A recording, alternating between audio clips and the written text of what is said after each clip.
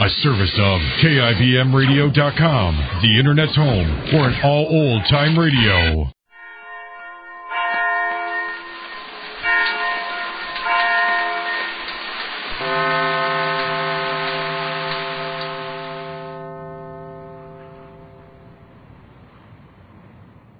Well, Jane Ace is now going through the checking account phase of her household budget. Mr. Ace gave her $100 with which to start the account, and he wants an accurate checkbook kept on expenses. This episode takes place in two scenes. Jane at the bank, and then to Mr. Ace's office. But first to Jane, who is opening her account today at a bank. We find her being ushered into the desk of the man who starts new accounts. Listen. Good afternoon, madam. Good morning. Afternoon. Is it that late already? Yes, it's 1:15. My goodness, I've been in more banks today. I've wasted a whole morning. Well, I hope we'll be able to accommodate you. Well, I hope so. Well, I won't mince meat. Do I have to have $500 before I can start a checking account here? No, madam. Do you charge me if I have less than $500 in the bank? No, madam. At last. Do you wish to open a checking account here? Yes, sir. I see. How much are you opening the account with? $100. I see. I'll have to ask you some routine questions, if you don't mind. Oh, that's all right. If you'll just sign this card here and this card... Oh, no, now, wait just a minute before I sign anything. But this is just to get your signature, that's all. I know, but I'm very careful about signing anything. I'd like to talk it over first. Talk what over? Well, different things. How's business here? Business? Yes, I mean in the bank. Oh, I see. Well, if you wish a statement, I have here our last report, if you care to look it over. Here it is. What's this? Our last statement. You see there, our capital is $1 million. Surplus and undivided dividends, $1,090,400. Time deposits average $2,025,950. Net demand... How about blotters? A big one? Blotters. Do you give blotters away? No blotters, madam. Net demand deposits average $8,125,600. Deposits in foreign branches, $1,032,550. But no blotters. No, madam, no blotters. Oh, why is that? Why? Well, simply because we don't, that's all. We did send our customers calendars at the start of the year, but... Oh, calendars. Well, that's nice. Oh, that's one of them on that wall there, right back of it. Oh, what a beautiful picture. Yes, it does make an attractive picture. Well, I'll take one of those. Well, yeah, I think I can find you one somewhere. Now, if you'll just sign this card here and this card... Well, I guess I might as well. What does this mean if I sign it? Oh, that's merely your signature. Sign it just the way you're going to sign your check. Oh, I see. Right here? Yes, that's it. There. Is that right? I don't know. That is your name, isn't it? Yes, Jane Ace. Yes. And now, Miss Ace? Mrs. Ace. Oh, I see, Mrs. Ace. Now, if you'll just sign it on the same way. Well, what are these for? I don't understand what I'm doing. These are your signatures. When we get a check through, we compare the signature on your check with the one on these cards. And that way we make sure you were the one who signed the check. Oh, I see. That's cute. Yes, that's cute. Now, if you'll just sign this card. All right. I think I'll sign this one with my glove off. Do you mind? With your glove Yes, off? I think I can do it a little neater. These gloves are kind of tight anyhow, and I think...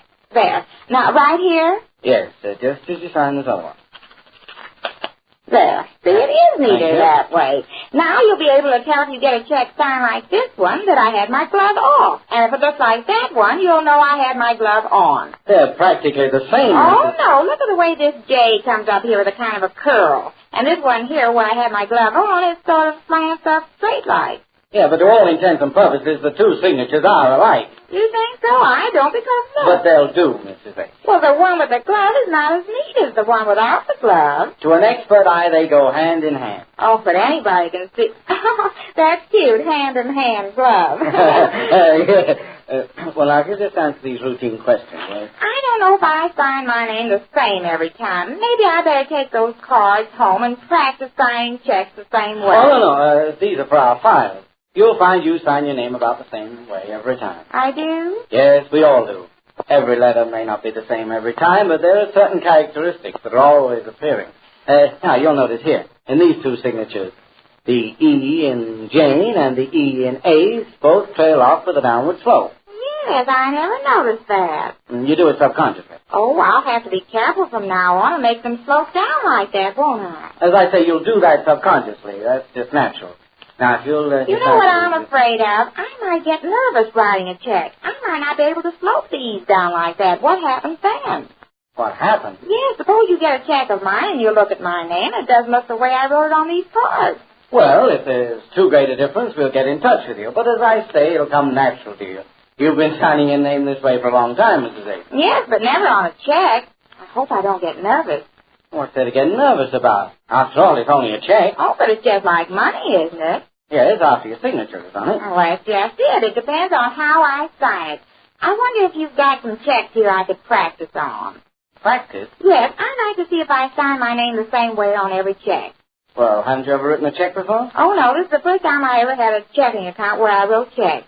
Oh, then this is the first bank account you ever had. Well, I had a Christmas savings fund once, but I never wrote checks on that. And once my husband and I had a checking account in both of our names when we first got married. Oh, a joint bank account. Oh, I wouldn't say joint. It was one of the prettiest buildings on the boulevard. No, I mean that's what we call a joint account. You could both throw checks on it. Yes, but I never did. That's why I thought I'd like to practice on a few checks first. Well, I think that can be managed if you think it's necessary. What kind of a checkbook do I get? Any kind you'd like. I suppose the small lady's checkbook is what you would need. Yes, I'm a small lady, I guess. Well, I have one here. Here's one. This is a book of 50 checks. 50, is that all? Oh, we can give you as many as you like. Of course, you know our policy is to charge 10 cents for every check you write. Beg pardon? Well, you see, we don't have any minimum balance requirement, nor do we charge you for deposits or anything like that. We just have a charge of 10 cents for every check. You mean if I take this book of 50 checks, I have to pay 10 cents a check? That's 50 plus 10. Now, let me see. Oh, no. You don't pay us for the checks until you write them. We charge you for every check that comes through. 10 cents? Yes, it's the 10-cent check policy. Well, that's something like we used to play poker. We had 10-cent checks. The blues were 25, and the whites Yes, I understand, Mrs. A. But this policy has been in effect at this bank for some time now. But if I'm going to give you $100, I don't see why you charge me to write a check. Well, it's a convenience for you, Mrs. A. I presume you wish to pay all your bills by check? Yes, but then... Well, this is for your convenience. Your canceled checks are your receipts. We sort of help you with your bookkeeping. For that convenience, we charge you a small sum of 10 cents a check. I think that's fairly reasonable, don't you? Well, I guess so. You know, one other bank I went to wanted to charge just for taking my money while I was never... Oh, we have no such charges here, Mr. Bates. The 10 cents a check is the only charge we'll make as long as your account is with us. And I don't have to pay for these checks? You're just going to give them to me for nothing? Oh, absolutely. The only charge is for the checks you write. And I get the calendar besides? Yeah. Now, if you'll just answer these questions here, I think we can get this over with. What business is your husband in? Real estate. Does he have a bank account? Oh, yes. He gave me this check for $100. Okay. Hello. How do you happen to be downtown today? Oh, hello, dear. What's up? Oh, what a day, what a day. What's the matter? Oh, let me sit down and rest. Sure. What's all that stuff you're carrying there? Oh, this is from the bank. Oh, you opened your bank account today? Yes, and what a time I had. Did you know the banks charge you to take your money? Sure. Oh, you mean if you have a balance under $500? Yes, well, I didn't know it, and I sure told some of them a thing or two. Shame, that's no way. You can't start arguments with banks. Well, I did. I wasn't going to let them get away with anything like that. And putting on the rich like some of them do when you tell them you've got $100 to start with. Well, what bank did you go to? Why didn't you go to some little bank around the house? Why come downtown here? Listen, dear, my $100 is just as important to me as anybody else. And I'm going to make sure it's taken care of. Some of those banks I went to, I'm glad I didn't start in some of them. The way they leave money lying around on those counters back there. What do you mean? How do you know what they leave? I looked around before I talked to anybody about starting my account. Some of them are very careless. I know I wouldn't want my $100 just lying around loose on a counter. Why, somebody could accidentally knock it off on the floor. Well, Jane, they'd pick it up if they... Oh, I don't know if some of them would, the way they act when you mention $100. I don't even know if they'd bend down to pick up $100. Well, it looks like I'm going to have to go with you to start an account for you. Oh, I started one. You start? But you say you didn't like the bank. Oh, I found one. It took me till just now. Honestly, I've been in so many banks, I'm beginning to feel like one, but I found one. At least they don't charge you for taking my money. I never... Which bank is it? Well, here it is. I've got a checkbook and everything. Yes, what is that everything you're carrying around? Oh, this is a calendar. It's the most beautiful picture. Well, what's that got to do with the Well, bank first let account? me show you the check. I've got a whole book of 50 of them, and it cost me 10 cents for every check I write. Cost you 10 cents? Yes, because he said it's for my convenience. It's like getting a receipt for my money. He explained it to me. Yes, but 10 cents a check. Oh, well, that's not nice. Well, if you see to it that you don't write too many checks, it's And not... I wish you could have seen me practicing writing checks. Here they are. Let me show you. These are just practice checks. He showed me how. Because I was afraid I might get nervous signing my name on a check. But I was pretty good. Look, how's that? Paid to the order of Marge Hale, $1.30. 100 cents. Yes. And here's one to me, $2.50. Uh-huh. See how neatly I signed it? But look at this one. Here's the one I got nervous on. I do it all right up to $10, then I get nervous. See how I forgot to slow these keys? Well, if it makes you nervous, I wouldn't write any checks for over $10. I guess I won't be able to unless I can get over being so nervous. Yes, you'll get over. What's all this other stuff here? A calendar, you say? Yes, they gave me this beautiful picture. Oh, picture. Well, it is a calendar, but there's only 2 months left, and you can always keep it as a picture. Yes, I guess you can. Do they give these away to the bank to Yes, everybody? they didn't have any flowers, so they give away these pictures. And I guess they've got a right to. A right to. Sure they have. If the picture houses can have bank nights, I guess banks can have picture nights if they want to. Oh, yes, I guess they can if they want to. And so Jane starts out on a check writing career. Only she's too nervous to write a check for over $10. We'll learn how she makes out when next we meet the Easy Aces.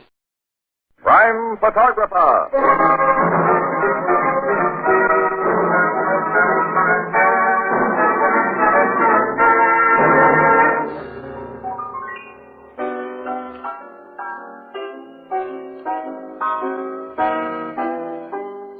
Oh, hello, Miss Williams. I was just telling Casey. Hello, Annie. What have you got there? Hi, Ethelbert.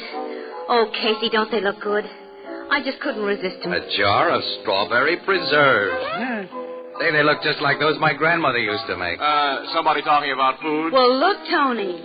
Don't they look wonderful? Oh, they sure do. And in a glass jar, too. Oh, smart gal, Annie. See the anchor and the H on the bottom? This jar was made by Anchor Hocking. Anchor Hocking, a great name in glass.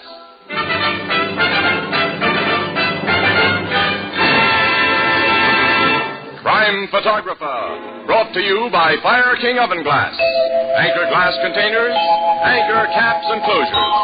All products of Anchor Hocking, a great name in glass.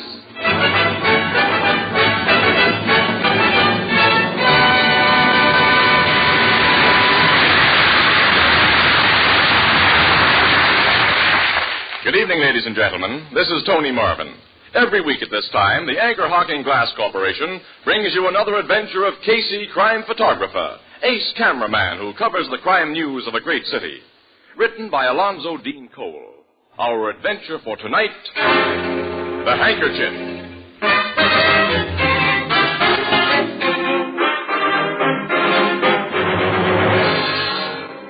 Joe Paletti's Tavern in the Factory District at 11:30 o'clock on a Friday night is almost deserted.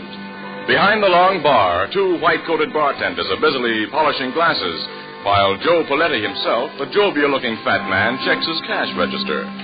The street door opens and a huge uniformed policeman enters. Evening, Joe. Lieutenant McHugh. Hi, Mac. Hello, Lieutenant. Bill, Andy. Say, where's your other barkeep tonight, Joe? Gus? Oh, he was not feel so good. I told him go home and lie down. But he'll be back on the job at 12 o'clock when the rush starts. This is the night of your big rush, isn't it? Friday's payday at the factory. 5 minutes after 12 o'clock, everyone who's quits work at midnight comes in to cash his paycheck. And buy a drink. Or a dozen drinks. You got a sweet racket, Joe. To cash these checks is good business. What do you have, Lieutenant? I'm out of cigars again. Well, here's your special brand. Thanks. Say, how much worth of checks you figure on cashing for that factory crowd tonight? Well, last week was over 16,000. Tonight in my safe upstairs, I got 20,000 bucks. Well, that's a lot of dough. Too many people know you keep heavy cash on hand these Friday nights. That's dangerous. Oh, what's dangerous? And I got a first-class safe in my apartments upstairs. And I also got a burglar alarm. Ain't you cops? I got a precinct station just 1 block away. If anybody tried to stick me up, ain't you going to come and stop him? You're a hard guy to argue with, Joe. Because he's got a thick skull, McHugh. What are you doing here, Snyder? I just dropped in for a beer. Snyder, when I paid you off 2 weeks ago, I told you to get out of my place and keep out. So what? Public place, isn't it? Come on, draw me a beer, Joe. All right. Bill. Yeah, boss. Give this louse a beer. See he pays for it. Okay. Your boss don't like me, Bill. Neither do I, or anybody else here. Here's your beer. Thanks. Here's your dough. Where you working now, Snyder? I ain't working. Joe Coletti's seen to that. I ain't recommending no bartender I catch you stealing from my cash register. I didn't steal. If you could prove I did, you'd have turned me over to the cops. Joe could have proved it. He just gave you a break, Snyder. And you're not decent enough to appreciate it. Now finish your beer and get out of here. Okay, copper, I'll drink up and get out. Mind if I wipe my mouth off first? How do you guys like this handkerchief I'm using? Pretty classy, huh? Yeah, it's just like you, Snyder. It's loud, it's cheap, and it's got a lot of yellow in it. Maybe someday, Joe, you'll be kind of sorry for the raw stuff you pulled on me.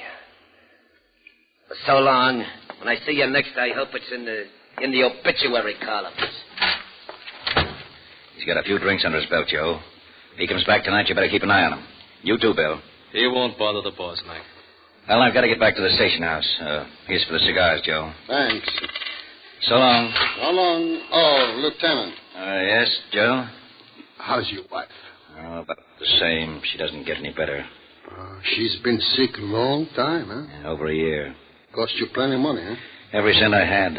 Look, if I can help Now, thanks, Joe, but the guy in my job can't borrow dough from, well, not and keep his nose clean. I'll see you later. So long, Mac. Good night, Lieutenant. Andy. Yeah? You bring up plenty lemons?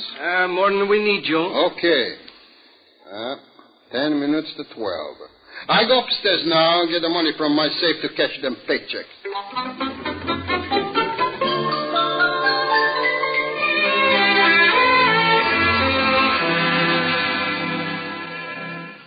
When is Gus supposed to get back here, Bill?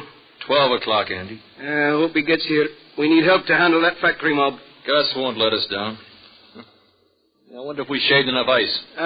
There's plenty. Say, what was that rat Snyder in here for? I was at the far end of the bar when you and the boss and Lieutenant McHugh were talking to him. Oh, he was just... What's that? Gunshots. Upstairs, where the boss is. That's his burglar alarm. Come on. I'm with you. We're coming, Joe. The door is locked. We got to break it down. Let's go, together. Hey, look. The safe is open. There's Joe. On the floor. He's been shot through the head. That back window's open. The killer busted out there. Can you see anyone? No, too dark. But the cops will hear that alarm. They'll get whoever did this. Andy, I know who did it. What? Come here. Look at that handkerchief on the floor. Handkerchief? That's the loud one Ed Snyder had tonight.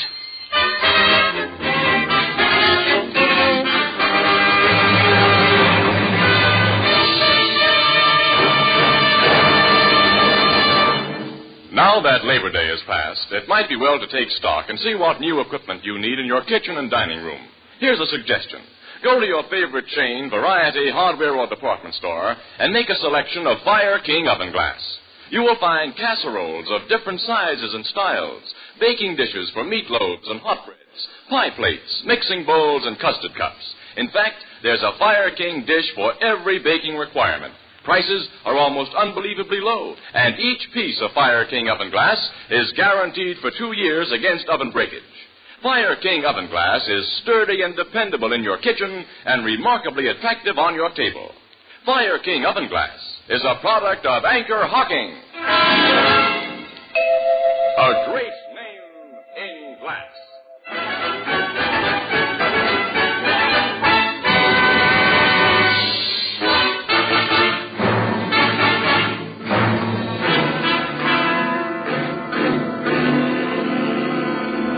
All right, now, Bill, if you and Andy will take another pose in front of that door you busted open after you heard the shooting. Like this, Mr. Casey? Yeah, that's fine, yeah. Hey, you get in this shot, too, Gus. Well, I didn't get here till after poor old Joe was killed, Mr. Case. Well, that doesn't matter. You're one of the bartenders. Stand next to Andy, huh? Okay, all right. All right, all face the camera now. Hold it. That does it. You got enough pictures, Casey. Now I want these gentlemen to go on telling me what happened after they found the body. Well, we told you about all there is to tell, Miss Williams. The cops and Lieutenant McHugh here, they come running up these stairs only about a minute later. We'd heard the burglar alarm, of course. Well, how do you figure Paletti pressed that alarm button after he was shot through the head, Lieutenant, huh? He fell on the button, Casey. It was next to the safe. Oh. But you policemen didn't catch the killer, Lieutenant. He got away through that dark alley with Joe Paletti's $20,000. Is that right? Yes, but he won't get far with that 20 grand, Miss Williams. That yellow handkerchief Bill found on the floor told us who he is. I've got every cop in this precinct looking for Snyder. You say he's been a bartender whom Paletti fired for theft. Yes, and an all-around rat.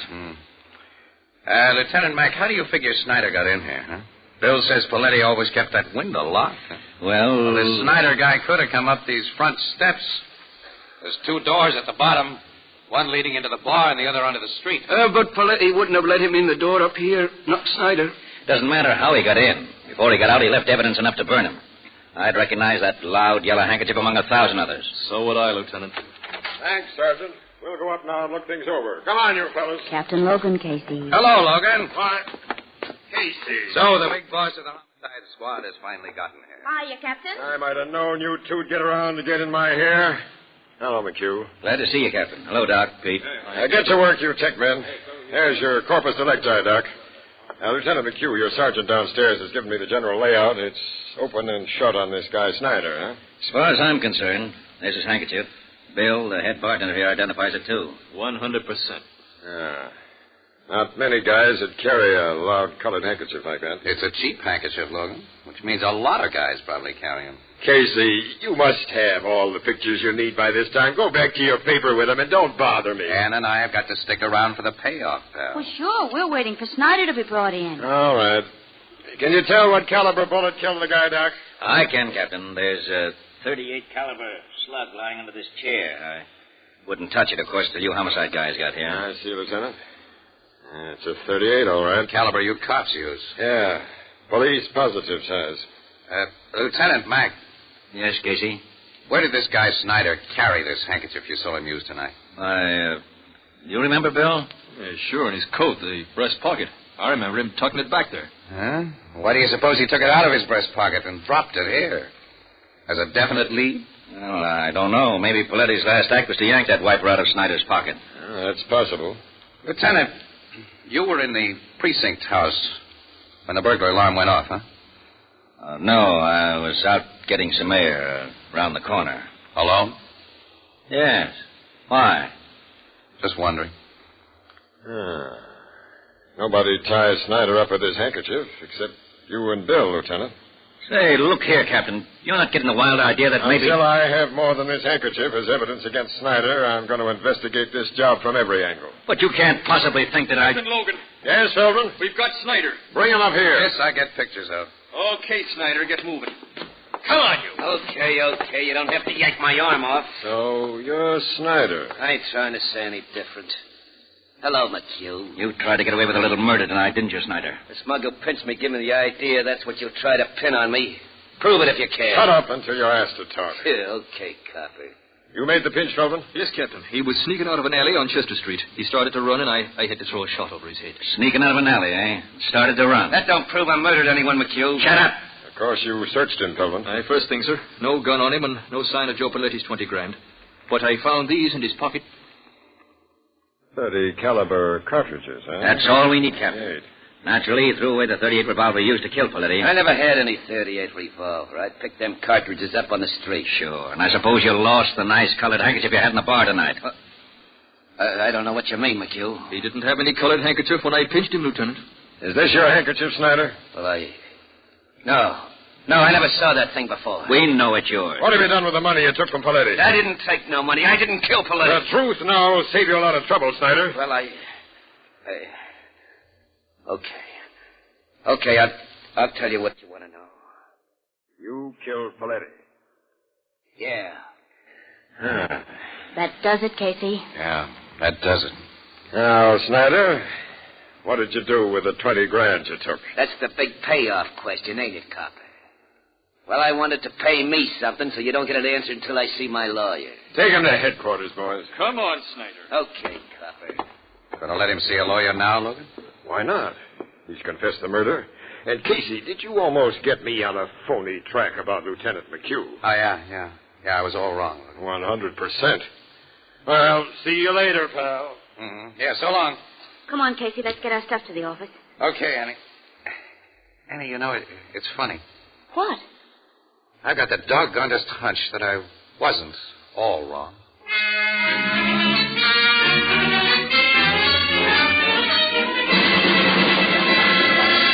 The whole thing is blown up in my face, Casey. Snyder didn't kill Poletti. Calm down, Logan, and tell me about it. The lawyer Snyder insisted on seeing came in at noon today with 7 reputable witnesses. Witnesses to what? To a perfect alibi. At the time Poletti was shot, between 11:55 and midnight, Snyder was in a restaurant nearly a mile away. 7 reputable witnesses say that. Huh? They're ready to swear to it. Oh. Well, how does he explain his phony confession? Claims he had to stall us until he could prove his alibi. That's pretty thin. Sure. The truth is that he's a small-time cop hater who was getting a kick out of making us look like saps. And he says he found those 38 shells and lost his handkerchief. Yeah. Casey, I figure he did lose that handkerchief. Just outside Poletti's tavern, maybe. Somebody found it, got an idea, and planted it besides Poletti's body. Any suspects? I don't like to say this, but... Well, cops sometimes go wrong, Casey. Lieutenant McHugh has been under heavy expense on account of his sick wife, and $20,000 is a lot of dough. Yeah. Snyder may have given his handkerchief to somebody, Logan. What do you mean? Well, if suspicions hadn't immediately centered on Snyder last night, everybody in the vicinity of Poletti's tavern would have been a suspect, huh? Yeah? Anybody who couldn't furnish an on-the-spot alibi might have been searched for the murder gun and that dough. Yeah. But when Snyder was pinched and made his phony confession, he gave the killer plenty of time to get the stolen money under cover. Snyder and the killer were working together. That's my guess. I think it's the right one. I'll have another talk with that rat Snyder. No, pal, don't. Let him go. Let him go? Yeah. With the idea that he's gotten away with it. But tail him, Logan, day and night. Until he leads you to his partner, the guy who has that $20,000. Okay, Casey, we'll try it your way. But your way had better pay off.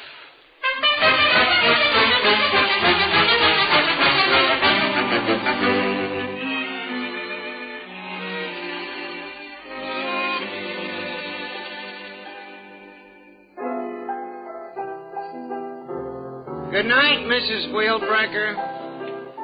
The strangest darn people come in here sometimes. Yeah, well, don't look at us when you say that, pal. Casey! Hello, Miss Williams. Hello, Ethelbert. Say, I've been wondering when you two had come in. Anything new on that Poletti murder? No, not yet, Ethelbert. You know, I take a personal interest in that case, being as how it happened to a bartender, a brother professional, as you might say. Captain Logan's detectives have been shadowing that Snyder guy for 3 days now. They sure have. They know what he's done every single minute. He hasn't made or received any phone calls or made contact with anyone who might be a logical suspect. Or at least he hadn't up to noon today when Logan showed us the latest report on him. It's nearly 6 o'clock. Maybe something's happened since. Logan would have let me know if it had. Maybe your idea about Snyder was wrong, Casey. Listen, that's what I'm hearing from Logan. Now, don't you start pulling it. Give the idea a little time, huh? Well, gee, I didn't mean... Oh, Walter, will you... Never mind, Ethelbert, never mind. I'll get it. It's probably from me anyhow. Excuse me, Annie. Blue note. That you, Casey? Yeah. I thought it might be you, Logan. Anything new? Get into that jalopy of yours and come to Spring Road off 200th Street as soon as you can make it. Well, there's nothing but woods out there. Oh, yes, there is. There's something I want you to see, smart guy. What's that? The dead body of Snyder.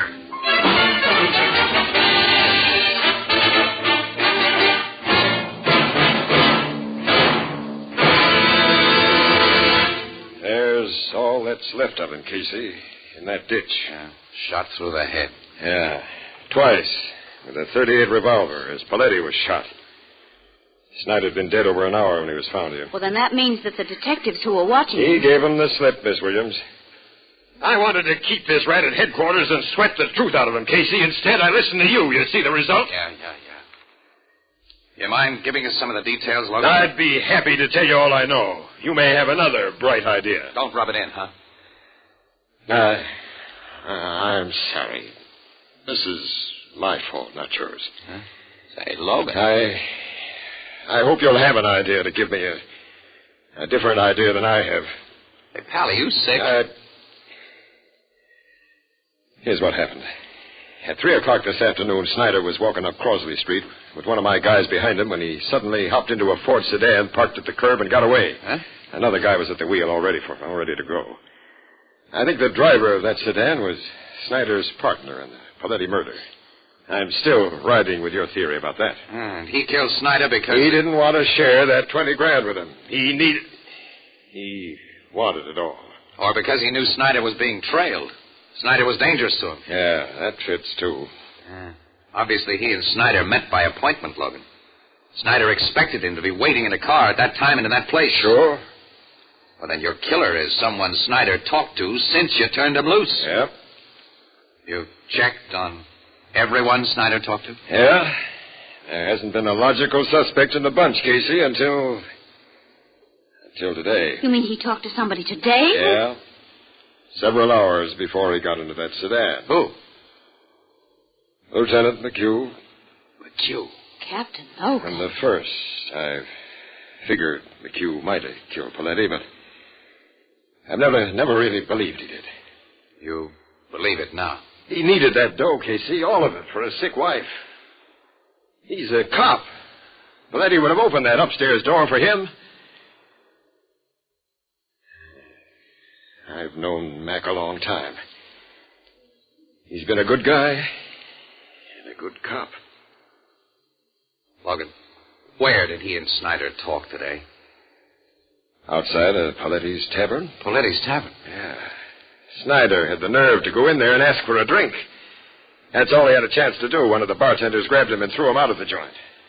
Lieutenant McHugh came along just then and helped him out of the gutter. And then they talked? Yeah, for 2 or 3 minutes, walking up the street together. Then McHugh went off duty soon afterwards, and he didn't go home. He could have met Snyder in that sedan. It looks like McHugh all the way, Casey. How close was your detective when Snyder was given the bum's rush from Paletti? Oh, he'd only just followed him inside the joint. It happened that fast. Which bartender gave Snyder that rush act? It was Andy. Andy. Who was in the bar downstairs when Paletti was killed upstairs. He couldn't have been Snyder's partner. Oh. Your man sure it was Andy, huh? We didn't have time to ask for names, but the description he gave me is Andy's tall with dark hair. Well, Bill is tall, but he's bald. Well, Gus has dark hair. Oh, but he isn't tall.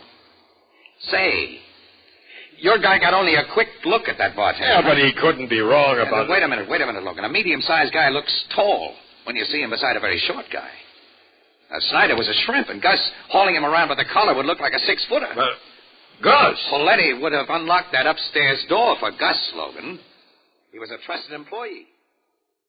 Gus didn't report for work until after Paletti was killed. Casey, you're right. Let's get Gus and go to work on it. He's a tough cookie, Logan. You'll never break him. I'll make him talk. I don't think you will. Look, Logan, can I stick my neck out again? Casey, I'll listen to anything now. All right. We'll take Gus for a little ride. A ride? Yeah. But not in a police car this time. We'll use my jalopy.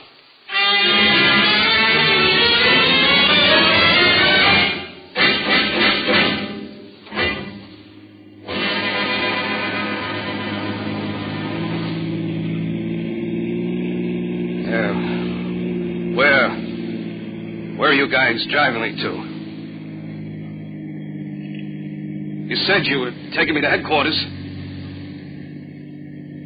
Hey, we're way out in the country. We changed our minds about headquarters, Gus. What do you mean? Too many people hang around down there.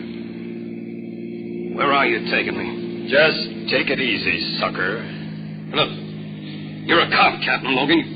You can't kid me into thinking that... We know you got that $20,000, Gus. I tell you, I don't know anything about it. Yeah, that's what you told us. It's what I'll go on telling you. This is a nice deserted spot, Logan. Yeah, a perfect spot, Casey. Shall I stop here? Yeah. Right. Hey, what are you going to do here? Just talk. For a while. Step out of the car, Gus. No, yeah, pal. Hey, why are you pulling that gun? You can't bluff me. I ain't afraid. What have you done with the money you stole from Paletti? I told you. What have you done with that dough? I ain't got it. We want that 20 grand, Gus. And we're going to have it. Hey. I'm getting a picture now. You two came to my hotel room alone. You bring me out here alone. I get it now. You two are working together. Logan and I do a lot of work together, Gus. So that's it. You want that dough for yourselves. Where is it? I ain't talking. We'll see about that. Here, Casey, hold my gun on this mug. Sure, pal. Don't you drop the gun. Get it. No, I got it. Easy. Stick up your hands, you lousy. Stick them up. Okay. Thanks for this scat. You two saps should have stayed honest. You ain't got the brains for fast stuff. So you thought you'd hijack my 20 grand. Listen, Gus, you're in the racket. You know how guys have to figure. If you'd been nice and told us where to find that dough. Sure, Gus. We'd have been nice. So now I'll be nice to you. Tell you where to find it. It's buried under a flower bed on my old man's grave in Oakwood Cemetery. I buried the gat I used to kill Paletti and Snyder there, too. That was smart. Yeah. I think of little things like that. Just like you, Muggs, thought of bringing me to this deserted spot. In a car that I'll drive away. Alone. Gus, you're not going to... No, Gus. You get it between the eyes like Snyder and Paletti. Now! Something the matter, Gus? This gun is empty. Uh-huh. That's another little thing we thought of. Well, you double-crossed me. Thanks for the confession, Gus. Come on. Now we're really going to headquarters. All right. And then, Casey, you and I have got something to do with the Blue Note. What's that, Logan? I'll tell you on the way about it.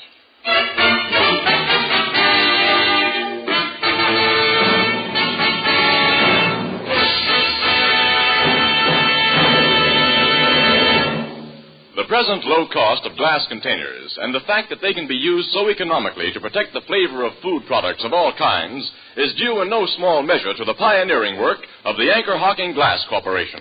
The advantages of glass are many and obvious. Glass lets you see what you buy before you buy it. Glass containers are easy and safe to open. Glass won't affect flavor or aroma. Anchor glass containers and tamper-proof anchor caps, so widely used by the food packing industry, are products of Anchor Hocking. A great name in glass.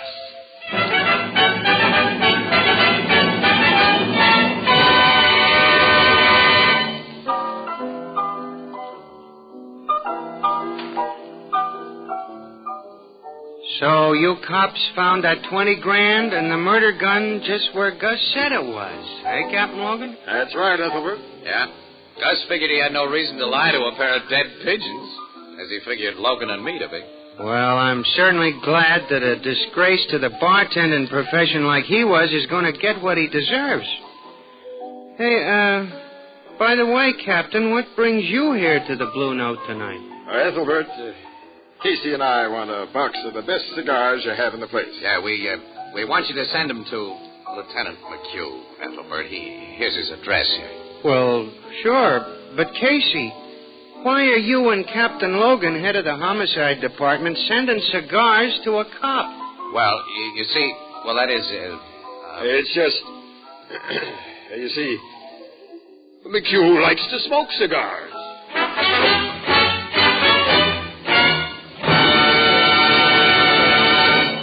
Crime Photographer is directed by John Dietz and stars Stotts Cotsworth as Casey. It is written by Alonzo Dean Cole and is based on the fictional character of Casey created by George Harmon Cox. It's lighter, more compact. It requires no deposit, no return to the store.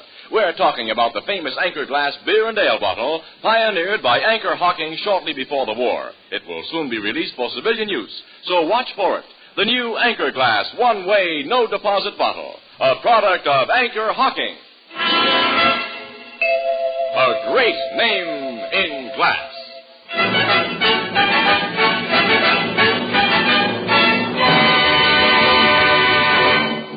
Our cast features Miss Leslie Woods as Anne, John Gibson as Ethelbert, Bernard Lenrow as Logan, and the Blue Note pianist is Herman Chittison.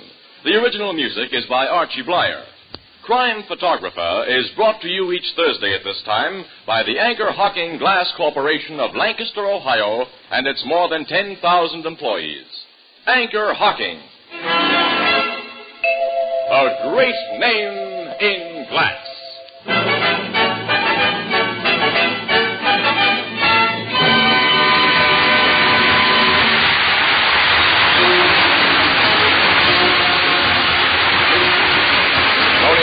This is CBS, the Columbia Broadcasting System.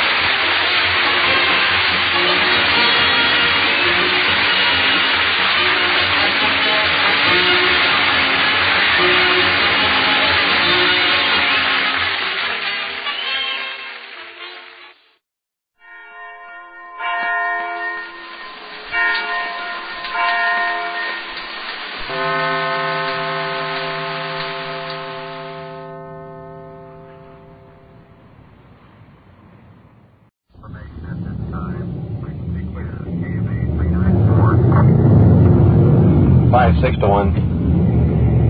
5-6, go ahead. 5-6, reporting in service. Starting mileage 9387. 9387. 10-4, 6:08 p.m. Unit 5-6 starting night watch. This is Don Reed, a police recorder. Right now you're riding in Detective Unit 5-6. And that was Sergeant Ron Perkins just reporting in service on the night watch. While you're riding with us tonight, remember, the people you hear are not actors. This is it. This is real. This is Night Watch.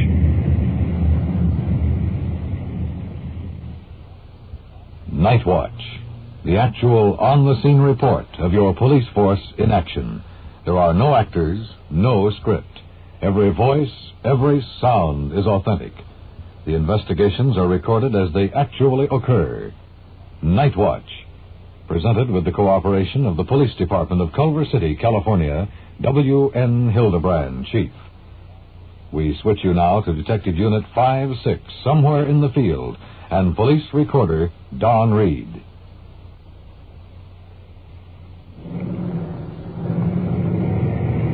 Control 1 to 5-6, come in.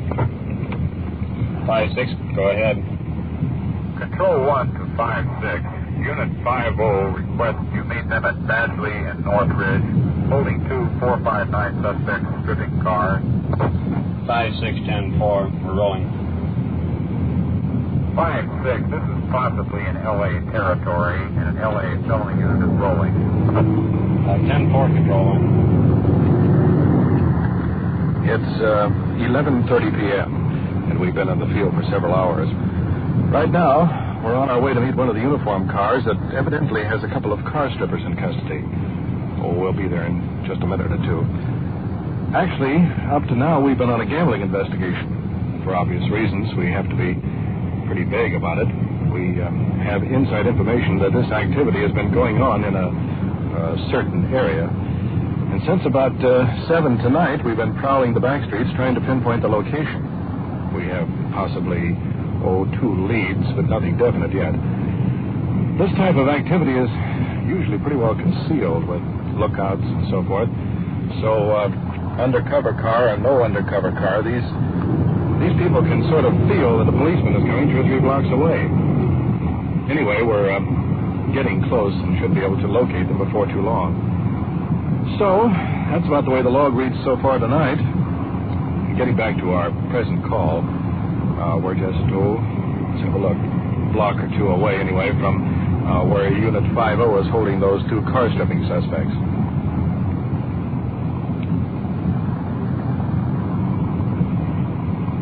There's the red flasher light right up ahead. bumper into second gear and begin to slow down. Now we're sliding in behind. Well, here's the picture. The uniform car has its lights trained on a new shiny sedan. The hood's up, parts scattered around, two young boys standing in the headlights, guarded by an officer, and Sergeant Schultz from the uniform division is coming over to our car. Give us the lowdown. We found these fellas here. They had the hood up and they were taking off the breather. There's also a tire jack down there and a lug wrench and a bunch of lug nuts and a couple of hubcaps. They were going to take off the other wheel, but they claim they haven't got the other wheels, the other three wheels that are taken off the car, which I think if you check into it, they probably haven't. Who's the car belong to, you know? We haven't run a DMV on it yet, although we did run it for make. There's no make on it, but it's a clean car. They get their stories straight now. Yeah, break them up. Keep them separated.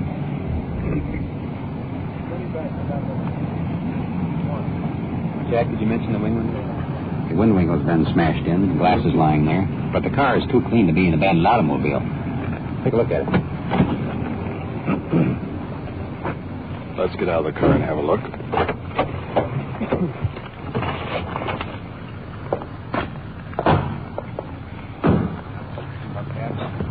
Here it is, new car. Wheels jacked up. New white sidewall tires. Wind wing smashed. Wiring tore up in the motor. Taking off the breather, getting ready to take off the carburetor. Let's go now and talk to one of the suspects. Burglary and I was carrying a little knife about this one. Carrying a knife and for burglary? Yeah. What are you doing here with this car? Oh, we were looking under the hood and... Why? I just thought maybe I could do something in that car, and then we came here and we... Different make altogether. Can't even use one part out of there. Couldn't use it anyway. It doesn't belong to you. How old are you? 16. Going on 17.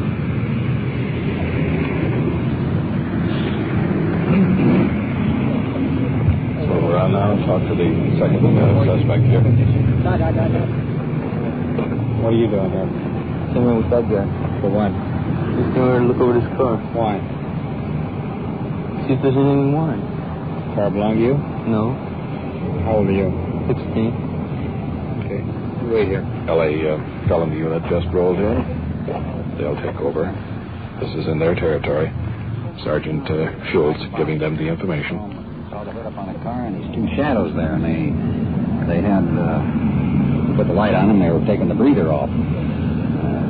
Investigated a little further. We found a bunch of lug nuts from 3 missing wheels that are taken off the car and a couple hubcaps. And there's a jack and a lug wrench there, and which they admitted belonged to them. And they were getting ready to take off the other wheel. Those wheels are brand new, because we checked this yesterday. And the wheels are on Those tires are brand new. That car, I think, is stolen off the used car lot. Okay, Mike, they're all yours. Both suspects now are being placed in the back of the LA felony unit. Will be taken in for investigation. Ready, Don? Yeah. Let's get back to District 8 and see if we can find out anything more on that gambling. Okay, I'm with you.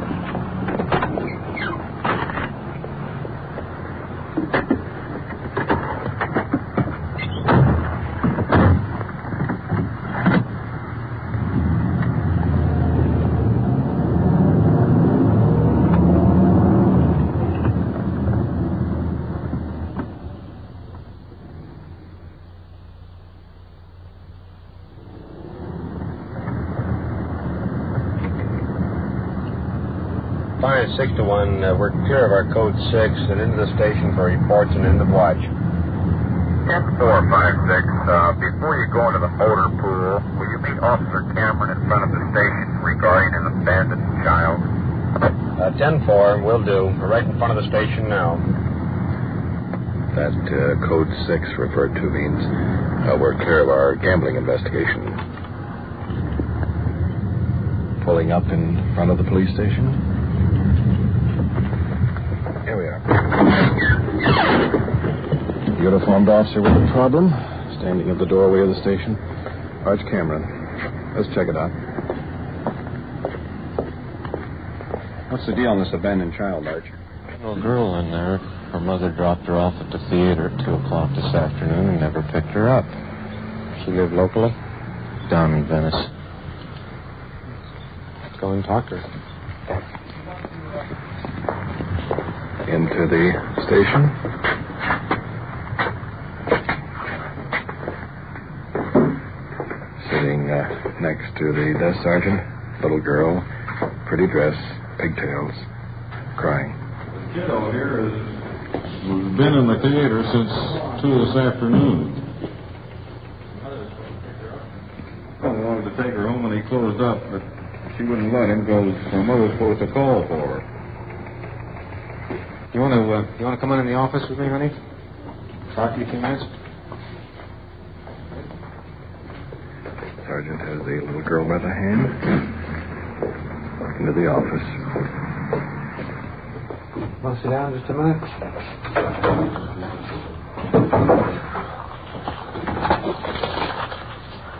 You scared? Nothing to be scared about. All these men? We handle girls like you every day.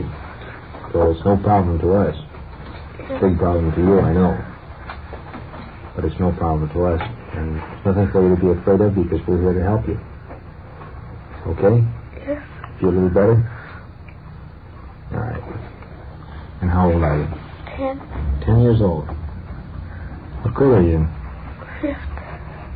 5th grade? How do you like school? It's all right. What kind of grades do you get? Some of them are C's and D's. Any brothers or sisters? Yes, 2 brothers. 2 brothers, and how many sisters, any? No, You the oldest or the youngest? youngest. You're the youngest, huh? Like I was. I was youngest of the family. I was the baby of the family, too.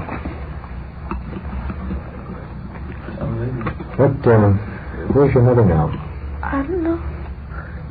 What time did you go to the show?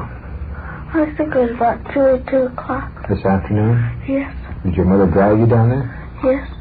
Was anybody with her? Just you and your mother? Or My aunt. your aunt? Where were they going to go? I don't know. They didn't say maybe they're going shopping or someplace like that? No. What, did they know what time you were supposed to get out of the show? I don't know. What did they tell you? They said we need to wait for them. They'd come back and get you? Yes. What kind of a car is your mother driving? A Buick. Buick? What is it, a sedan or a coupe? It's Has it got... Riviera. It's Riviera?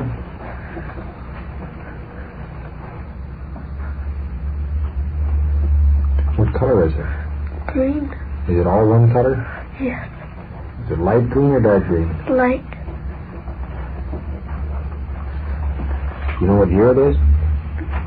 I think it's a 50 or something like that.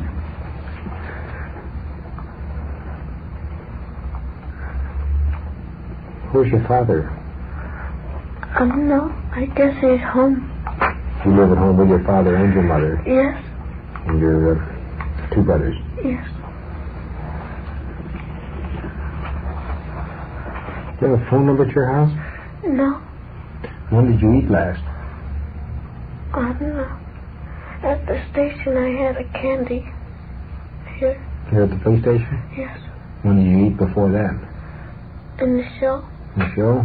Did you have lunch today?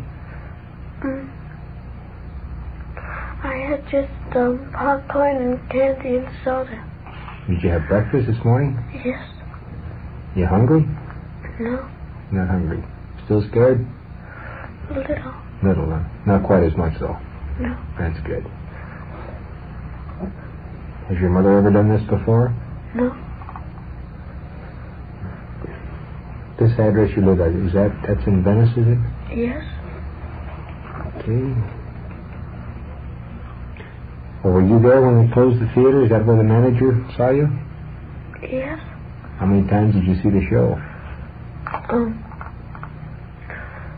One of them I saw 4 times, I think, and the other 3 times. Was it a good show? Yes. Was it worth seeing 4 times? Yes. You want to go back and see it again? No. It's a cartoon? What? Was there a cartoon? Yes. How was the cartoon? It was good. I'll tell you what we're going to do. We're going to see if we can get hold of somebody down at your house, maybe take you down there. Is that what you want to do? You want to go home? I wish I could wait for my mother. Well, do you think maybe your mother's home? No. Don't you think it's pretty late for her to come? I mean, she'd know the show was closed. Tell you what, let's do. Let's call the Los Angeles Police Department, and because that's in your district down there. See, that's in Los Angeles, and have them take you on home. See, and then you can see if your mother's there. Okay. And if she's not there, well, we'll find out where she is. Okay? Okay. Do you want to wait outside the room just a minute for me? Yes. Thank you. Just wait outside the next room, and I'll be out in a minute. Youngster going out, sitting in a large leather chair. She's so small, she's almost lost in it. Sergeant, are we going to take this young lady back to her home? Well, not right yet, Don. See, the reason for not taking the girl back down, if something has happened to the mother, for instance, a serious injury or a death, if I send the girl right down and just let her walk into the house, she's not prepared for it. But if I know about it, I can get her at least halfway prepared psychologically to accept that something is wrong. She's worried now and she's scared. As soon as we can check it out, we'll know what we have. Okay? Want a cigarette? Yeah, thanks.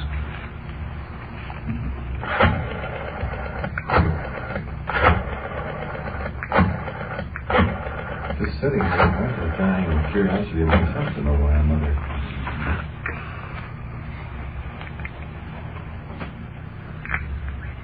May I have traffic records, please?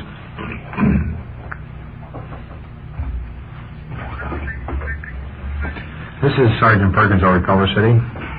Listen, I wonder if you could tell me if you've had an accident since 2 o'clock today. A woman. Yeah,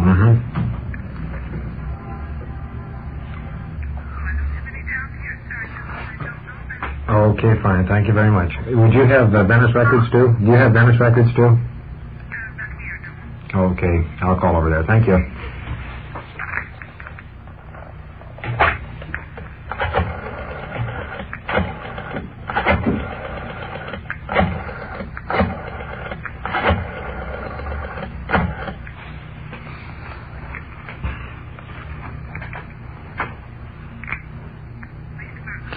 Venice records, please.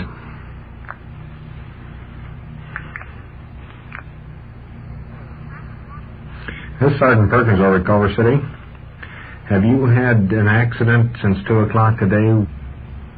Yeah. No women involved is injured or... Okay, swell. Thank you very much.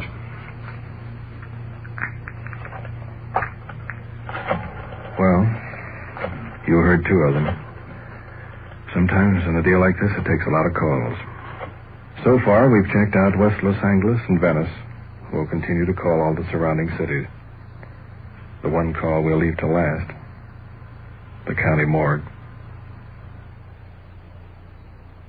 You are listening to Night Watch and following the activities of a detective unit on its tour of duty. The people and sounds you are hearing are real, and the investigations are recorded in the field as they actually occur. We'll bring you the final results of tonight's action at the conclusion of Night Watch.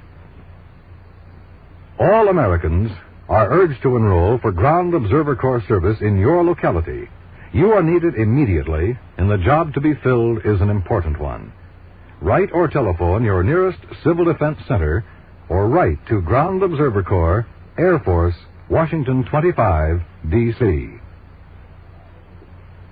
And now, we return you to police headquarters where an investigation is underway, and to police recorder Don Reed. Arrest reports for me? Okay, I'll hang on just a minute. Yeah. It's 3:15 a.m., and about 12 phone calls later. Now, so far, we've turned up no information about this little girl's mother. A short while ago, Sergeant Perkins requested the Venice Police Department to send a car down to her home in hopes of turning up some information. It seems they don't have a telephone at that address. Meanwhile, the youngster is still sitting outside the door, waiting, holding back the tears. That half-eaten candy bar is still in her hand. If we don't... Sergeant Perkins. Yeah. She is out there? Would you send her back in, please? Thank you. Mother here? Yeah, she's coming in now. Come in. The mother being escorted into the office. Young, attractive, arm around the little girl. Mascara running down her face.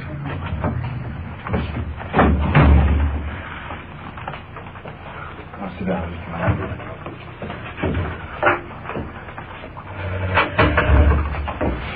I can't say I'm sorry. I am sorry, but that wouldn't help anything. What happened? I just overstayed where I went, that's all. It's never happened to me before, and I don't ever think it will. It hasn't happened. Well, we were a little bit worried. We thought maybe you'd been in an accident or something like that, and you're... I know. I was scared every minute of it, but I never knew how much he meant to me until now. I just don't know what to say.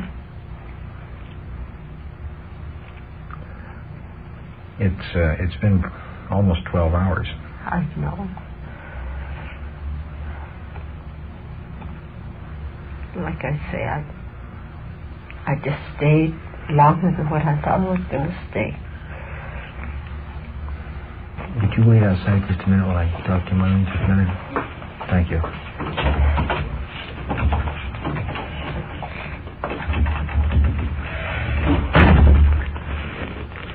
I don't want to pry into personal affairs or family affairs or anything, but when juveniles are involved, why, it kind of becomes our problem jointly with the parents. Yes, sir. It's still, I realize that you're upset about it, and so is your daughter, but I still can't understand yet, although I would like to, why there was a 12-hour lapse of time. I can see a person staying over a little while. But that girl in there sat through 4 shows. She didn't even want to leave the theater. She didn't even want the policeman to take her home because she said her mother was coming back for her. I know, like I say, I never had done this before. I don't say that I blame her because I usually go after her on time. But I just overstayed. Was there a particular reason for your overstaying?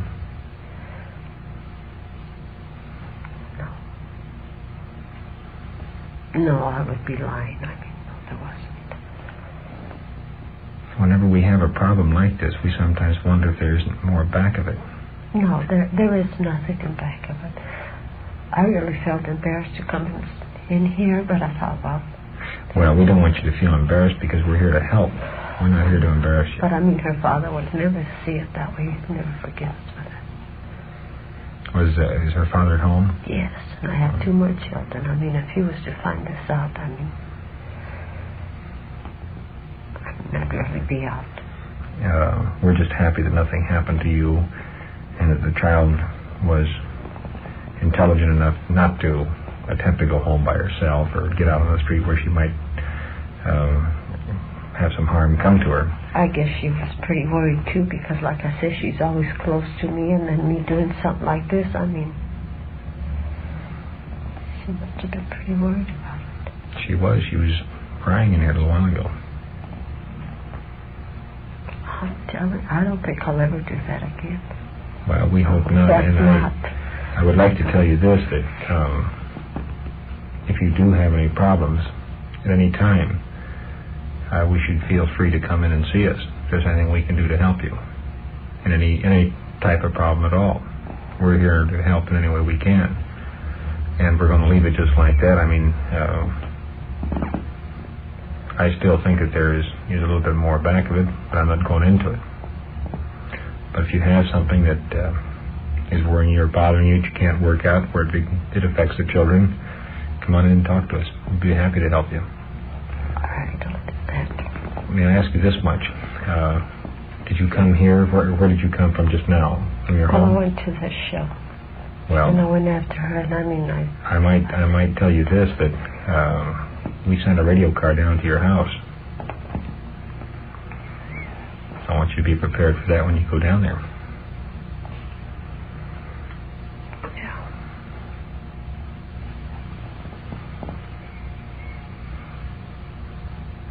I mean, there's no sense in my withholding that part of it from you. I want you to be prepared for anything that when you get down there, why, your husband will know about it, undoubtedly.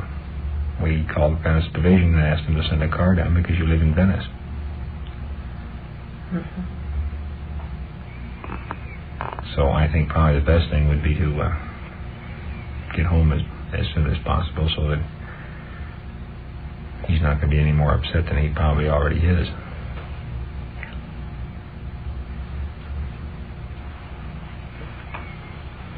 Let me call Venice and see if they have dispatched the car. It was just a few minutes ago.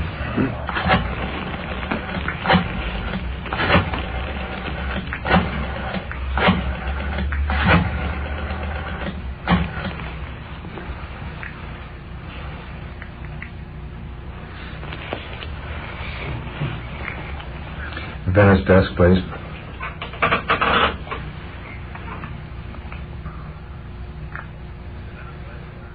McBride, Sergeant Perkins again. Listen, the mother just came in here. Yeah, have you dispatched the car? Well, if they haven't already gone down there, well, you can cancel it. All right, thank you very much. Good night. I don't know whether the car has gotten down to the house. They've gotten a call. Mm-hmm. They're going to cancel, but I don't know whether the car has gotten down to the house or not. But I want you to be prepared one way or another. Okay? All right. Oh, thank you. You bet. Like I say, I'm sorry it was that. Well, we're just glad everything worked out okay. Good night.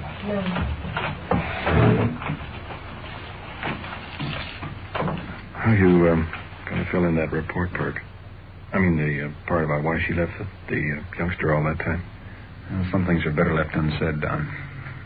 Yeah, I see your point. What you have just heard is real, recorded as it happened on The Night Watch. For the disposition of this case, we return you to Police Headquarters and Chief W.N. Hildebrand. In tonight's first investigation involving the two suspects stripping a car, although our officers made the original arrest, the vehicle was in Los Angeles territory, and therefore the case was handled by the Los Angeles Department. The suspects were arrested for violation of Section 459 of the Penal Code, burglary, and later dropped to 504 of the Vehicle Code, tampering. The conviction of this offense carries a maximum penalty of 6 months in jail or a $500 fine. In the final case of the woman who left her 9-year-old daughter in the theater, our records were clear of the case upon returning the child. However, we were informed by the police department of the city where they reside that the police unit my department canceled when the wife was found had to make a trip later anyway when a family fight occurred at the location. As chief of police, I sit day after day and watch reports come over my desk. One important factor has always impressed me: the key role played by you, the average citizen. The number of cases solved only because witnesses come forward to supply the necessary information. Night Watch is presented to show that no police department can operate efficiently without the eyes and ears of the American public. To further that cause is the reason for Night Watch. Thank you, Chief Hildebrand. You have just heard on-the-scene reports of your police force in action. Every voice, every sound has been real. Night Watch, brought to you through the cooperation of your police department of Culver City, California, is produced by Sterling Tracy and Jim Hadlock, with technical advice by Sergeant Ron Perkins, and is described in the field by police recorder Don Reed.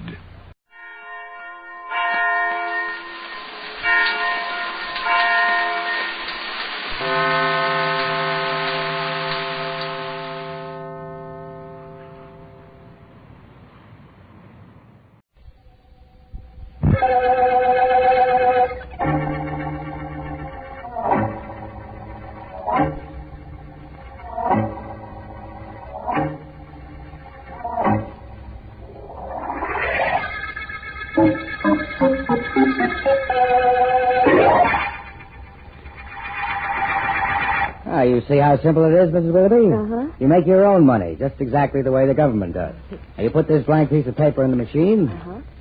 You turn the crank. And out comes a brand new $1 bill. It certainly does. Yeah? Now, those $1 bills I made up yesterday with this machine, you took them to the bank? Yes, and they said it was real money. Oh, you see what I mean? And you saw me make them. I made them right in front of your eyes with this machine. We sure did. Now, you give me $10,000 and it's yours. You can make as much money as you want, whenever you want. $10,000. That's right. Tell me, Mr. Crane, why are you so anxious to sell this machine?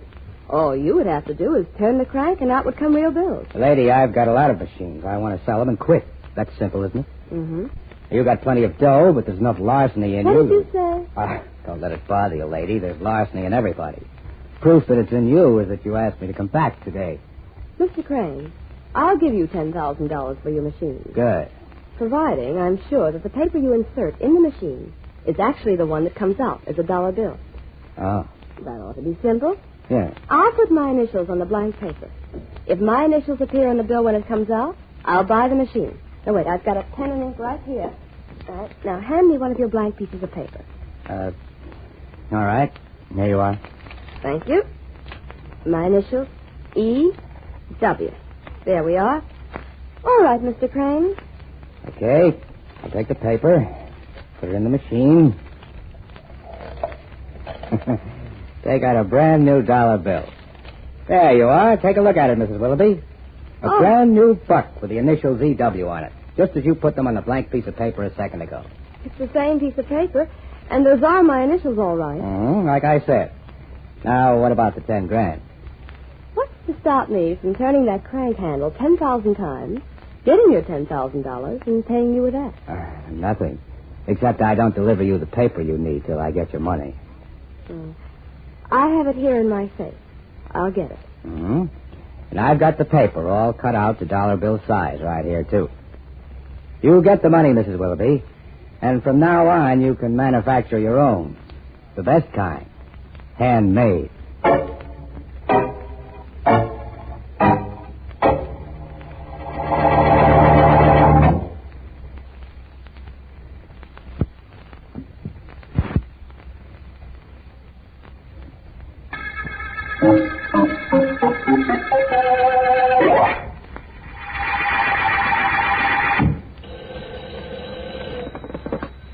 Markham speaking. Is this the district attorney? Yes, it is. Well, it better be. And you'd better do something about me. I'd like very much to. Don't be cute. I'm Emily Willoughby, and I've been swindled. I'm the district attorney, and I'm very sorry. Mrs. Willoughby, tell me exactly what happened, and I'll do what I can.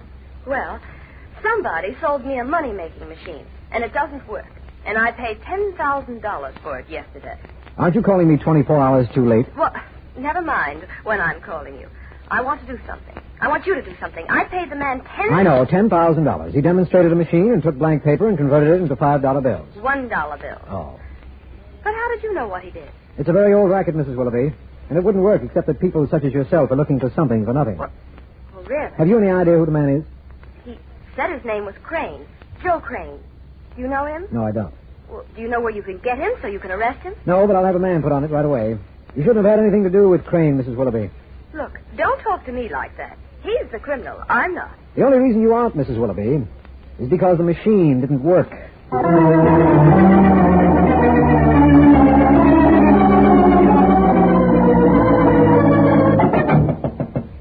on in, the door ain't locked. Hi, Sean. Oh, hiya, Smithy. How's chicks? So. What's with you? Okay. Get the money? What money? Oh, gonna be like that, eh? Joe, I'll give you a money-making machine and a gimmick that makes it foolproof. You had a sucker. Give me my cut of the dough you got, or the machine. I couldn't get rid of it. The sucker got smart. Yeah, so I'll take the machine. Well... Where is it? I can get a front man, get rid of it easy. Come on, let's have it, and I'll blow. I don't have it here. Oh, so that's the way it is, huh? Come on, train, stop stalling. Give me that machine or I'll break you in a dime. Where is it? Where is it? Let go of me. Give me my machine. Give it or I'll choke it out. You double-crossing rat. Used a knife on me, did you? Jeannie. Oh, what's this? Get out of here. So you killed Snippy, huh, Joe? Now, look, don't scream. Don't do nothing. Just get out of here fast. He was choking me. I had to do it. You wouldn't want me dead, would you? You killed him, Joe. Yeah, I killed him. Now, get out of here before you get wild and start yelling so somebody will hear you and get the cops. Go on, beat it. I don't want you getting hysterical. Seems to me you're the one getting hysterical, Joe. No, I'm not. Now, take it easy. I won't blow. All I'm going to do is help you get rid of that knife you're holding. And this body.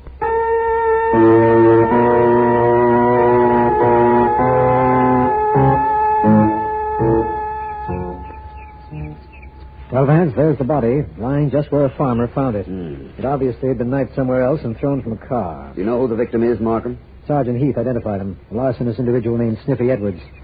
I don't suppose this is any case that will intrigue you, but you were in my office when the call came. And I insisted on going with you. I know.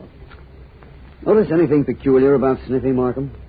No. He has a knife wound in his chest, and he's dead, which certainly is normal enough. Look at his shoes. The soles are very thick. Well, yes, I suppose they are. But this isn't the case for you, Vance. It's undoubtedly an underworld murder, and Sergeant Heath will get whoever killed this man. Mind if I look at the soles a minute? Go ahead. Your penknife, Vance, you need that to look with? You never can tell what it will help me see. What you're doing is a little illegal, Vance. Oh, my friend, is there such a thing as a little illegal? I stand corrected. You find anything? Yes. There was a piece of paper in the sole of the shoe. Take a look. It's a diagram of some kind of machine. Yeah. An arrow indicates where blank paper is inserted. Another arrow where money comes... Vance, I know what this is. It's the diagram for a money-making machine. Undoubtedly. I got a complaint this morning from a Mrs. Willoughby that she had been swindled by a Joe Crane who sold her a money-making machine. This couldn't be a coincidence. In all probability, it isn't. I had a man trace Joe Crane. He called in his address just before we left. I think perhaps we ought to see Crane. What about it? I'm with you.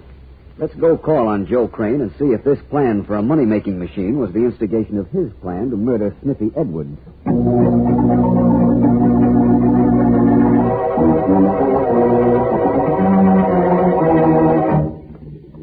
Come on, Jeannie, hurry up. Okay, Joe, but this valise is heavy.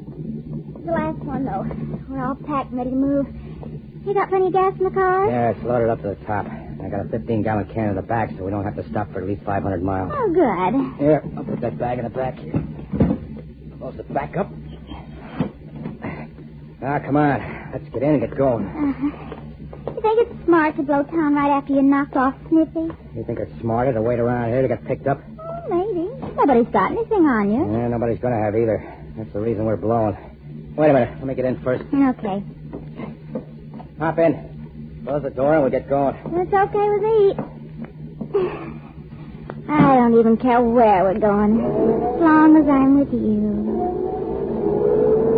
Yeah, we're off. We won't speed. We won't do nothing to attract attention. In a little while, we're in the clear with 10 grand of Mrs. Willoughby's dough. Nobody to finger me for Sniffy's killing. Sounds swell to me, Joe. See, I like being with you. Move away, honey. Gotta keep my mind on driving. Jeannie. Huh? There's a car following us. Where? How do you know it's following us, Joe? Take it easy. I don't know. I'm gonna step on it to see if it is. The other car's picking up speed, too. There are 2 guys in it, Joe. Cops, I guarantee. Well, they won't grab me. This car of mine can get away from anything on the road. You got my gun? Yeah, sure. Here, Joe. Take and shoot it out with him if they get close. Throw the gun out the window, quick. Throw it out the window? Sure, you dope. You want to get caught with it on you? Throw it when we go around this bend. Okay, Joe, I got rid of it. Now, let's see if we can get rid of that car. You're going 55 now. 58? Got my foot on the floor. This crate will pick up to 85 on a straightaway road. Just hold tight and say nothing. Gee, this is exciting. Yeah, sure, it's not exciting. I don't lose that car in back of me, I get... Oh, they're getting closer, Joe. Can you make me throw your gun away? Joey. I can't lose them, Jeannie, so keep quiet and let me do the talking. I'm going to stop. You made me throw your gun away, Joe. Why did you make me do it? You could have killed them when they drove by. Shut up and don't move. What do they do to us, Joe? What is I don't know. I think they're going to say that.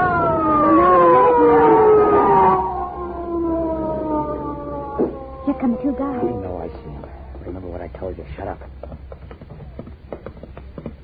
Well, you two certainly led us a chase. I'm District Attorney Markham. You're Joe Crane. That's right. Who's the young lady with you, Crane? Who are you to be asking questions? He's Philo Vance. Who is she? Well, My girl. What do you want with me, D.A.? That remains to be seen. Right now, I want you to come back to my office with me. Then I'm going to call on Emily Willoughby and see if she can identify you as the man who sold her a money-making machine. That's the rap, huh? Fond of it, Crane. There's a possibility we might be able to prove you killed a man named Sniffy Edwards, too. Edwards? Edwards? Never heard of him. Me either. I suppose you never heard of a money-making machine. That's right. The things these people don't know, Markham. Yes. Well, let's get going back to your office. I'm not half as concerned over what they don't know as they will be over what we do.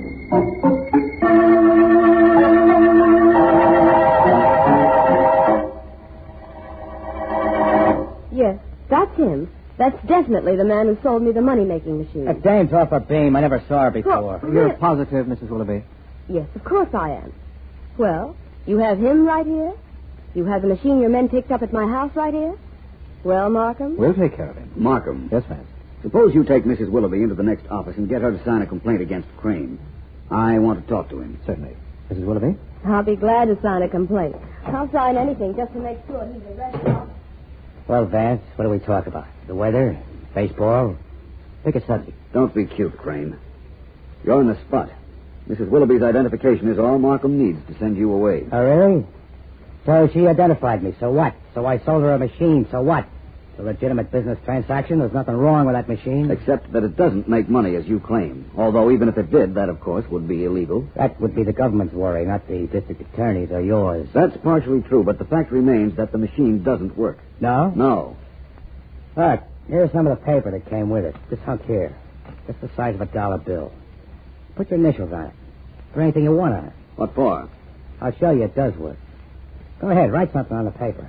Well, What's the matter? Can't you write? I think I will test you, Crane. I'll take my fountain pen and draw a little design on this paper. Yeah. Okay. I take the paper, put it in the machine, turn the handle, and look what comes out. A brand new $1 bill. Where's the design I put on the blank paper? On the bill. Here it is. Take a look. And that dough is good dough. You can take it to any bank. I'm quite certain it is really money. And that is the design I put on the blank paper. Look, I don't sell the money, just the machine. I'm not responsible for what people use it for. I ain't in competition with the government. Now, I think it'd be an idea if you talked to the district attorney and saw to it that the three of us get out of here. The three of you? Sure. Jeannie and me and this machine, which has you stopped so good you haven't the slightest idea how it works.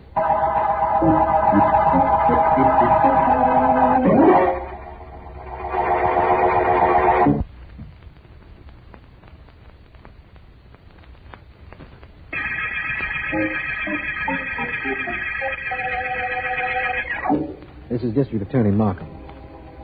The money machine murder case is an unusual one. Philo Vance is quite certain that Sniffy Edwards, an underworld character, was killed because he'd invented a money-making machine. And we are equally certain that a man named Joe Crane, whom we have had in custody, is the killer. Although we have a larceny case against Crane, Vance is more interested in proving murder against him. We have let him and his girl out on bail. We don't know where they are. I wasn't scared. It was wonderful. The DA chasing me in his car and then Vance and him questioning Joe and me. Still thinking I was his girl and not yours. Gee, it was swell. I'm glad. Oh, sure it was swell, Frankie. Only thing is, it's going to keep me from getting that money-making machine from Joe. He doesn't know what I'm playing along with him for. Sometimes I ain't sure either. Huh? You'd double-cross anybody in a minute if there was some excitement in it, Jeannie. You're double-crossing Joe Crane. You'd do it to me, too, if you got a chance. To you, Frankie? Oh, never. Never, she says. You have a lot on me, Jeannie, and I'm not sure whether I like that or not. Well, look, Frankie, I got to get over to see Joe. We got to stay in town because the cops told us to. I better see him so I can make plans to get that machine away from him. Sit down, Jeannie. But I got to... Sit down. Why? What for? What's going on? As I said, you know too much about me. So I have a little present for you. This. Hey, now, wait a minute, Frankie. What's the gun for? You're going to kill me. I didn't do anything, Frankie. I Who wouldn't... said anything about killing you? I said I have a present for you. This gun. Here, take it. You're going to need it if you keep trying to outsmart a guy like Joe Crane.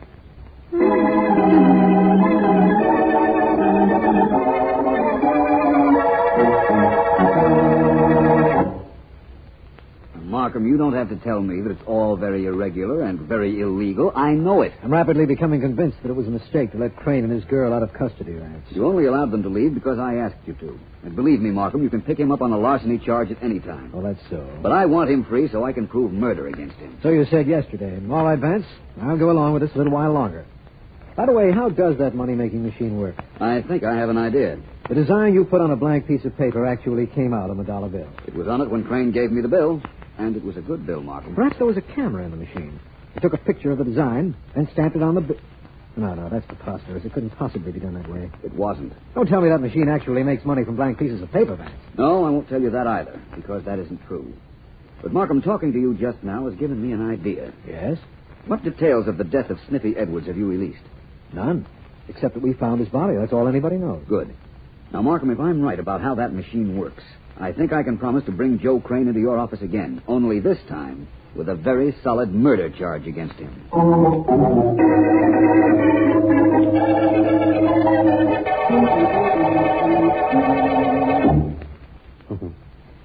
You sure you go for me, Jeannie? You're positive? I'm positive. I'm superlative. I'm everything, Joe. I just don't want to do a thing except hang around you. Good. Don't that prove something? Maybe. Joe. What about Frank Lacey? Used to be pretty sweet on him. Sure, I used to be. I didn't give you any guarantee I'm going to be in love with you forever, Joey. Yeah, I know, but I hope so. All I know is right now, you're for me. Maybe. Joey, show me the money-making machine. It's over there in the corner. Go look at it. Oh, I don't mean that. You show me how it works. I know that machine is nothing but a roller with 2 slits and a phony bottom. You feed blank paper in one slit, turn the roller, and it picks up a legit dollar bill from the bottom and slips it out the other side. Only, how do the initials get on the bill? I'll write you a letter about it sometime. Oh, come on, Joey. Tell me. I want to... Okay, Joey. On your feet. Frank. Sure, Frank. Frank Lacey. And I'm getting a little tired of playing games. Come here, Joey. Hey, leave him alone, Frank. Shut up. Okay, Frank, what's with you? What's going on? What do you want? That machine over in the corner. The one Sniffy Edwards invented. And I want the monogram gimmick. Jeannie here was supposed to get it for me, but I've been waiting too long. Let's have the story, Joey. How do you do the monogram thing? Oh, that. Well, you see, Frank, you... Wait! Gene, help me!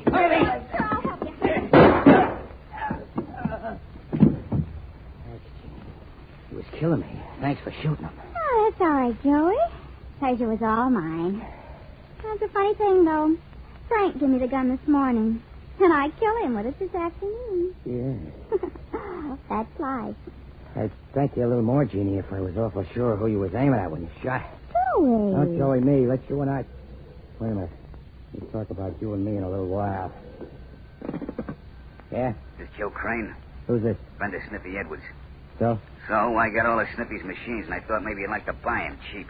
How cheap? $100 a piece. I got 10 of them. You can get a fortune for them. How don't you sell them? I'm hot. Gotta leave the country. How do I know this is on the level? Nobody knows Sniffy's gimmick on how them monograms go from the blank paper to the good dough, do they? Nobody except you and Sniffy. And you. That's right. And me. I got the whole gimmick right under my thumb. That tell you enough for you to meet me? You know it is. Where are you? The joint called Molly's on the waterfront. Walk right through and into the back room. I'll be there. Only don't be too long, Joey. I'm hot, like I told you. The only thing that'll cool me off is cold cash.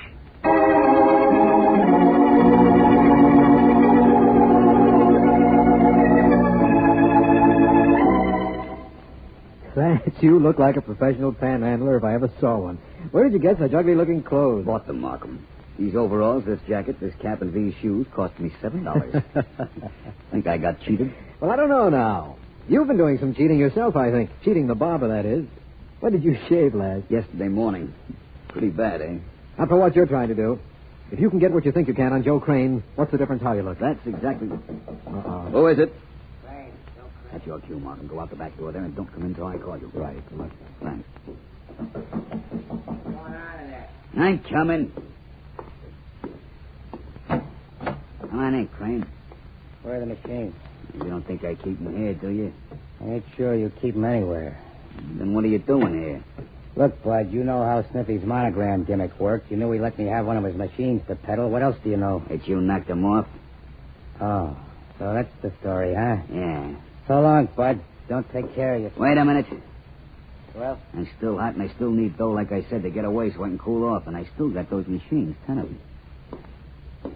I'll give you $100 for them. Take it or leave it. I'll take it. Now you give me $1,000 extra for keeping my mouth shut about you shooting Sniffy. Shooting Sniffy?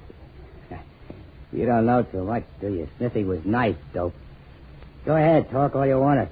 You get the 100 for the machines, and you get moving out of town. I don't think I will. I think you will be doing the moving, Crane, right into jail. Hey, you're no bum. What goes with that talk? Who are you? We've met, Crane. I'm Philo Vance, and you've told me all I wanted to know about you. Only one person would know how Sniffy Edwards was killed, and that was the man who killed him. What you know won't do you any good. I'm good at... All right, Markham, you can come in now. I heard you two fighting, but I didn't want to spoil your fun, Vance. I'm glad you didn't. Well, there's your larcenist, Markham. Yes. Only now he's your murderer, too. You will have no trouble getting a conviction. And after we take him downtown, I'll tell you the details of the traveling monogram, which was the initial step in making Joe Crane show his hand.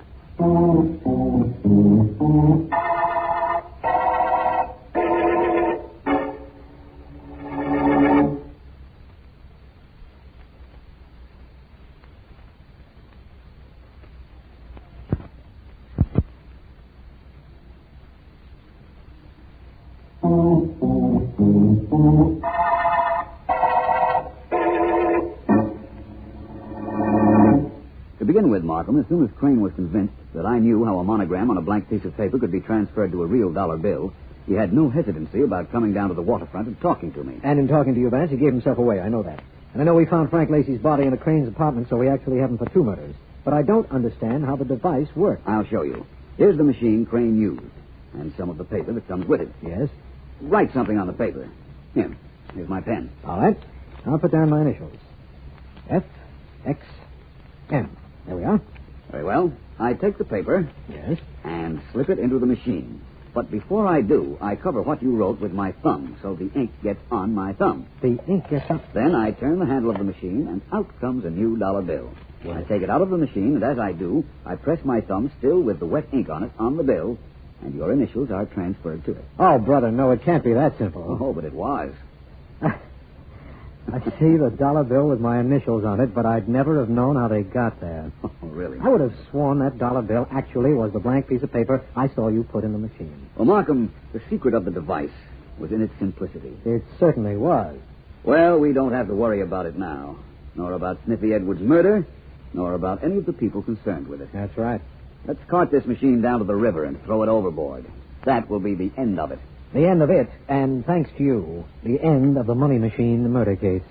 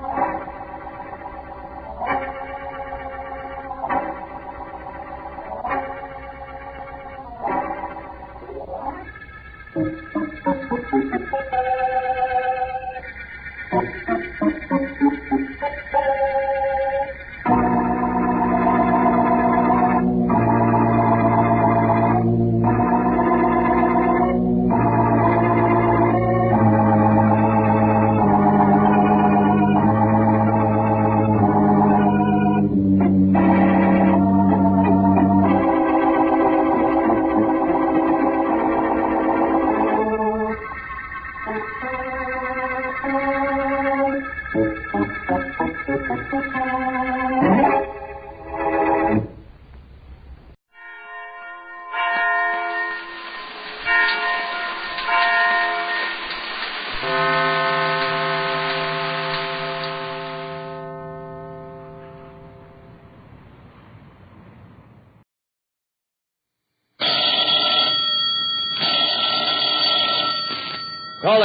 all detectives. Most detectives are satisfied to catch a criminal after the crime has been committed. But I once predicted a murder and watched it happen before my eyes. That is the situation on this page from my casebook. The casebook of Jerry Browning, private detective. A private detective like me, Jerry Browning, does all sorts of things to get business.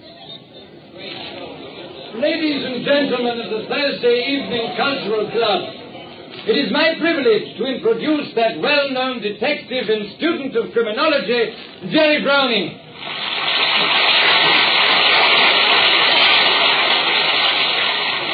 Yeah, Jerry Browning, lecturer. I give maybe a dozen such talks a year before various groups. I don't get paid much, but I make a lot of new contacts, and a surprising amount of business has come out of those lectures. Over a period of years, I've pretty well standardized my speech, and I've worked out a big, dramatic finish. I get on the subject of crime psychology, then... Ladies and gentlemen, there are about 200 of you in this room. Some married, others not. All respected members of the community, with neighbors, friends, and business associates. Yet, one of you is marked for death. I'll say more. Not only is one of you an intended murder victim, but the would-be murderer is also in this room. Even as I speak, that person is plotting a crime. How to execute it. How to get away with it.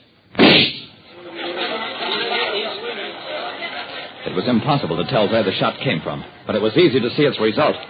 About halfway back in the audience, a middle-aged man slumped forward in his seat. Murder in a crowded lecture hall. A murder that my words had set off.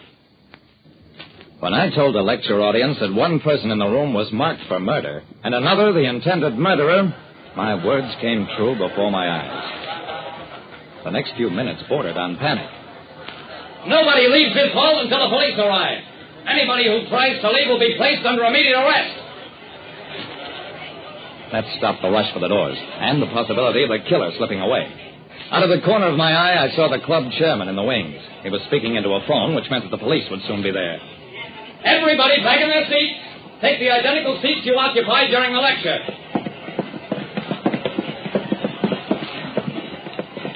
Now I had a chance to get at the victim. It required only a glance to tell that he was dead, killed by a bullet in the back. While ushers took the body into another room, I learned that he was Drew Lansing, a surgeon-dentist, unmarried, well-liked in the community. What's this about somebody getting murdered here? What's going on? There has been a murder. The body's in the other room. The police chief, followed by his deputies, strode down the aisle. Are you the lecturer who predicted the murder? Yeah, I'm Jerry Browning. The chief gave me a long, hostile stare. Okay, Mr. Browning. Then take another squint into your crystal ball and tell us who done the killing. I glanced around the room at the silent audience. Sure, Chief. I'll be glad to tell you. In private.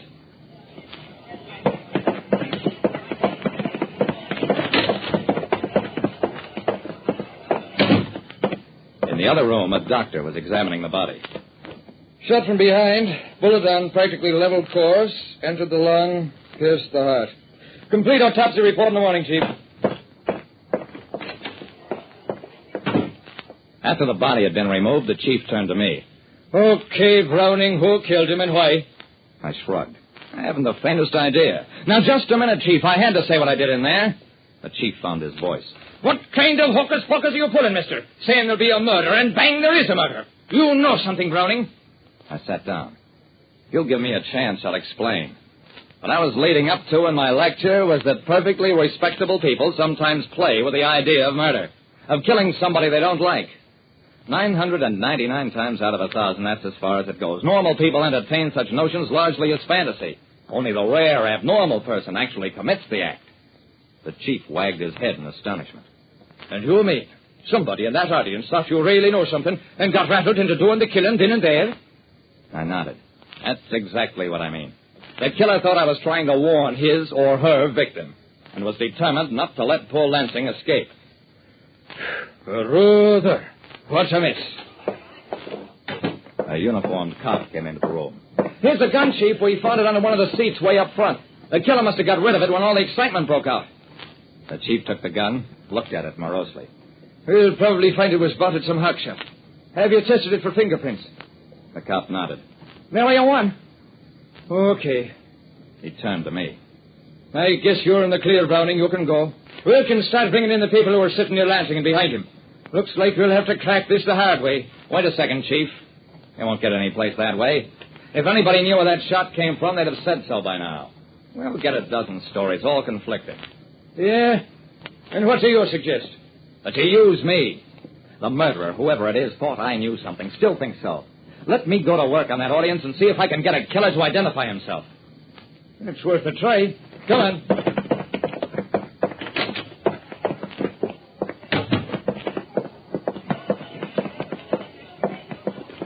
It was a queer feeling to look out into the audience and know that behind one of those bland masks there lurked a killer.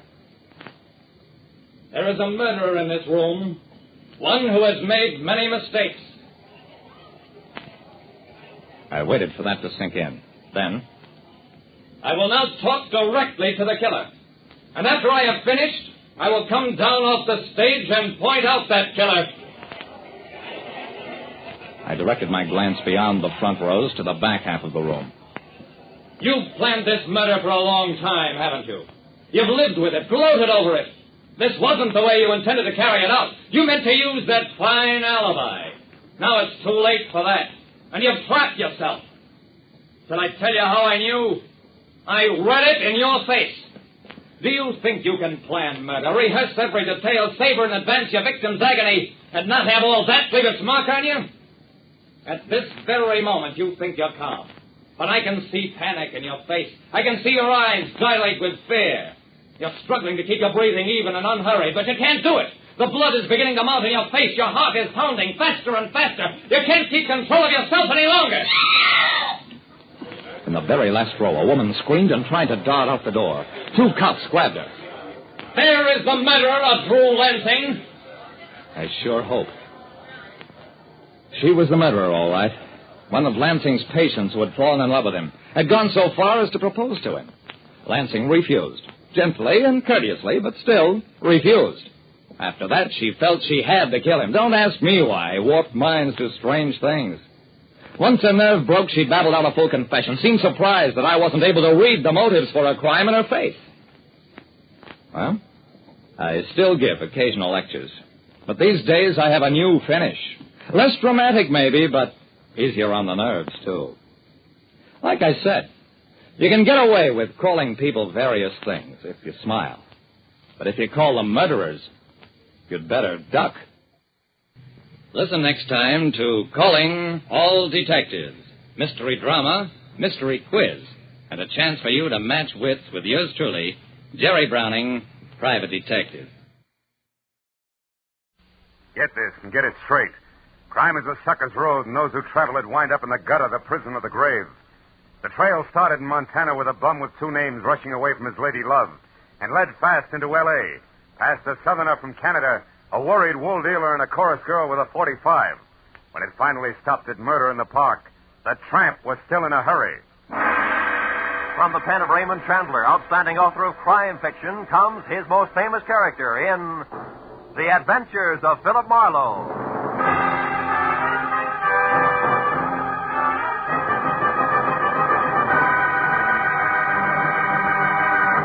Now, with Gerald Moore, starred as Philip Marlowe, we bring you tonight's exciting story, The Bum's Rush.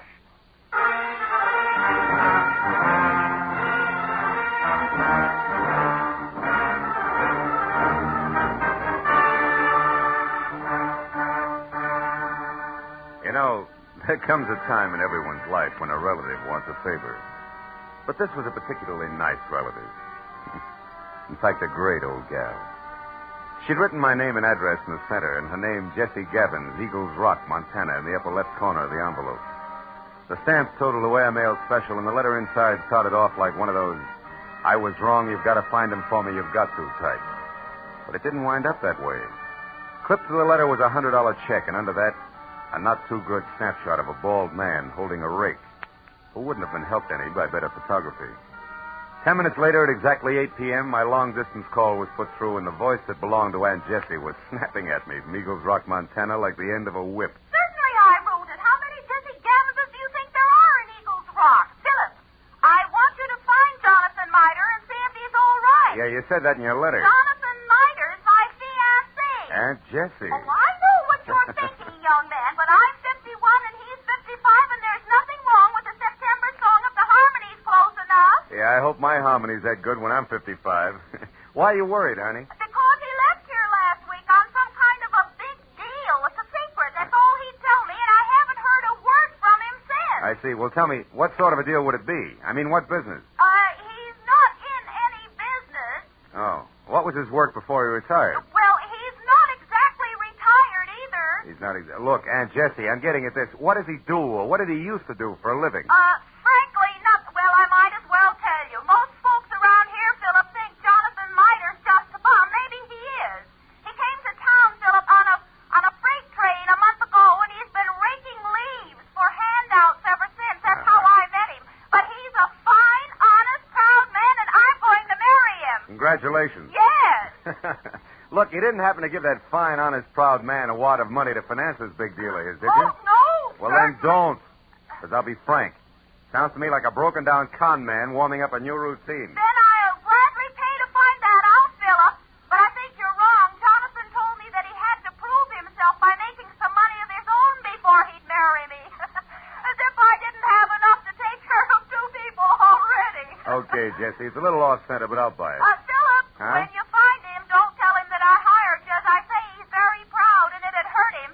And now all I can give you to go on, aside from that snapshot I sent, is an address, 764 Hope Street in Los Angeles. 764 Hope Street. Well, how'd you get that?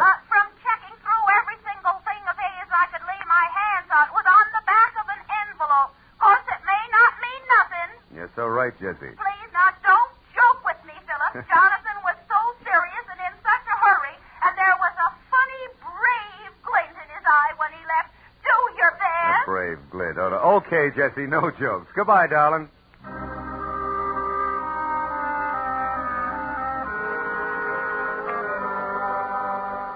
I felt a little sorry for my Aunt Jessie Gavins because the concept of a knight of the road rushing off on a secret quest to prove himself worthy of marriage held up like a celluloid shovel. And it got no help when I pulled to a stop in front of 764 Hope Street. It was a cramped combination warehouse and office of corrugated iron and glass brick, respectively, with a shy red and black sign reading Hirsch Woolens over a door that looked like... Well, it looked like it handled about as much business recently as a repair shop for spinning wheels. It was half open, however, so I went in just in time to catch the last round of what must have been a healthy spat going on behind a frosted glass door marked private. Well, I'll tell you something, Mr. Eldenhurst. Keep your eyes more on wool and less on nylon, and you'll be better off. All right, all right. Heaven's sake, Martha, this is no time to quibble. We've got more important things to do. Unless, of course, you want to keep that chorus job at the Plume forever. Well? Okay. You just watch your step. Goodbye, Eldon. Stand aside, stupid. This is a hallway, not an art gallery. Yeah, there's a petty girl if ever I've seen one. Well, what do you want? Oh, Mr. Hirsch. Yes? Yeah, well, I'm Ned Johnson. I'm looking for a job. What kind? Oh, salesman. Wool's my line. I see. And how long have you been waiting out here? Oh, I just stepped in. Come inside. Thanks. Sit down. Now, what is your specialty? Woolens, worsteds, or felt? Well, I've handled them all. We confine ourselves largely to a very high-grade merino woolen, Mr. Johnson, Ned Johnson. I've worked with merino. Well, and what about the others? Lester, perhaps? Lincoln? Oh, sure. Lester, Lincoln.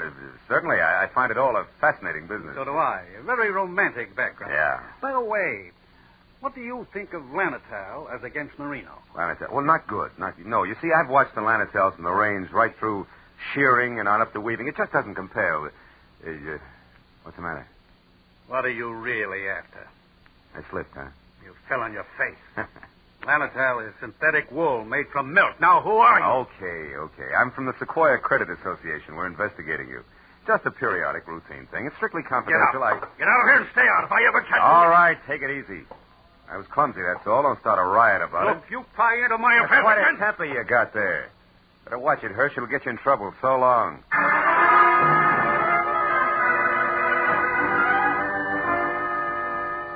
I hadn't exactly been wool gathering with Hirsch and Company, but I hadn't exactly made strides on the connection between a bum in a hurry and 764 Hope Street either. However, I couldn't help wondering what Hirsch had meant when I'd overheard him speak to the girl in the office about more important things to do. So when he slammed the door on my shoulder blades, I went around to the alley for a peek in his warehouse. But I skipped that when a man stepped into view wearing the identical face I had in my pocket on a snapshot. It was Jonathan Mitre. He'd swapped the rig for a silver-tipped cane and patches for 14-karat class and spats to a Hamburg, which might well have covered a bald head. But it was the same man, no doubt about it. So I decided to play this one strictly three cushions with the reverse English. Hey! Huh? Hey there, you! Were you addressing me, sir? Yeah. Don't I know you? Oh, sure I do. Points east, huh? You're mistaken, my man. I haven't been east in 30 years. Oh, come on, friend. I'd know you anyway. You're good old Jonathan Mitre. Sir, I am Ross J. Crowley of Canada, and I have never had the dubious pleasure of your acquaintanceship until this very moment. Ross J. Crowley of Canada, huh? Mm-hmm. Okay, Mitre, that's the way you want it. What are you doing around the wool business? Setting it up for a fleecing or just pulling it over somebody's eyes? My good man, you've obviously confused me with someone else. Now, pack off, Frankenized fella. I'm in a hurry. Now, wait a minute, Pop. Wait a minute. Let's get this straight first. Your name's not Crowley. Why are you using it? By Godfrey, sir, you're trying my patience. Stand aside. Come on, let's have it. Oh, very well, if you insist. Here it is. Look out. Hey, come back here, you old goat. Why don't you look out? Why, you awkward roughneck. Why don't you look where you go? I was, but I couldn't get around all three of you. Three? What do you mean? You and your two big feet. If you can't keep those gunboats out of people's way by yourself, hire a pilot. Oh, by now my boy's so far ahead I couldn't catch him if he stopped for lunch. Thanks to you. Goodbye. What as far as the corner anyway, but I'd been right the first time. Jonathan Mitre, alias Ross J. Crowley of Canada, was long gone, and I had no idea where. This left me with one slim, lovely lead, a lady named Marcia. If I'd eavesdropped correctly, she would shortly be making with the legs in the chorus of the Plume Theater restaurant. It was 7:30 when I entered the platinum-plated tourist trap on Hollywood Boulevard that featured small portions of bad food under glass and large helpings of good skin under lights. It cost me $10 and a fast ad-lib backstage, but it would have been worse out front, so when the chorus high kicked its way out into the wings, I nailed Marcia as she went by. She narrowed a half a pound of mascara at me and let her footlight smile drop, which left very little else. Yeah, my name's Marcia. What do you want? Make it snappy. I gotta change. Change what? Your hairdo? This won't take a minute, baby. All I want to know is where Jonathan Mitre can be found. How should I know? I never heard of him. You're stalling on your own time, baby. I got all night. Nuts to you, Jack. Blow. Come back here. This is important. Now, listen, you. I don't know anybody called Jonathan, what's his name. And put one more fingerprint on my arm and you'll get bounced out of here on your head. You know, there's just a chance you could be on the level. Look, the guy wants about 55 and spats with a Hamburg over what is no doubt a bald dome. Carries a black cane with a silver tip and for some reason answers to the name of Crowley. Crowley? Yeah, that's it, Ross J. Getting warmer, huh, kid? And don't bother telling me you never heard of him. So I've heard of him. So what? He's a good pal of mine. Met him a couple of nights ago. He's quite a sport. I'll bet he is. Where can I find him? What do you want him for? I want to talk to him, that's all. Where's he live? Up a tree. Like I said, Buster Blow. And like I said, baby, this is important. So important, I'll have a lopsided line in the next number if you don't talk, because you won't be there. You'll be on your way to the pokey. Now, where does he live? I don't know. He's from Canada. You can come closer than that, sweetheart. Give. All right. He tells me he takes a walk in the park every night. He raves about the gladiolas. Like they grow in Coldwater Canyon Park, maybe? Maybe. Thanks. You're a good kid. Keep your powder dry, baby. I'll see you.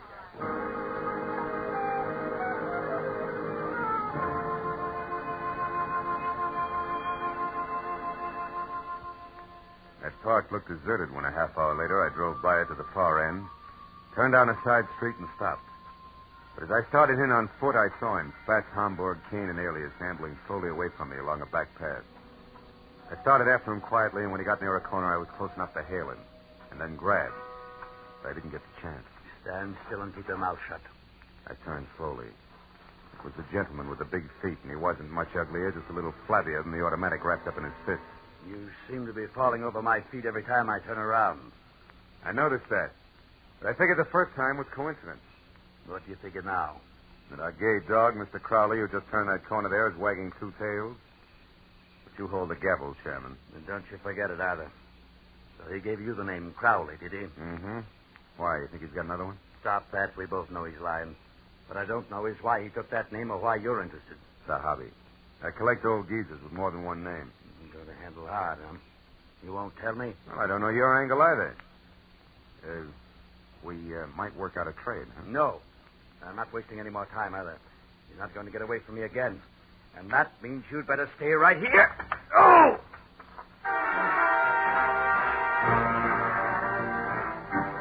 Piled me up on the ground with a stomach full of pain. I saw him run down the path. When I got back to my seat, he was taking the corner. I just started after him when it came. I froze and listened. There was nothing more to hear. I walked softly across the corner.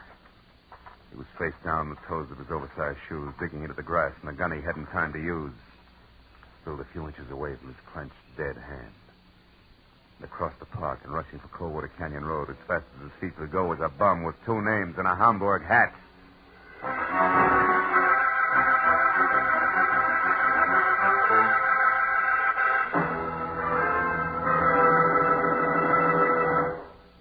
In just a moment, the second act of Philip Marlowe. But first, 30 minutes packed full of talent, music, and fun. That's the Horace Heidt Original Youth Opportunity Show, coming your way every Sunday evening on CBS. Yes, this fall you'll hear them all on CBS. A galaxy of stars. And one of the brightest is genial Horace Heidt, who keeps the fun rolling with one hand and with the other pushes open the door to opportunity. Gives a talented youngster his big break toward fame and fortune in show business. Remember, Sunday night, it's Horace Heidt and his original Youth Opportunity Program. Listen every Sunday, starting this Sunday, over most of these same CBS stations. Tune in this fall for the shows that you love best of all. Listen carefully. Here's the address. It's CBS. Now, with our star, Gerald Moore, we return to the second act of Philip Marlowe and tonight's story, The Bum's Rush.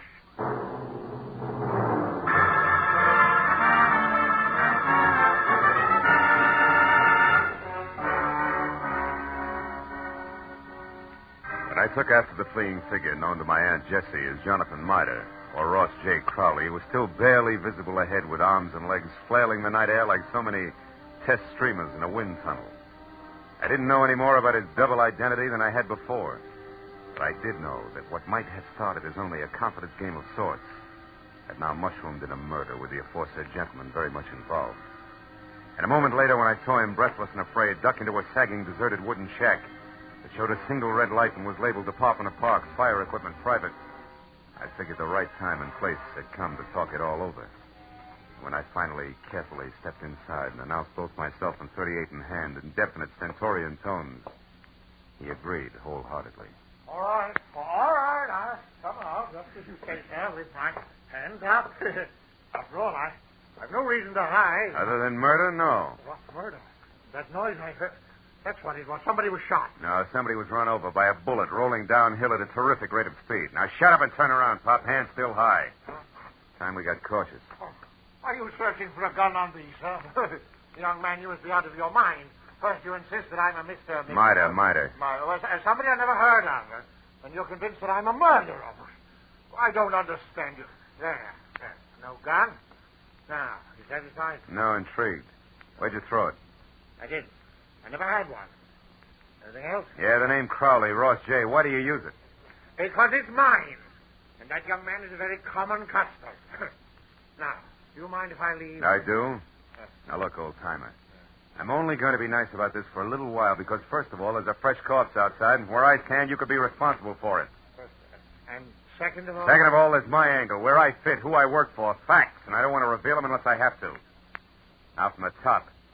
You and the dead guy, the connection, what is it? I haven't the slightest idea what you're talking about. You haven't, huh? Okay, Pop, we play it straight all the way. Now, listen. My name's Philip Marlowe. I'm a private detective, and I know when it's time to blow a whistle. Don't move, Marlowe, or you never will again. Oh, fine. Marcia. That's right, Marcia. And all loaded down with a nasty old .45 automatic that makes her look and feel very unladylike. Drop it, Marlowe. Come on. It's better. Now, Mr. Crowley, without waiting for Marlowe to apologize, go on. Go, but where... To the hotel. It's important, so hurry. Oh, yes, very well. I won't waste a second. The key. You won't need the key. Somebody's waiting for you. Goodbye, Mr. Crowley. Goodbye. I hope I never meet you again, Mr. Maitland. Good night. It's cute, isn't he? Uh-huh, darling. The moment's unimportant. Right now, you're my only concern, Marlowe. Oh, that's nice, Marcia. It's cozy, just the three of us. You and that giant U.S. pistol, caliber 45. Say, baby, that's not your gun, is it? No. You feel slighted? Oh, no, sweet. Happy. Stay back, Marlowe. Why? I'll shoot. Oh, no, you won't. You I can't. warn you, Marlowe. No. You see, baby, Take another step, of the you're three safety devices I on that mean- Army gun, that doohickey Marlowe, there on I'm the gonna- side is one. It won't Stay work back. unless it's in the Go forward on, position. you big jerk. Let go of me. When school's out, I will. Now, the first question, teacher. Come on, You and listen. Grandpa, alias Jonathan Miter, also alias Ross J. Crowley. What's the game you two are playing? I don't know. Where does Hirsch fit in? Oh. Come on, it's getting late. The I don't star know. pupil wants an answer. He's anxious to get to the head of the class. Talk. What is it? I don't remember, and I won't, so don't bother getting masculine or polishing apples, pupil. When I forget for a long, long time. Is that clear? Yeah, it is. And since I can't wait, since I want to go out and play, Well, we'll put you in right here. on. Safekeeping. Yeah. Hey, honey, you don't mind if I go through your bag, do you? I didn't think you would. Oh, here's a key that says in what room I'll find a team of Crowley and Miter. Oh, my, such a temper. After I picked up my .38, which the lady, who no longer sounded like one, had made me drop, and to check the hotel key that read Villa 12, Wilshire Gardens, Beverly Hills, I ran outside and back toward my car in what I figured should be a big hurry. When I was halfway there, I had a premonition that speed was not to be. A premonition that was a head dressed in blue, carrying a club, wearing a badge, and leaning on my right front fender. And it wasn't until I was next to him that I quit worrying about a long, involved delay. Because the officer on hand, one Kurt Lemley, was an old and, I hope, still good friend. Well, hiya, Phil. Been waiting here for you since I called in about that body up there. Some kid heard the shot. Oh. So you had once pegged this all alone and very suspicious-looking car, huh? Yeah, surprised it was yours and disappointed. I'd hoped the name of the owner's tag was going to be Raleigh Newcomb. Hey, wait a minute. You know his name? Don't you? No. No, we were on different sides when he got shot. Well, he's from Canada. What? Yeah, Vancouver. He had a business up there with a guy named Ross J. Crowley. Crowley? Mm-hmm. Hey, Kurt, how'd you find all this out? I found a clipping in his wallet. It's got a picture on it. Oh, wait, right here. Wait a second. I'll put a light on it. Yeah, hurry up, will you? I see. See, two guys in front of a building. That's Raleigh right. Newcomb and Ross J. Crowley officiated the Kurt. opening of the... Wait. Sure, it's what I figured. The guy's a liar. I've already met a guy who insists that that's his name, and he's bald like the Crowley in the picture. Yeah, but there's a similarity ends, even though the picture's anything but clear. What guy are you talking about, Phil? Jonathan Miter, an old geezer I was hired to find. Hmm? Bum who's pulling something fancy that incidentally ties in real tight with that murder over there. You know where he is, Phil? Sure, I know. That's where I was heading when I ran into you. Oh. Ran into what? What is it? The picture. What? Kurt. Yeah? Move your thumb up a little, will you? The way you just had it. My thumb? Yeah, move it. That's it, like that. Oh, brother, have I got a hunch. How about what? Another murder, a neat one that's scheduled to come off any minute at the Wilshire Gardens Hotel. I'll see you later. Goodbye.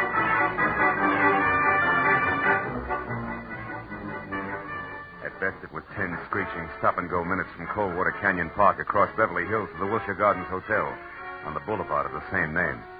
And all the way, I kept hoping, over time, that one of two things was so.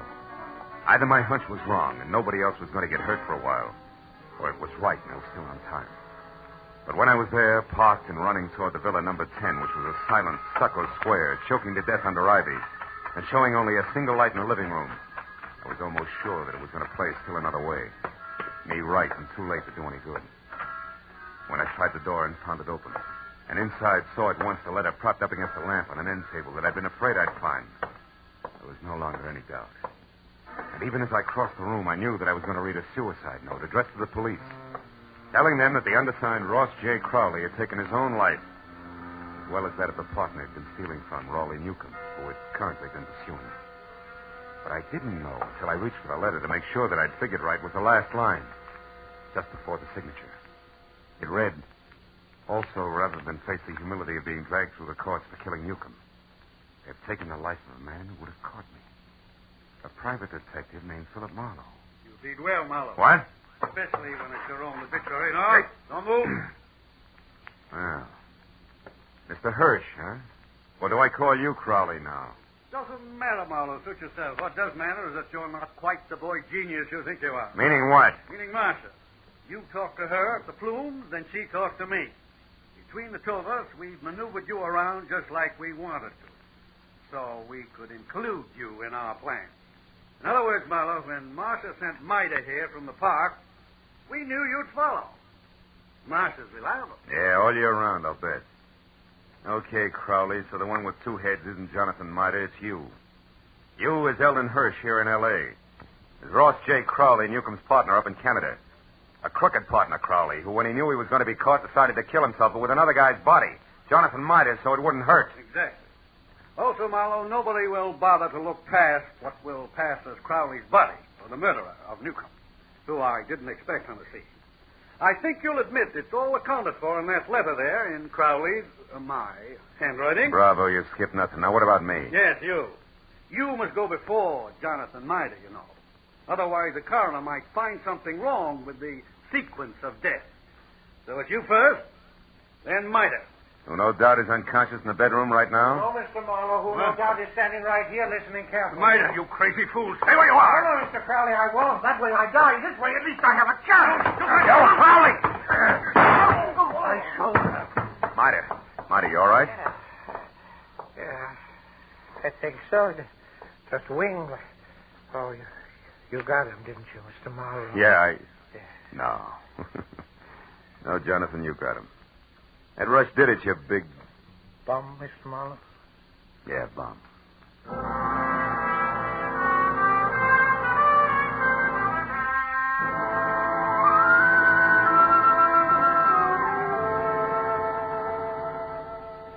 It was 2 long hours of first aid for Jonathan. Arrest on the charge of murder for both Crowley and the accomplice before and after the fact, Martha.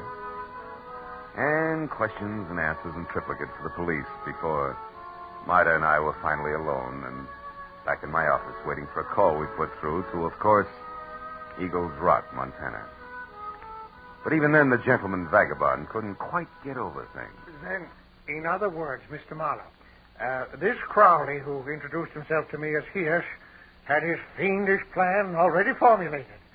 And on one of his trips down from Canada, saw me when his train stopped at Eagles Rock. I was raking leaves around the depot. And he saw me, and he hired me on the spot because he needed someone to fit the part of his corpse. That's it. And you'll admit you were well qualified for the job, alone in the world. Except for Jesse, yes. Which you didn't happen to mention. And the fact that you were bald. That's too true, Mr. Don't be sensitive. You see, Crowley or Hirsch was also bald. What? All that hair of his a wig? That's right. Toupee, every bit of it.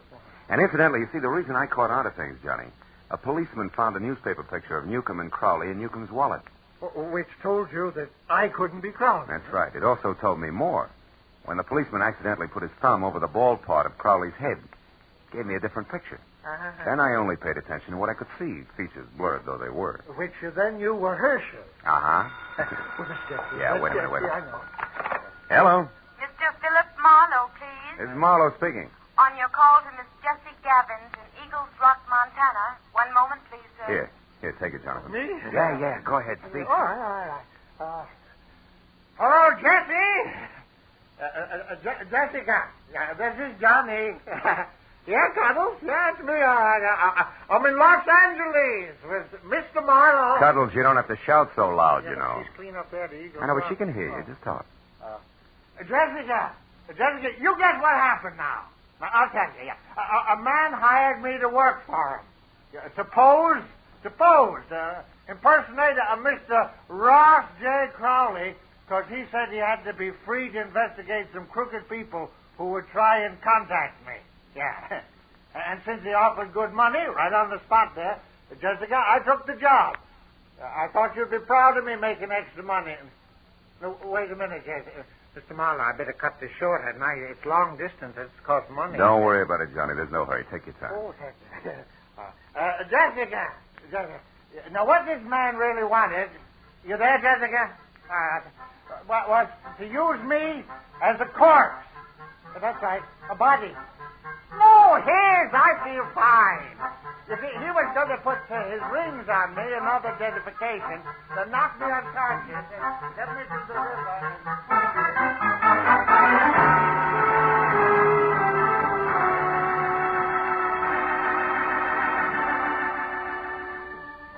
By the time I got Jonathan Mida down to Union Station and aboard a northbound train with specific instructions to stay away from strangers, and got back to my own apartment on Franklin, it was better than 3 o'clock in the morning.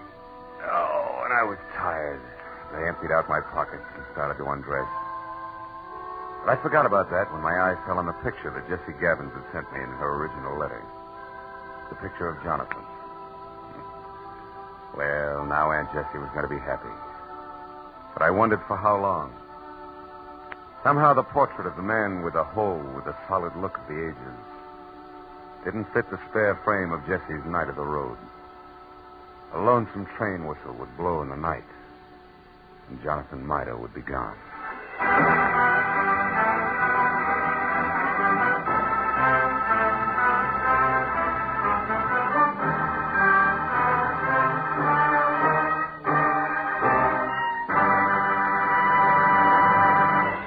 The Adventures of Philip Marlowe star Gerald Moore and are produced and directed by Norman MacDonald.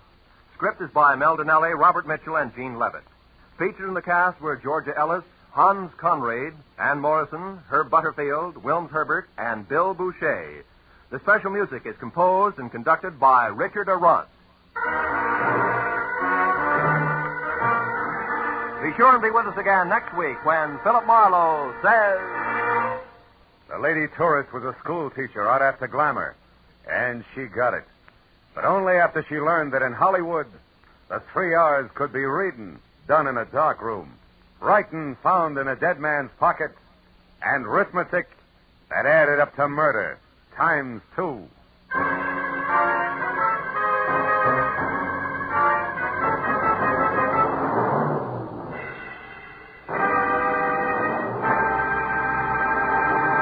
If you think you've got troubles, you should be married to Liz Cooper. She can scare up more trouble than a tropical hurricane, but it's always the kind of trouble you can laugh at because it's all part of My Favorite Husband, starring Lucille Ball. My Favorite Husband is part of CBS's great laugh lineup for Friday night. You won't want to miss a single minute of My Favorite Husband. And you'll want to be around, too, to hear the Goldbergs, Leave It to Joan, and Breakfast with Burroughs. They'll all be broadcast on Friday nights over most of these CBS stations starting next Friday. This is Roy Rowan speaking. Now, stay tuned for Gangbusters, which follows immediately over most of these same stations.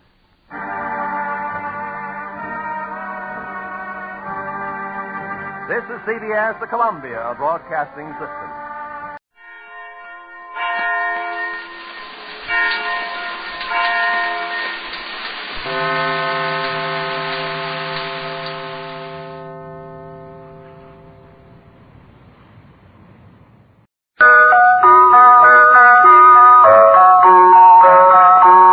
Pepsi-Cola, P-E-P-S-I. That's your smartest cola buy.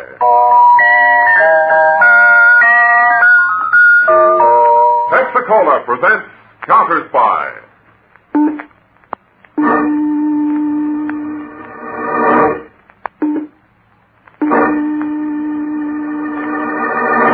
Washington calling David Harding, Counterspy.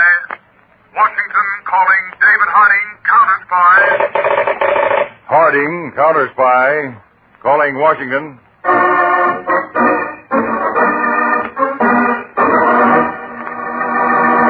United States Counterspy, especially appointed to investigate and combat the enemies of our country, both at home and abroad.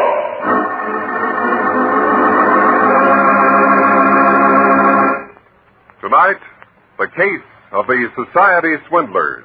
Another Counterspy report to the American people. Brought to you each Tuesday and Thursday by Pepsi-Cola. Pepsi-Cola, hit the spot. 2 full glasses, that's a lot. That's right, you heard what they said. 2 full glasses of sparkling Pepsi from one big 12-ounce bottle. you're getting an extra glassful. And what a delicious glassful. The most refreshing, delightful cola that ever tickled your taste. You can't top Pepsi's tangy flavor. And that big, big bottle saves you money, goes twice as far. Pepsi's America's big, big favorite. And America's biggest cola value. So why take less when Pepsi is best? Whenever you reach for refreshment, remember, why take less when Pepsi's best? And now, to Counterspy.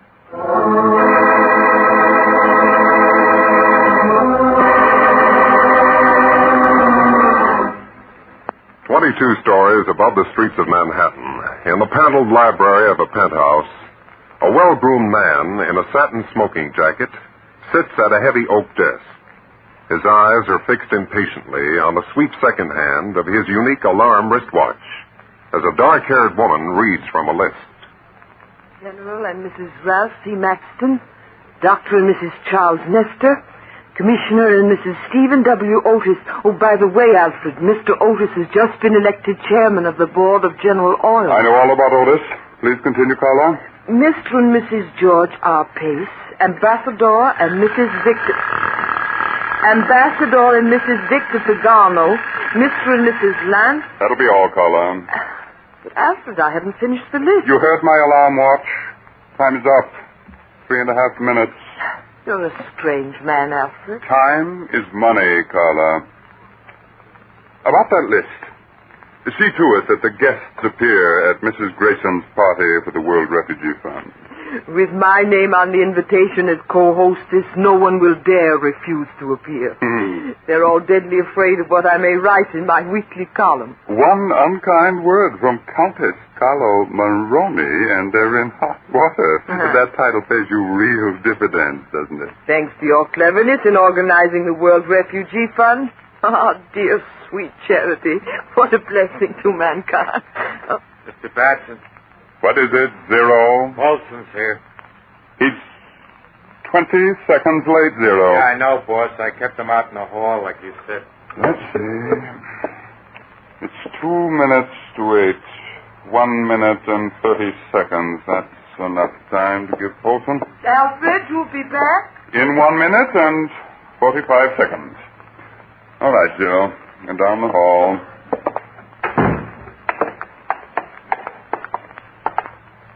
Zero. Did Polson walk up from the 20th floor as I ordered? Yeah, boss. Everything's set. Good evening, Polson. Hi, Mr. Batson. You want to see me? Polson, you worked the roulette table for me at 11 of our charity parties. You're an excellent croupier, and I pay you well. No complaints, Mr. Batson. Then, Polson, why did you withhold some of the money from your table at last night's party in Philadelphia? I'll give you exactly 20 seconds to explain. I don't get you. I was watching you, Polson. You cut yourself a nice slice. Oh, you got me wrong, Zero. I wouldn't do a thing like that to Mr. Batson. You're a liar. Zero, let him go. Okay, boss. I can explain, Mr. Batson. There's no time left to explain. You wasted it lying. Please, just give me You heard the boss. Time's up. Get moved. Zero, open the elevator door for Polson. With pleasure. That's the way out for you, Polson. The elevator's not there. It's 22 floors below, and you're going down to meet it. What? You're taking a suicide dive, Polson. That's why I had you get off at the 20th floor and walk the rest of the way up to be sure you wouldn't be traced to my penthouse. All right, Zero. So long, Chiseler.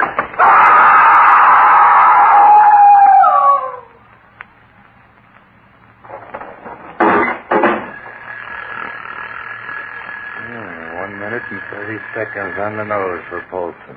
You timed it just right, Mr. Batson. Of course, Zero. That's the way to treat time. Exactly right.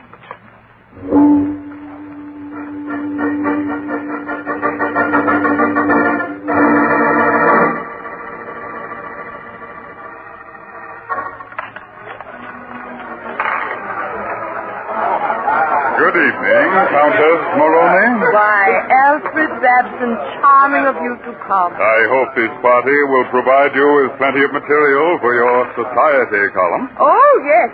And the roulette table's just piling up money for the World Refugee Fund. Ah, sweet charity. I got your signal, Alfred. Anything wrong? Come into the study, Carla. Have a minute and a half for you.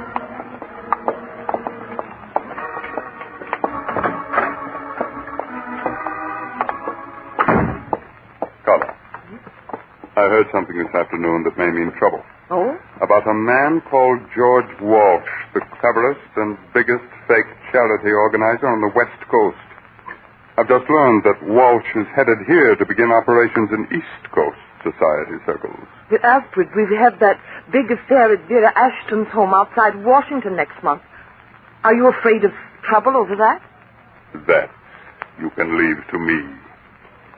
More important, Carla. Yes? You are a valuable asset in this business. If Walsh should try to buy you away from me... Don't you trust me? You know about Polson's suicide? The same thing could happen to anyone else who double-crossed me. My watch tells me our time is up. I have to be going. See you soon, Carla.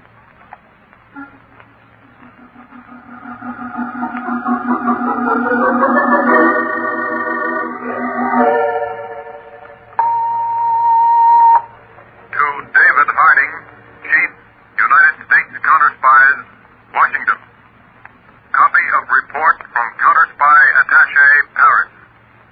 Investigation of United States charity organization, World Refugee Fund, reveals that monies forwarded here from United States are deposited in Paris banks under name of Jean Lebeuf. There is no evidence of monies being used for relief of refugees.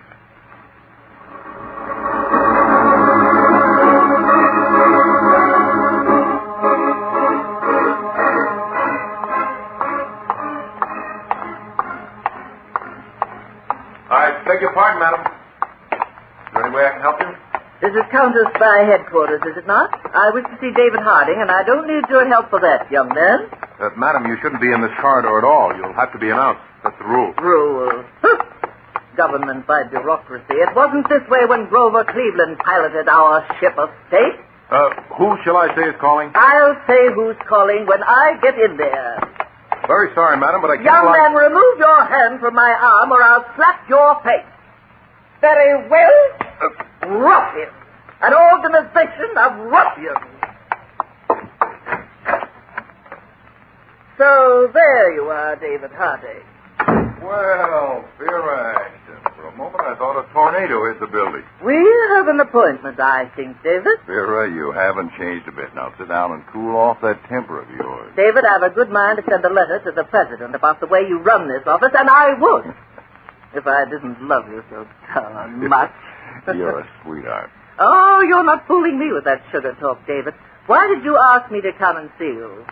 Vera, I see by the columns that you're giving a charity party next week out at your place in Chevy Chase. It'll make every other affair this season look sick. Countess Carla Moroni is my co-hostess. And the proceeds are to go to the World Refugee Fund.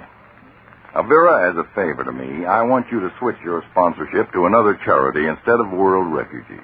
David, are you mad? Why, Countess Moroni is making all arrangements. Her name on the invitation is a guarantee of success. My agents, Vera, have been investigating all organizations sending money overseas for relief. Most of them are worthy groups, but we've uncovered a few exceptions. The World Refugee Fund is one of them. Ridiculous. Here's a cable report from our attaché in Paris.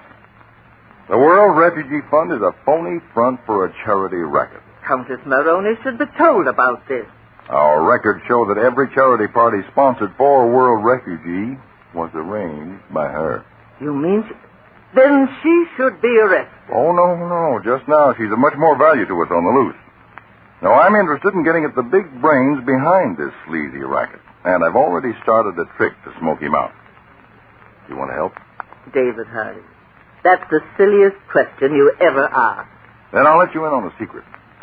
A big West Coast charity racketeer, George Walsh, is coming east to operate in society circles. His assistant, a fellow named Ralph Harrison, will be with him. And he's going to call on you, Vera. Good heavens. Oh, David, is this another of your techniques? Still can't fool you, can I? But seriously, Vera, I hope to trap that unknown racketeer behind Countess Moroni. And there's nothing like the assumed threat of gangland claim jumping to bring an unknown criminal out into the light. But, David, what has a fight between criminals to do with me? Vera, I'm making your charity party next week the battleground.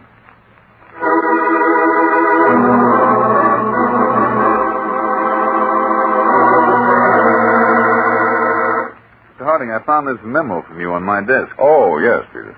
Mr. Ralph Harrison has the 5 o'clock appointment tomorrow in the solarium of Mrs. Vera Ashton's home. What's it supposed to mean? Just what it says. You will keep that appointment as scheduled, Mr. Harrison.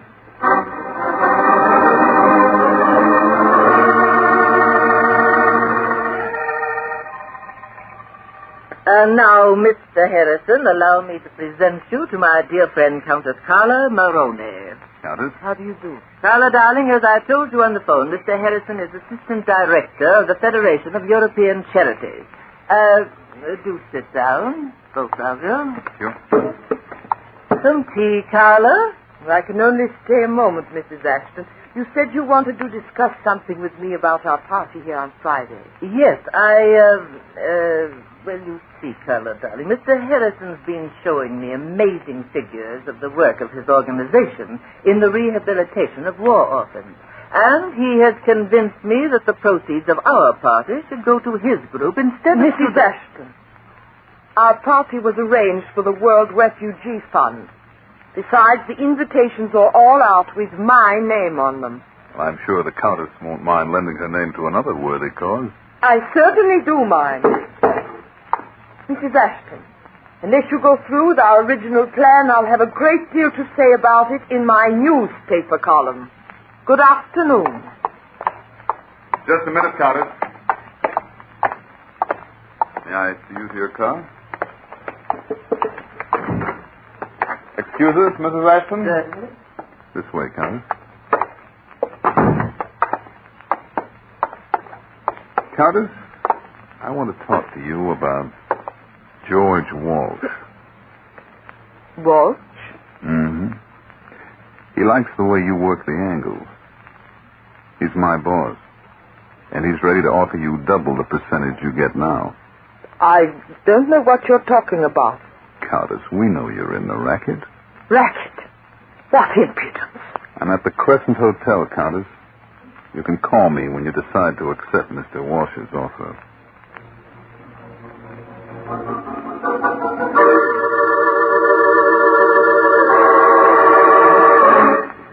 Hello, Mr. Harding Peters.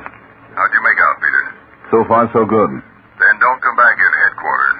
Meet me in half an hour at Pennsylvania and 18th, okay? Okay, Dave. Hello? Hello? Carla, this is Alfred Babson. Oh, at last. When did you get into Washington? About 20 minutes ago with Zero and the other boys. I'm stopping at the Hotel Newton. I've got to see you at once. What's wrong? That trouble you anticipated. It's here, in Washington.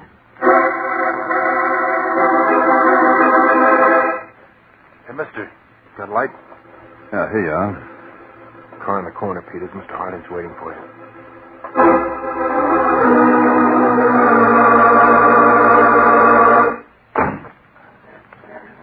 Drive over the viaduct. Right, Chief.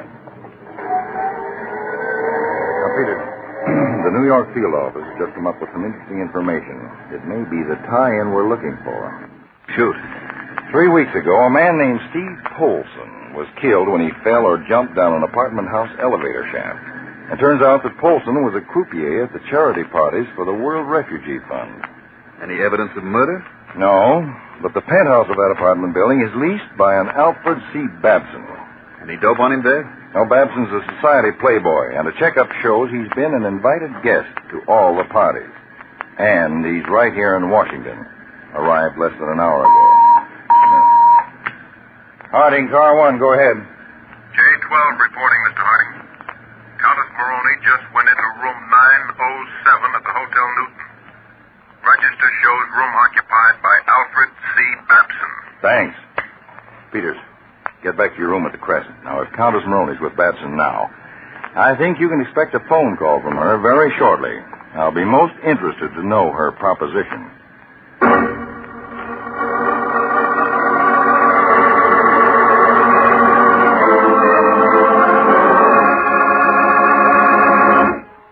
In just a moment, we'll return to Counterspy, brought to you by Pepsi-Cola.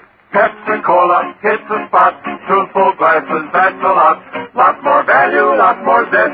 Why take less when Pepsi's best? More and more, among fellows and girls, among mothers and dads, you hear that sane and sensible question, why take less when Pepsi is best? No budget, no allowance, ever had a better friend than tangy, sparkling Pepsi-Cola. Because one big 12-ounce Pepsi bottle gives you 2 delicious drinks. That's twice as much tangy taste, twice as much delicious Pepsi to go just twice as far. That's why more and more families say, why take less when Pepsi is best? Yes, families like yours and mine, families all over America, they're all saying, why take less when Pepsi is best? Pepsi-Cola hits the spot. Tastes terrific when you're hot. More and better than the rest. Why take less when Pepsi's best? Today, tomorrow, always. Get America's biggest cola value. Take home a carton of 6 big Pepsi bottles. Insist on Pepsi at the store. And say Pepsi at the fountain. Say Pepsi at the stand. Say Pepsi. Whenever you reach for refreshment, remember. Why take less when Pepsi's best? And now, back to Counterspy. In a Washington hotel room, charity racketeer Alfred Babson and Countess Carla Maroney are discussing George Walsh's offer. See, Carla, Walsh's offer is double whatever I'm giving you. Alfred, I told you I can be trusted. Boss, we better pull out of this caper. Yes, Cyril? Why? Now, we heard Walsh is a tough customer with a mob of gorillas. Maybe, but I'm not letting this plum fall out of my hands into his lap. Carla, the first step is for you to call this man Harrison and arrange a meeting right away. You take him for a drive across the river.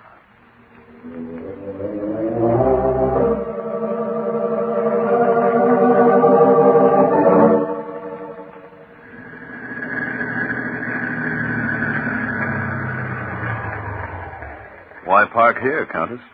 I want to talk to you alone, Mr. Harrison, about the offer you made me on behalf of Mr. Walsh. You ready to switch over to the smart money? I've been thinking about it seriously. Can I tell Mr. Walsh it's all set? Yeah, you can tell Walsh it's all set. Hello, stranger. Okay, Countess, go take a walk. Yes. All right, Zero. Nice dame, the Countess. Look, Harrison, my boss has a proposition for your Mr. Walsh.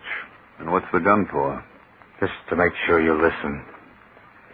Now, my boss figures there's plenty for 2 outfits in this territory. If your Mr. Walsh wants to play nice, okay. If he don't, then there's a lot of shooting. And that means the law. And none of us make sense. And it's a deal? I'll have to talk to Mr. Walsh. What's his cut? He and my boss can talk that over. Where and when? You bring Walsh to the Ashton Dames' big party tomorrow night. My boss will be out on the terrace. There'll be a white carnation in his buttonhole so you can spot him. A white carnation? You 2 show out on the terrace at 11, on the nose. Do you think Walsh will go for a setup like that? Mrs. Ashton's party at 11. Chief meets your boss. Yeah, Zero. I guarantee you my boss will go for a setup like that.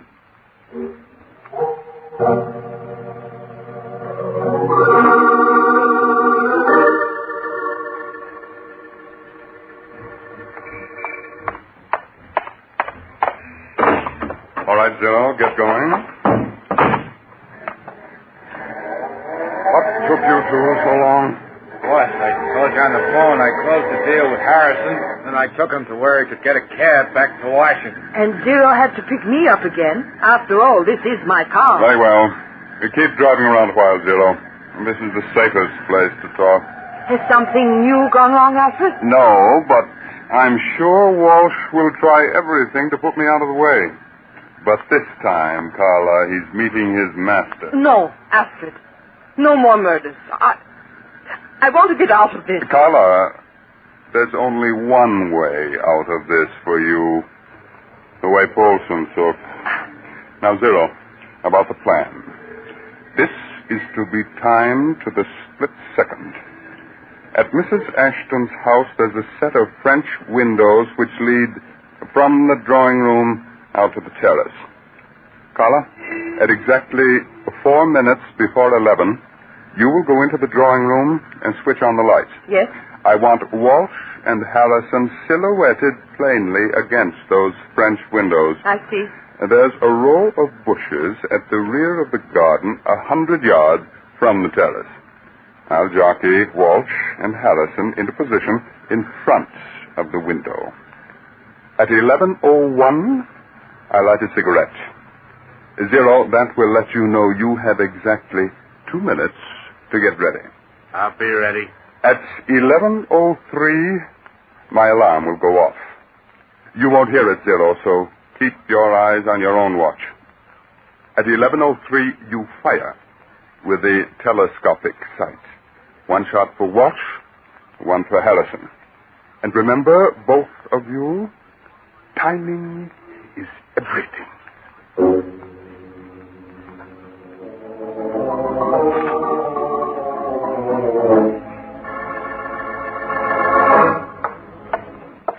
Dave, I've got something that could have helped us on this case. And what is it? Well, I took out specifications for a miniature camera to one of the best manufacturers in the country. Told him the camera was to be used as standard equipment for all counterspies. Their production engineer gulped a couple of times and put our camera on a priority basis. Well, here's a dummy model.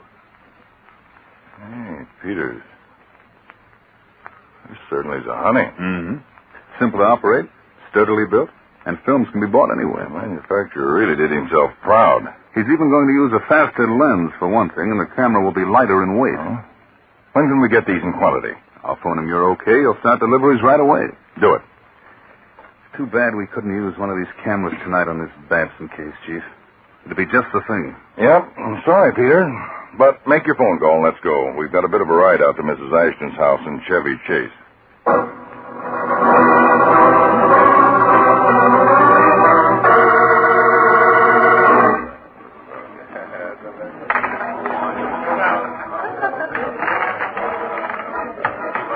What's the time, Peter? 1 minute of 11, Dave. There's the countess coming out of the drawing room. Now, Vera, your cooperation is of the utmost importance. David, I'm worth any 10 of your agents. I'll keep that miserable Countess creature away from the terrace, all right. I'll talk her deaf, dumb, and blind. Vera, I love you. Well, I'd better get started. Come on, Peter. Let's go out on the terrace. Fine.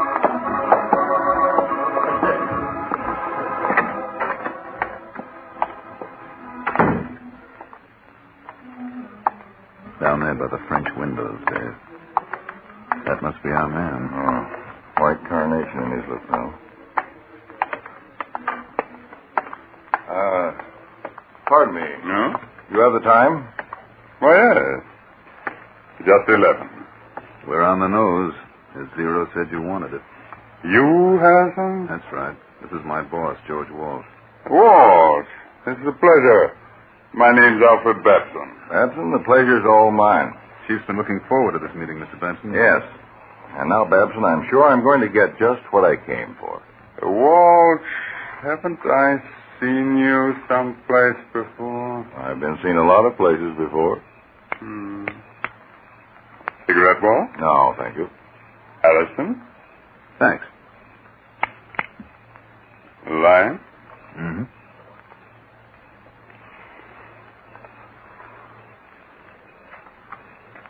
Well, Walsh, we'll have everything settled in less than 2 minutes. We both know what we want, and I'm a stickler for time. I noticed that wristwatch of yours. That's an alarm on it. Nice gadget. No, thank you. I had it made especially. Now, Walsh, let's hear your plan. Okay, Babson. Here's my plan. Don't try to get out of it, Babson. My arm. The more you struggle, the more it'll hurt. Oh. That's a hammer hold that she's got on you, Babson. Keep it up and you'll have a broken arm. That's better. What's the idea of this, Caper? Go on, Babson. Over to the French window. Oh, wait. Move. I said. But, Frenchman, we can't stand here. No? Somebody will see us.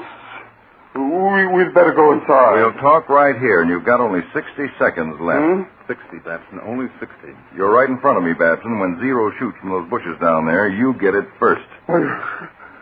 You know. After the Countess made the appointment to meet my assistant, I had her car wired for sound. What I heard you, Zero, and the Countess say sounded very interesting. Babson, 45 seconds left. I'll be killed. Tell him not to shoot. 40 seconds, Babson. Now you're getting just what you gave Steve Polson. I had killed Polson. I couldn't trust him. 35 seconds left. Don't let Zero shoot. Stop him. Walsh, I'll give you anything you want. Sounds as if you have an offer for me. 25 seconds, Babson. Walsh, I'll clear out of the charity racket. You take over the whole operation. Everything. The Countess goes with it. You can have it all. 15 seconds to go. Didn't you hear me? I'm giving you everything. 10. No! Don't shoot! It's me! Don't shoot! Now exactly 3 minutes past 11. It's me! No! Don't shoot! Don't shoot! Don't!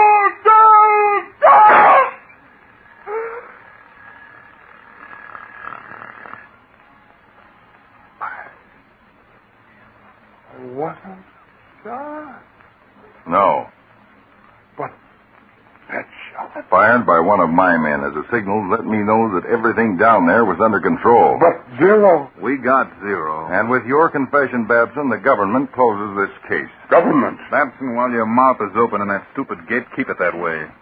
Mr. George Walsh here is David Harding, chief of the Counterspy. That's right, Babson, and I can guarantee you personally, when the time arrives for your trial, the jury isn't going to show you any charity.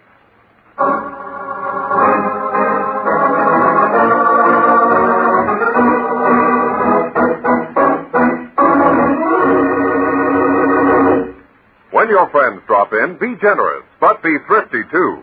Serve plenty of delicious Pepsi-Cola. Pepsi's big 12-ounce bottle gives you not just one sparkling glass full, but two. Get a carton of 6 and serve 12 delicious drinks. Yes, Pepsi is America's biggest cola value. You get twice the tangy taste, twice the refreshment, twice the Pepsi. So why take less when Pepsi is best?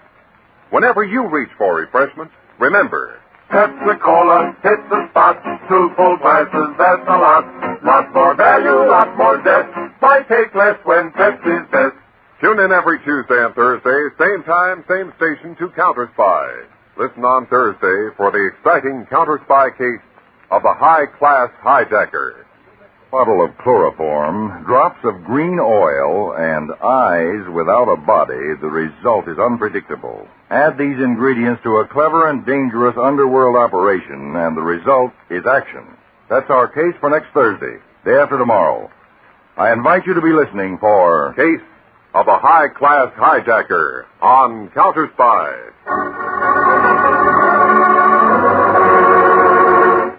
Tonight's Counterspy program originated in New York, was directed by Leonard L. Bass, dramatized by Edward J. Adamson, and featured Don McLaughlin and Mandel Kramer, with music by Jesse Crawford.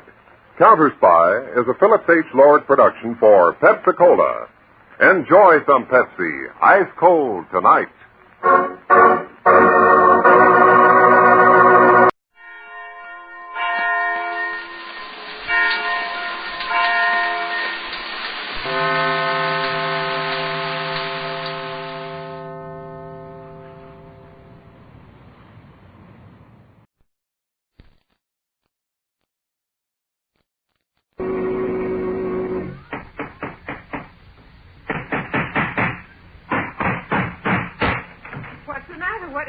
Another case for Nick Carter, Master Detective.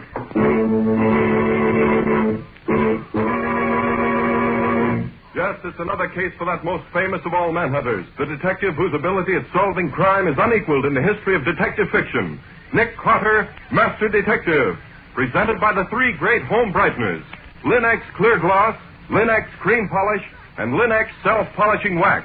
Created by Acme, America's great producer of Acme quality paints. Today's curious adventure, Murder on Mad Mountain, or Nick Carter and the mystery of the opera singer's dog.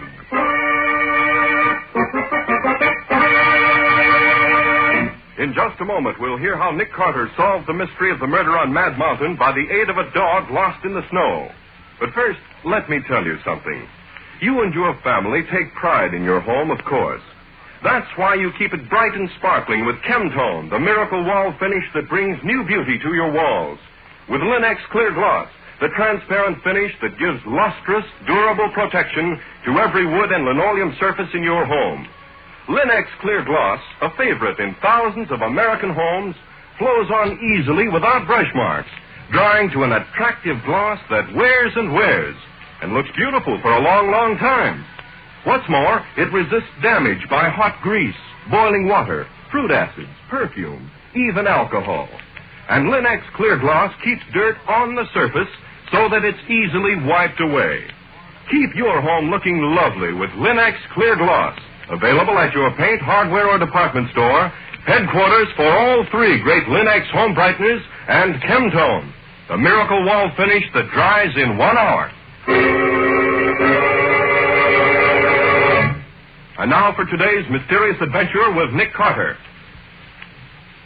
As we open our story today, we find Nick and Patsy in a train which is crossing the hump of Mad Mountain in a raging blizzard. This is a pretty thrilling experience, Nick, riding over the mountain in a blizzard like this.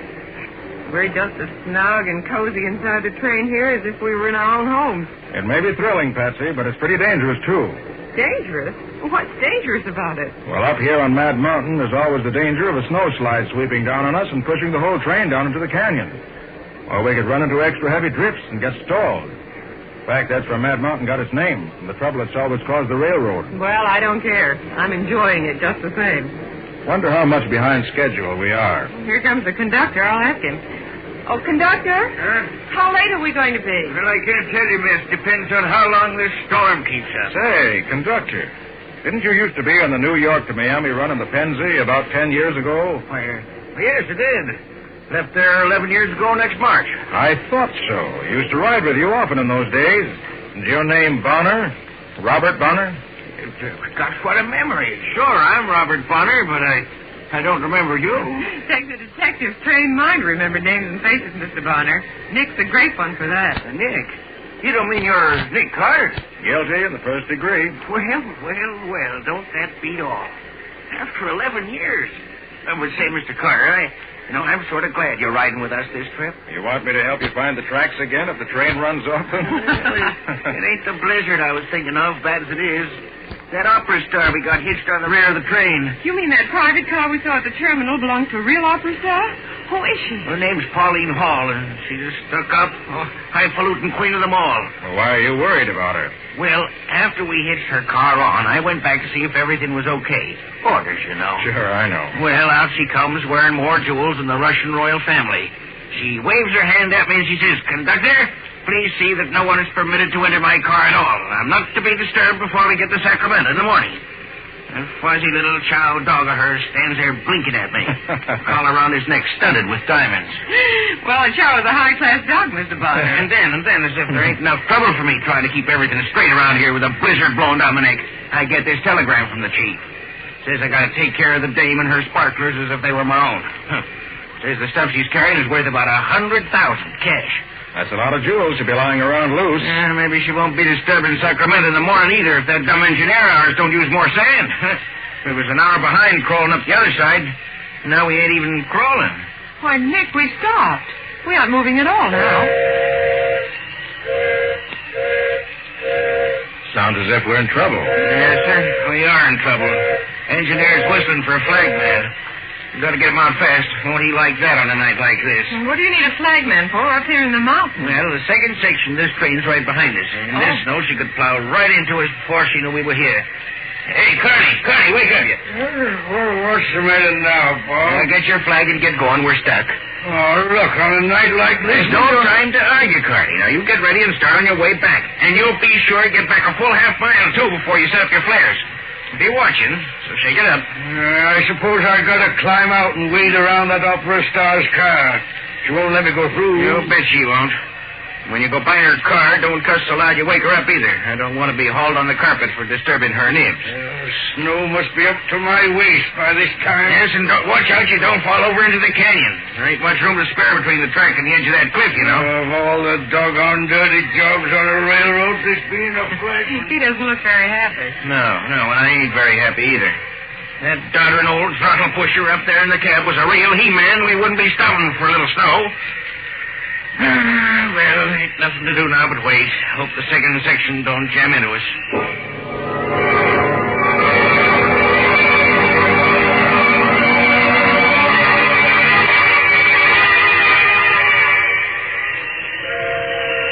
What's the engineer trying to do now, Bob? Well, sounds like he's signaling to the other section. That dumb flagman of mine set the flares going like I told him to. They ought to stop the rest of this drag. Then there wouldn't be no need for all that tooting and whistling. Well, why don't you look and see if you can see the flares, Mr. Bonner? They certainly show up across the snow, now that it stops snowing. Well, that's just what I'm going to do. You want to come, Mr. Carter? Wait till I get my coat on, and I'll be right with you. You ready, Mr. Carter? Here, take a look out the platform. They have the car here. Now, watch out. We'll open up here. There we are. Hey, it's mighty cold out here. Must be near zero. Very near. That's the other section, Mr. Carter, and they got the signal. Well, that takes care of that. Hey, wait a minute. What's that?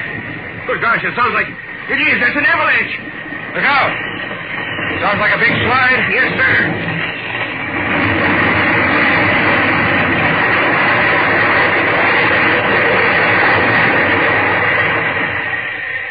Hey, that was awful close. Too close for comfort. Yes, sir, indeed. Missed us, though. Went right by us. Now, what about the flagman? You suppose that he might have been... Carney. He must have been right in the path. I better see if he... I'll go with you. Come on.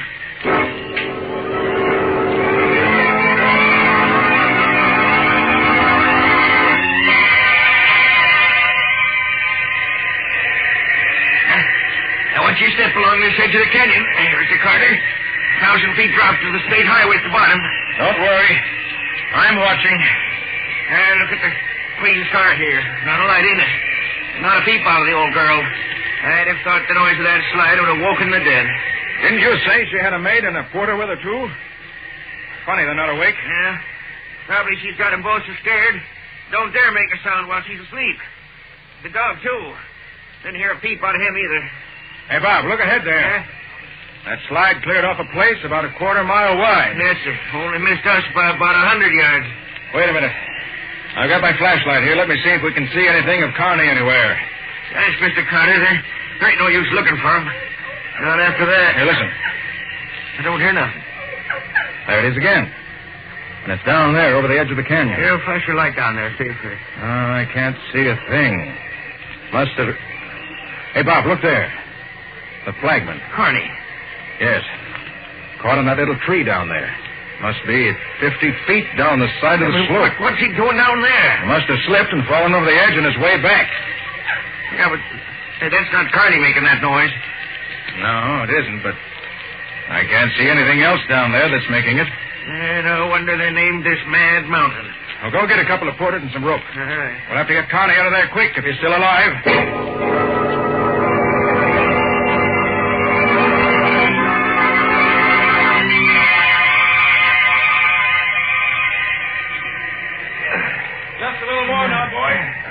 Take it easy. Oh, pull. Yeah, pull. Here, let me help you. Now, all together. Right. No more. There. That's it. Now, give me a hand with the body. Mr. Carter, is he dead? Yes, he broke his neck when he fell. Ah, poor Carney. Many's a long ride we've had together. You two porters stay here with the body for a bit. Yes. Bob, you and I have a job to do. Come on, quick. Job? What do you mean? Say, where you going? If it's what I think it is, we got a real job on our hands. You got a key to the Queen's private car? The Queen's? Well, no. What do you want that for? You know what I found down there when I was getting Connie's body? No, I ain't got any idea. Well, that chow dog of hers is caught in a clump of bushes just below where Connie was. Yeah? The dog was doing that crying we heard before. He stopped now. Yeah, I'll bet that darn dog got out of the car and chased Carney, and Carney fell over the edge trying to get away from him. Certainly hope you're right, Bob, but I don't think so. Well, what do you think did happen then? I'll tell you in a minute. Here's the end of the Queen's car. Yeah. Maybe I've got a key that'll fit this door.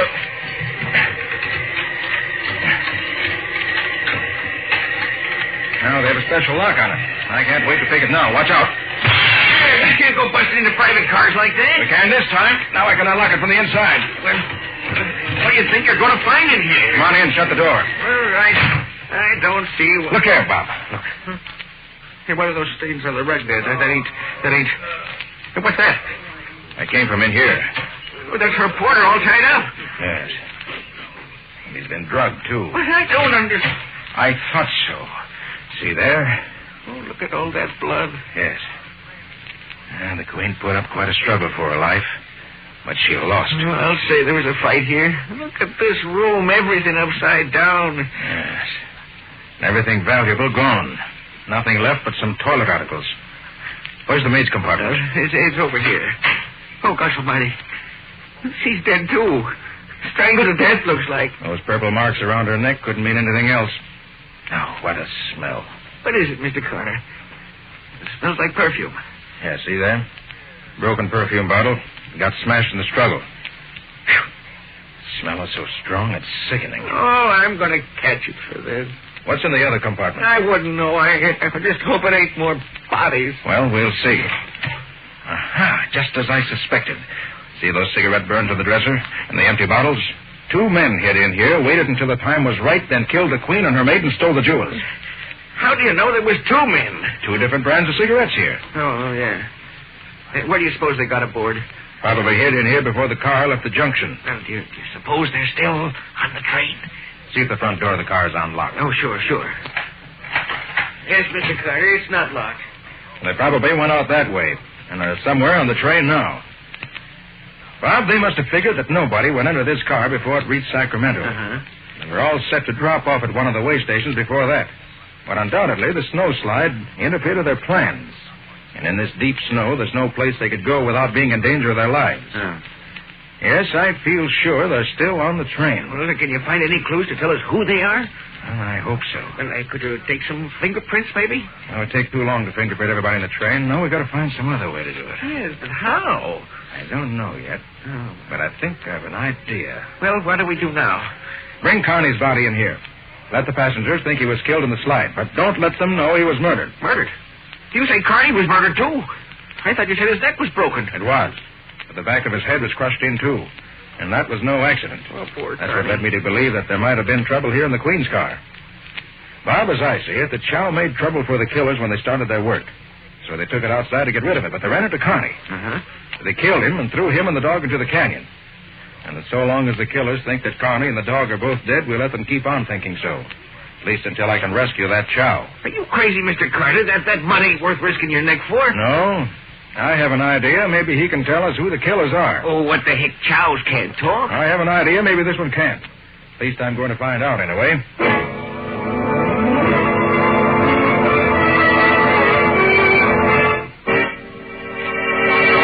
So Nick thinks he can make the Chow talk. At least enough to tell him who killed the opera singer and stole her jewels. Will the dog still be alive by the time he can get down to rescue it? And will it tell him what he wants to know? We'll see in just a moment. There is no more attractive background for your furniture than lustrous, well-kept floors. And Linex self-polishing wax keeps all your floors looking their best, whether they're wood, tile, or linoleum. Yet it takes only a jiffy to apply and dries without rubbing to an elastic, satiny finish that wears amazingly. Because Linex self-polishing wax contains the highest possible content of genuine Carnauba wax, with no gum, shellac, or resin in it to chip or crumble. When the most used parts of your floor show wear, you needn't re-wax the whole floor either. And Linex self-polishing wax is so resistant to dirt and water that it keeps the soil on the surface, where it's easily wiped away with a damp cloth or mild suds. In addition, Linex self-polishing wax is the non-skid floor finish, resisting slip even when water is spilled on it. The Underwriters Laboratories, whose seal is on each bottle, have proved this fact. So get it now. Linex, L-I-N-X. Linex self-polishing wax. You'll find all three great Linex home brighteners and Chemtone, the miracle wall finish, at paint, hardware, and department stores everywhere. And now back to our story. We left Nick planning to rescue the dead opera singer's dog, which is caught on a bush on the side of the canyon, in the hopes that it might some way reveal the identity of the murderers of his mistress. But where did Nick go, Mr. Bonner? He wouldn't tell me, Miss Bow, and he just told me to come to the baggage car, get all the extra rope we have, and wait till he got back. No, I wish he wouldn't try to rescue that dog tonight. It's too dangerous in the dark on a freezing night like this. I tried to tell him that, but he wouldn't listen to me. Just said that the dog was going to help him find the killers. Crazy talk. I'm glad it isn't so crazy, Mr. Bonner. Nick has a way of knowing what he's talking about, but I wish he would... that rope for me, Bob? Look, Mr. Carter, now why don't you let me take the baggage and mail crews and search the train for these killers? That'd be useless, Bob. Those crooks are only 2 out of several hundred people on this train. How could you tell them from the others? Well, Furthermore, once you let the passengers know there have been 2 murders on this train, you'll see what happens. Oh, gosh, Nick, you're right. We might have a panic on our hands. I guess you're right, but I don't like it just the same, risking your neck for a fool dog. I like dogs, and this one's hurt and probably freezing by now. Nick, what were you doing in the train just now? I thought you said you weren't going to try to spot the killers. I wasn't, Patsy. Not exactly. Well, then what were you doing? Looking for something. Well, did you find it? Maybe. We'll see later. Now, if you'd like to have that rope... Sure you don't want me to come with you? No, you stay here. I don't want any of the train crew or passengers to know what's going on. Well, okay, whatever you say. If Mr. Bonner's not going with you, I am. Well, now that the storm's over, I guess it's safe enough. But you better dress warmly, Patsy. It's mighty cold out. Look, Nick, there's an extra trainman's outfit here. That's heavy enough. Could I use that, Mr. Bonner? Sure, if you can get into it. I can get into it all right with plenty left over. Patsy, I want to get that dog while he's still alive. Hurry up, will you? Let's get going.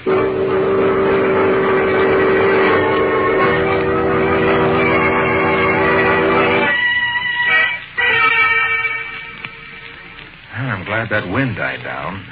Not quite so cold now. That's right. Is this where you found the brakeman? Oh, yes, I can see the marks in the snow. Is the dog here too, Nick? Yes, Patsy. He was caught in a small bush just below where the brakeman was. How are you going to get down to him? I'm going to tie this larger rope to the rail here, if I can find it under this snow. Oh. Yes, here it is. This little rail is cool. That should be a knot that'll hold. Yeah. Now, I'll let myself down the side of the canyon with it. Mm-hmm. You keep hold of this smaller rope. When I've tied the dog to it, you pull it up. Okay. I can climb back up the other rope myself. It's a good thing we have the headlight from the locomotive on the second section to help us. Gosh, it's bright. Yes, even though it's at least a half mile down the track, it's light enough for us to see by. All right, are you ready? Well, gee, Nick, suppose your hands get so cold you can't pull yourself back up. Don't worry, they won't, Patsy. I'll be getting enough exercise, so I'll keep warm. It's you I'm worried about. Are you warm enough? Oh, sure, this outfit I've got on keeps all the cold out. I'm okay. All right, then, I'm off. I'll let you know as soon as I'm ready to have the dog pulled up. I'll be waiting. Take care of yourself, Nick. I'm all right.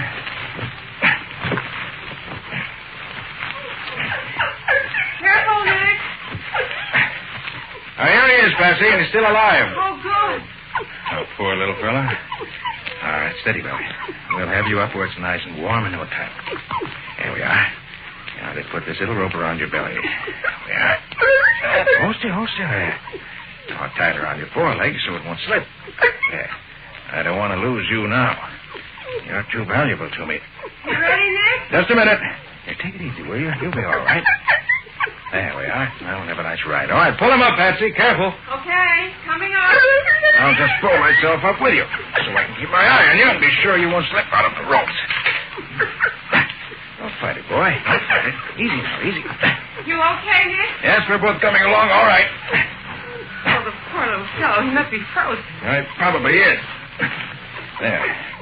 I'm not too warm myself. All right, boy. You untie him, will you, while I get this rope off the track? Okay. Here, take it easy, Pup. Yeah, now, just I don't blame you for being mad. I'm mad, too. You're all right now. You're all right. There you are. Can you stand up? Oh, Nick, do you suppose any of his bones are broken? I hope not.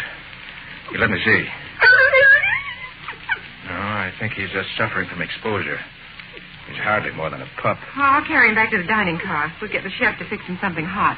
Some good hot milk with a little brandy in it ought to make him feel like a new dog. And something hot wouldn't hurt us either. Come on.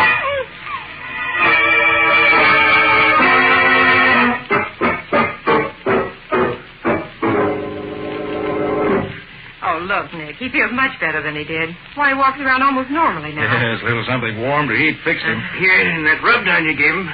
Oh, what are you planning to do now, Nick? Let me have that small piece of rope, will you? Want to make a leash for him. You're not going to take that poor pup out for a walk, are you? Take him out? No. Take him for a walk? Yes. But why? Patsy, have you forgotten we're on the trail of 2 murderers? Of course not, Nick, but... There. That's not much of a leash, but I think it'll serve the purpose. All right, Bob, you ready? I sure am, ready for anything, but... Say, do I smell trouble? You might. We'll know pretty quick now. May I come too, Nick? Not this time, Patsy. Just wait here and cross your fingers for luck. Okay. Where are you going? To the smoking compartment of the first car. I want to show the dog something.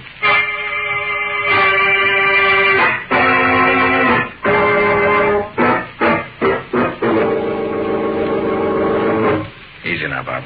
Right. The smoking compartment's just ahead here. Okay. Quiet, boy, quiet. You'll get your chance in just a minute. I remember back some 20 years ago, we were held up for 4 days in a slide on a railroad up in Canada. Yeah. Somebody's always been where it's worse. Now, listen, Bob. I'm going to let the dog loose when we get to the door of the compartment. I'll follow him in, and you stay back of me. I don't want to seem to brag. I was just going to say... Shut up. It's bad enough now without you making it worse. Hey, Bob, you hear that? Yeah, but what? Quiet. I'm letting him loose. Close, you don't want... Way down. Button your lip. Ready, Bob? Yeah. All right, here goes. We stay here until I say so. I just can't keep that trap shut in there. What's the... Take him off! Take that thing off! You're a little much. My God, get out of the way, Pete. I can't put you on hitting you. Get him off me, will you? Come on, Bob. All right, you two, get your hands up, quick. Get this dog off me, will you? Okay. Get the dog, Bob. Come on, fella. Steady now. Now, he won't hurt you. That's the idea. Let Get your hands up, now. You ain't got no right to come in here that way. Don't try to get your gun or I'll let you have it right. I got my hands up. That's better. I don't like shooting. All right, Bob, take their guns away from them. Yeah. Be sure you get all of them. And see what else they have on them at the same time. Sure, Mr. Carter. Sure, I'll give him a good going over. Carter, you ain't Nick Carter. I certainly am. Wouldn't you know, Pete? We pull a job way up here in the mountains, and Nick Carter has to be on the train. Oh, shut up. He ain't got nothing on us. Nothing. No, I think I have plenty. Prove it. You want to search us? Find anything interesting, Bob? No, nothing. Just these 3 guns. Nothing else. Yeah, you say we ain't done nothing. I told you got no right. You and your pal murdered the opera singer and made in their private car tonight. You slugged the brakeman and threw him over the cliff. You stole all the singer's jewels. You call that nothing? This guy's nuts, Pete. Yeah. Go on and prove it, copper. But get me a doctor first, will you? My leg's all bent up. Look, I'm bleeding. I'll get you a doctor after I get your confession. We don't know nothing about it, do we, Mike? No, we don't know a thing. It wasn't even there. All right, very well. We'll all sit right here and wait until you two decide to give us the information we want. All right, Flatfoot, sit. You can wait till next year, but you won't learn nothing from us. Okay. I'll wait.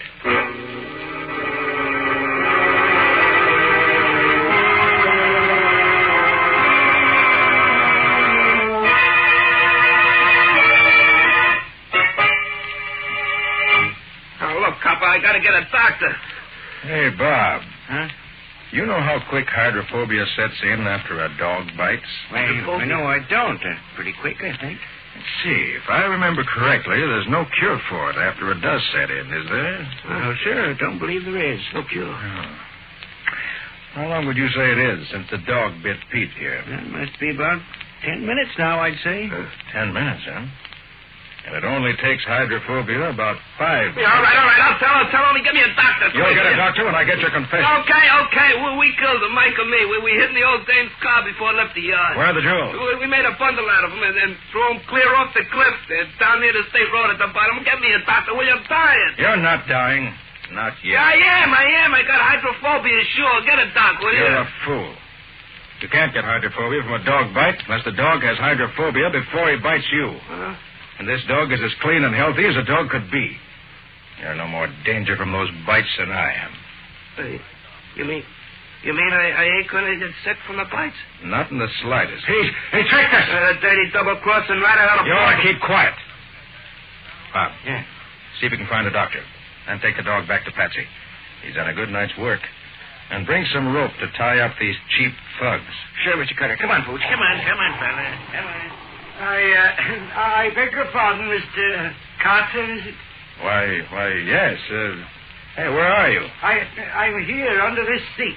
Is it safe to come out now? Yes, indeed. Come on out and join the party. Thank you. It's much more comfortable out here. Mr. Carter, may I ask you a question? Why, certainly. Go right ahead. How did you know these were the men who killed somebody? Oh, very simple.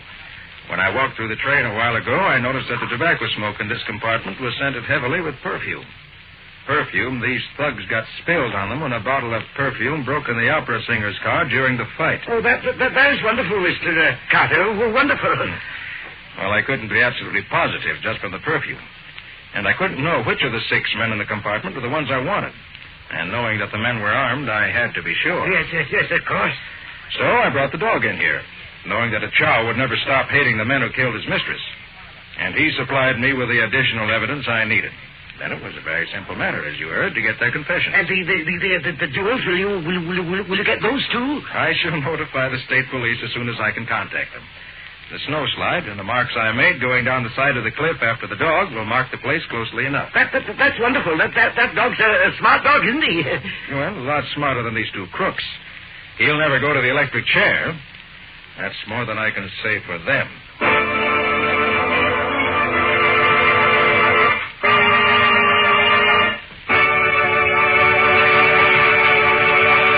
In just a moment, Nick and Patsy will bring you a preview of next week's exciting case. But first, here's a worthwhile thought. These are busy times for streamlined efficiency in everything we do. And American homemakers everywhere are learning how much time they save when they preserve the natural beauty of their furniture with Linex Cream Polish, which cleans as it polishes in one easy process. Linex Cream Polish requires no tiresome rubbing, and in one quick, easy application removes cloudy dust and polish accumulation. It banishes messy fingerprints and helps conceal ugly scratches. Linex Cream Polish dries hard, too, leaving no oily film to attract more dust and make more work for you. So by all means, keep your treasured furniture lovely the easy way with Linex Cream Polish. Remember to ask for it at your dealers.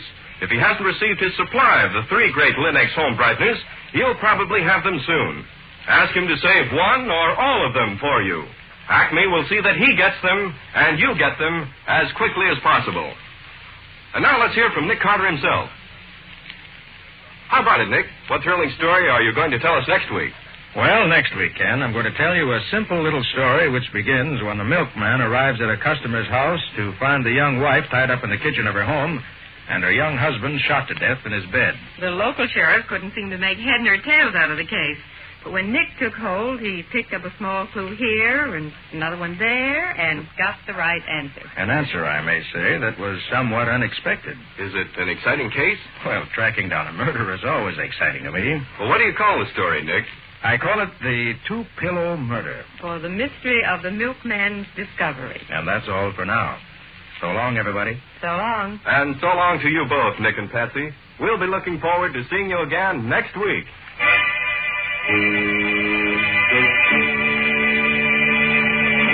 Next week at the same time, listen to another curious experience of Nick Carter, Master Detective, entitled The 2-Pillow Murder, or Nick Carter and the Mystery of the Milkman's Discovery. Nick Carter, Master Detective, is a copyright feature of Street and Smith Publications, Incorporated. It is presented at this same time and over these same stations by the 3 great Linex home brighteners: Linex Clear Gloss, Linex Cream Polish, and Linex Self-Polishing Wax. Created by Acme, America's great producer of Acme quality paints. In the Nick Carter Adventures, Lon Clark is starred as Nick. Ellen Choate is featured as Patsy. Original music is played by Lou White. The programs are written and directed by Jock McGregor. This is Ken Powell speaking for the thousands of Linex dealers all over America and saying so long until next week. This is Mutual.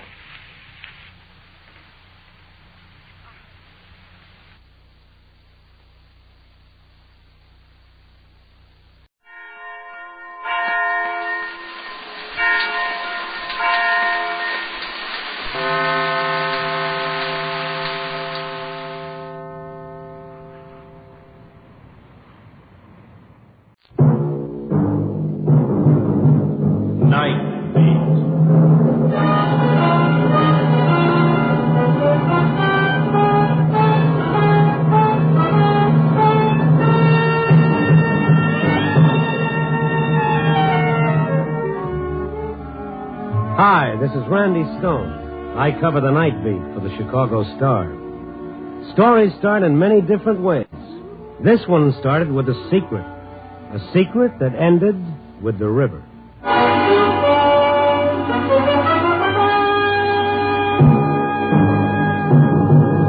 Night Beat, starring Frank Lovejoy as Randy Stone.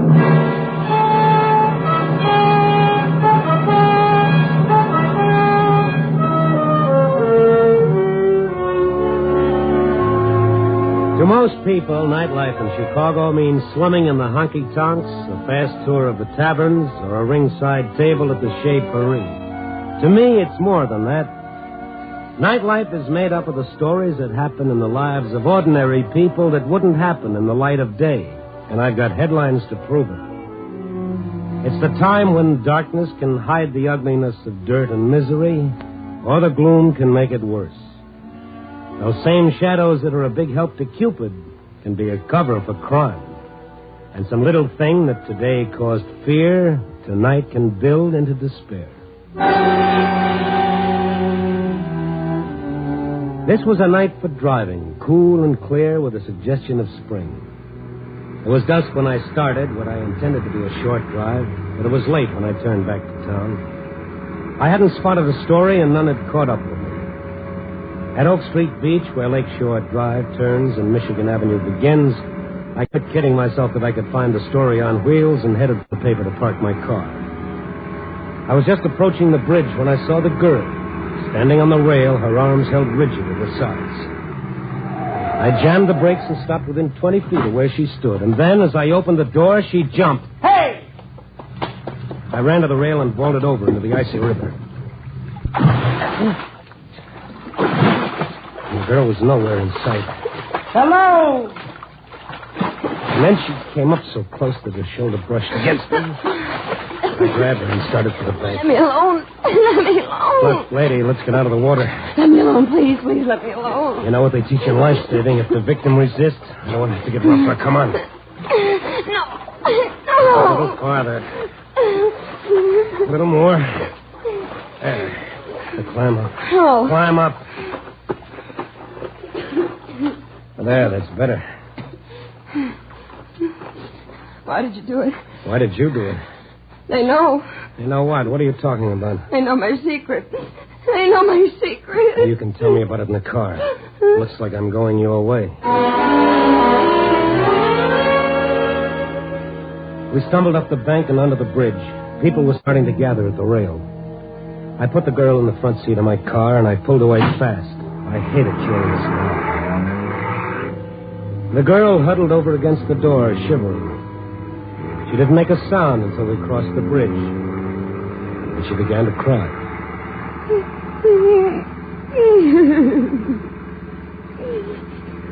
Want to tell me about it? All right, you've been a hero. Why don't you let me alone? Look, I'm only trying to make it easier for you. Strangely enough, when you try to take your own life, it becomes a matter for the police.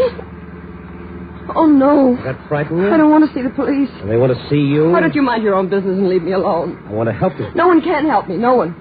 Nothing's ever that bad. Just seems like it. That's easy to say about somebody else. Well, I know it wasn't very original, but neither is jumping off a bridge. Are you a detective? No, I'm just a guy. Why did you go in after me? Oh, I saw you jump just as I drove up. Reflex, maybe. I was in the water before I had time to think. Yes, I do owe you something. Well, now that's more like it. I'll settle for a cup of hot coffee and some dry clothes. I can make the coffee. I don't know about the dry clothes. Maybe the janitor can find you some. It's quite a trade. A cup of coffee for my life. One of us is getting gypped.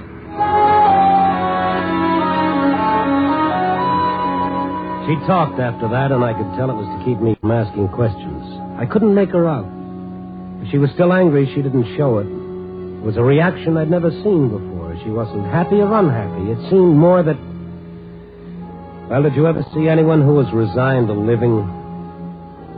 I drove to the address she gave me on Walton Street. It was a better-than-average apartment house, a good district. No clues there to suicide. She even joked a little as we reached the front door. Sorry. Must have left my bag in the river. Oh, the janitor let us in. Must be pretty exclusive here. I hadn't noticed it. Why do you say that? Only 3 names on all those letterboxes.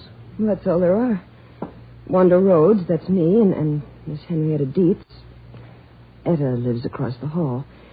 And Judson. He died 7 months ago. Then there are only 2 people living in this big building?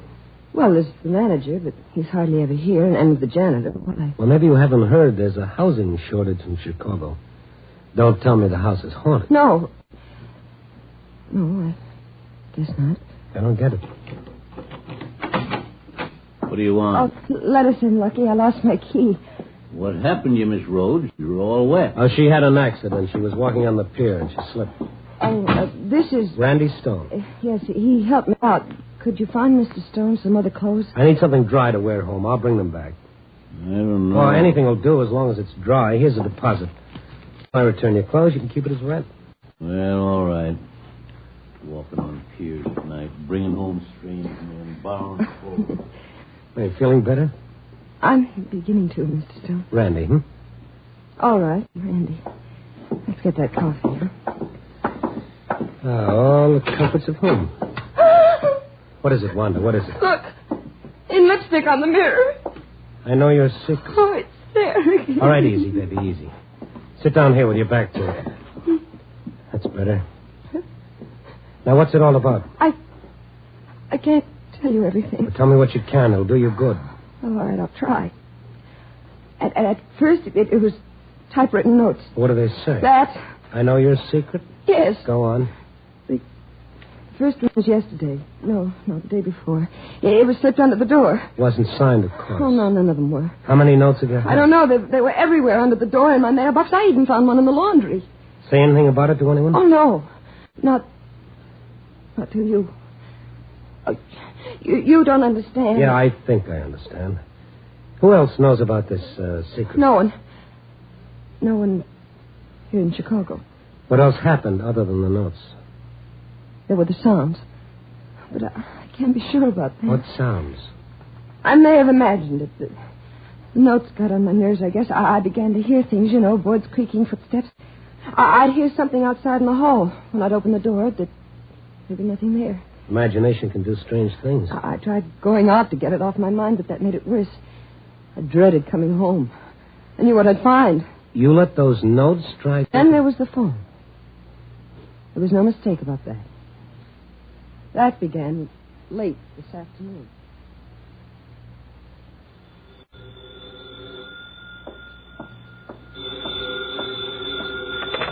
Hello?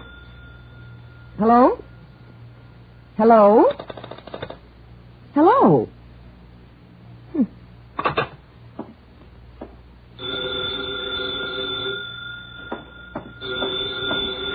Hello? Hello?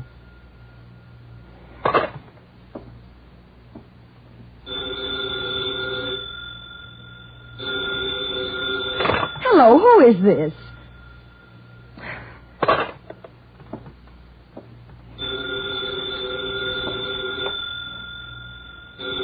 Oh, ring. Go ahead. Ring your head off. Hello. Hello. Oh. Look, what are you trying to do? I'll fix you. I'll leave the receiver off the hook. There. That'll settle that. All the crazy things. Well, ring. Go ahead. See if you can ring now. Oh. Hello. This is the service operator. Is your receiver off the hook? Well, yes. Are you using this line? Well, no, but you see... Then I must ask you to hang up your receiver. Operator, let me explain. My phone keeps ringing. When I answer, there's no one there. There is a party waiting for your line. Is it a man or a woman? I'm sorry, we cannot give out that information. Will you please replace your receiver and see if your number can be dialed? Oh, all right. Hello? Hello? Oh.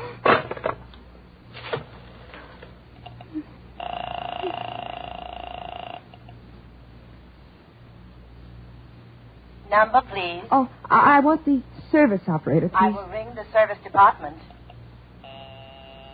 I am ringing. Service operator. Oh, operator, something has got to be done about this phone. What is your trouble, madam? Well, I just talked to you. You made me hang up my receiver. Oh, that must have been another operator. If you will tell me your trouble, I will have it checked. Look, my phone keeps ringing and ringing and ringing, and when I answer it, there's no one there. I can't stand it. My nerves are shot as it is. I can't stand it, I tell you. Well, the trouble may be in your phone. Well, of course it's in my phone. That's what I'm trying to tell you. If the trouble is in the instrument, it cannot be checked until morning. Morning? Well, what am I supposed to do until then? I can't stand here and listen to this thing ring all night. We will send a serviceman as soon as we can.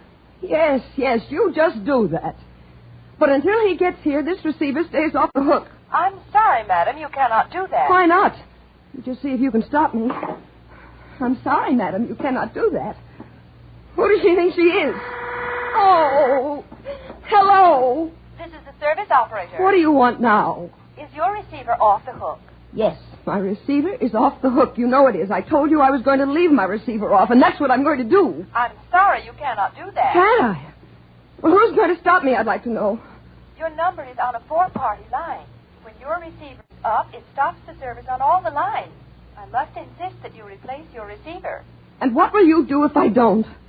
It's my duty to see that the lines are open. I will have to keep ringing until you do. Oh! Hello! Hello! Hello! The phone kept ringing and ringing until I guess I went a little crazy. I grabbed my coat and ran down the hall. When I got to the front door, I found a note pasted on the glass. I know your secrets.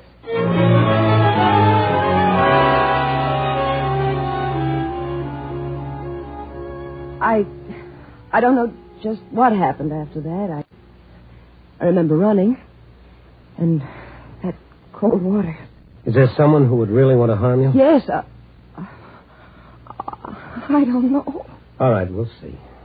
You should be getting out of those wet clothes. Come on now. Find something warm and dry. Oh, what about you? Well, does that answer your question? I think that's my tailor now. Now go in and change and knock before you come back.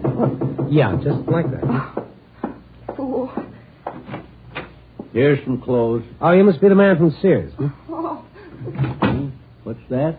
There's something you can do for me, Pop. My name's... They call me Lucky. What is it you want? I want the names and present addresses of some of the tenants who used to live here. What do you want that for? I want to ask them why they moved from here. What business is it of yours? It's no, I'm just curious. Oh, that ain't in my department. Uh-huh. Would this help you find that information? Sure easy with your money, ain't you? But put it away. It won't do you no good. First place, I don't know where they moved. Second place, I can tell you why. I'd go myself and I had any place to move. Well, why did they move? Because this is a crazy house, that's why. People walking around all hours, peeping and prying. Mm-hmm. You wouldn't be meaning that for me, would you? No, for you. Wandering all over they was. Top floor, this floor, even in the basement. I saw them looking and searching. Searching for what? I ain't a-saying. Tell me what you mean, Pop. Lucky. You can tell me about it. There ain't nothing more I'm going to say except this. Just heed, mister, you don't get in somewhere you can't get out of alive.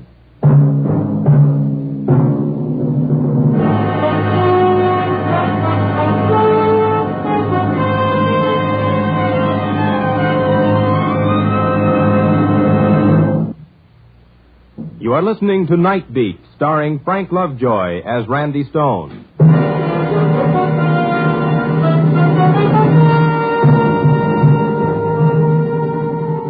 There I stood in a strange apartment, wringing wet, with an armful of shabby, faded clothes and a door slammed in my face. Well, I wonder what that was all about. Must be as nutty as a candy bar. Just heed, mister, you don't... Yeah. Can I come in now? Oh, not yet. Has Lucky come in? Yeah. And who are you talking to? Oh, myself. It's getting me, too. Okay, come on in. What's getting you too, Randy? This house. Next, I'll be hearing things. You don't believe me? Oh, sure. I believe most of it happened. The rest was the product of fear and panic. What about this This Henrietta, what's her name? Etta? What about her? Think she'd know anything? If she doesn't, it's not her fault. She tries to keep an eye on everything. Well, maybe I should get my stories from her. That's a gal I want to see. Come on. Not me. I wouldn't be caught dead. Yeah. All right, you make some coffee. I'll be back.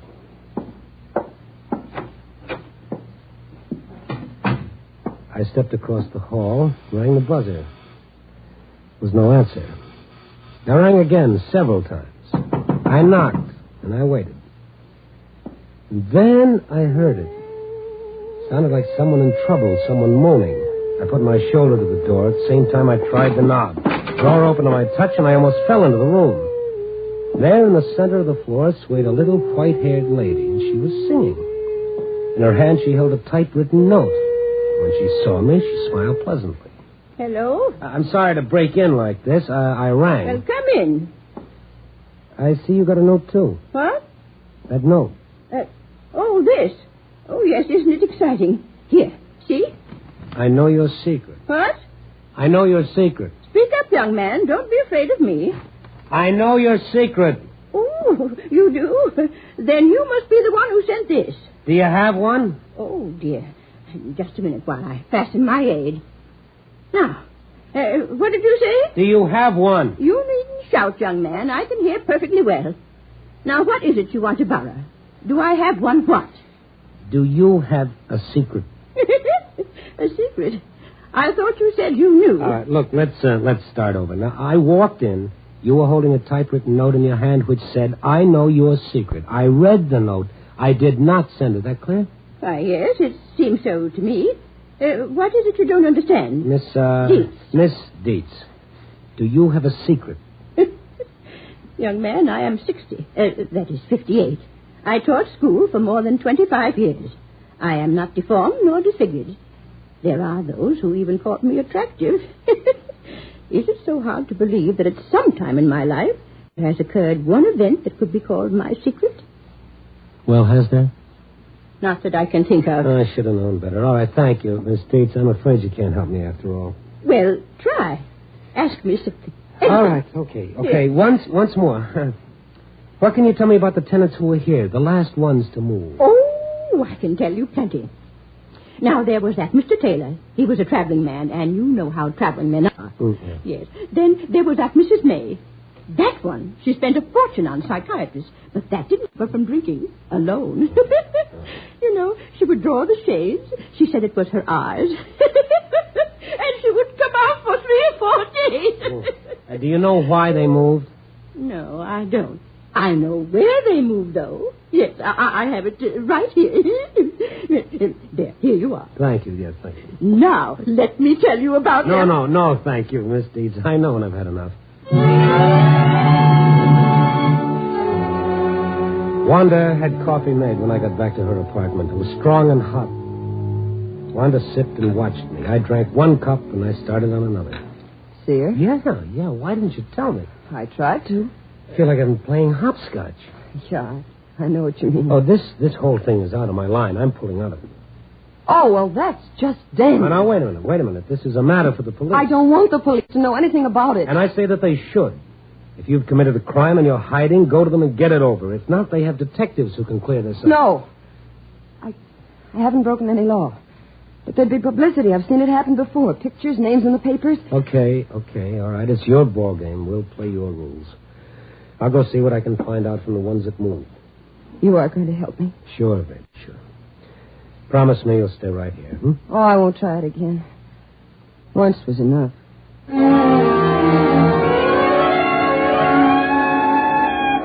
I started with the nearest ex-tenant, Mr. Taylor. He answered my second ring. He was wearing pajamas and street shoes. His body was moving, but his mind wasn't. Yeah, what do you want? Mr. Taylor? Yeah, I'm Taylor. May I come in? Oh, sure, come in. What do you want? I want to ask you about the Walton apartments. Walton? Who are you? Why did you leave the Walton apartments, Mr. Taylor? What are you getting at? Did you receive threatening notes? Yeah, typewritten.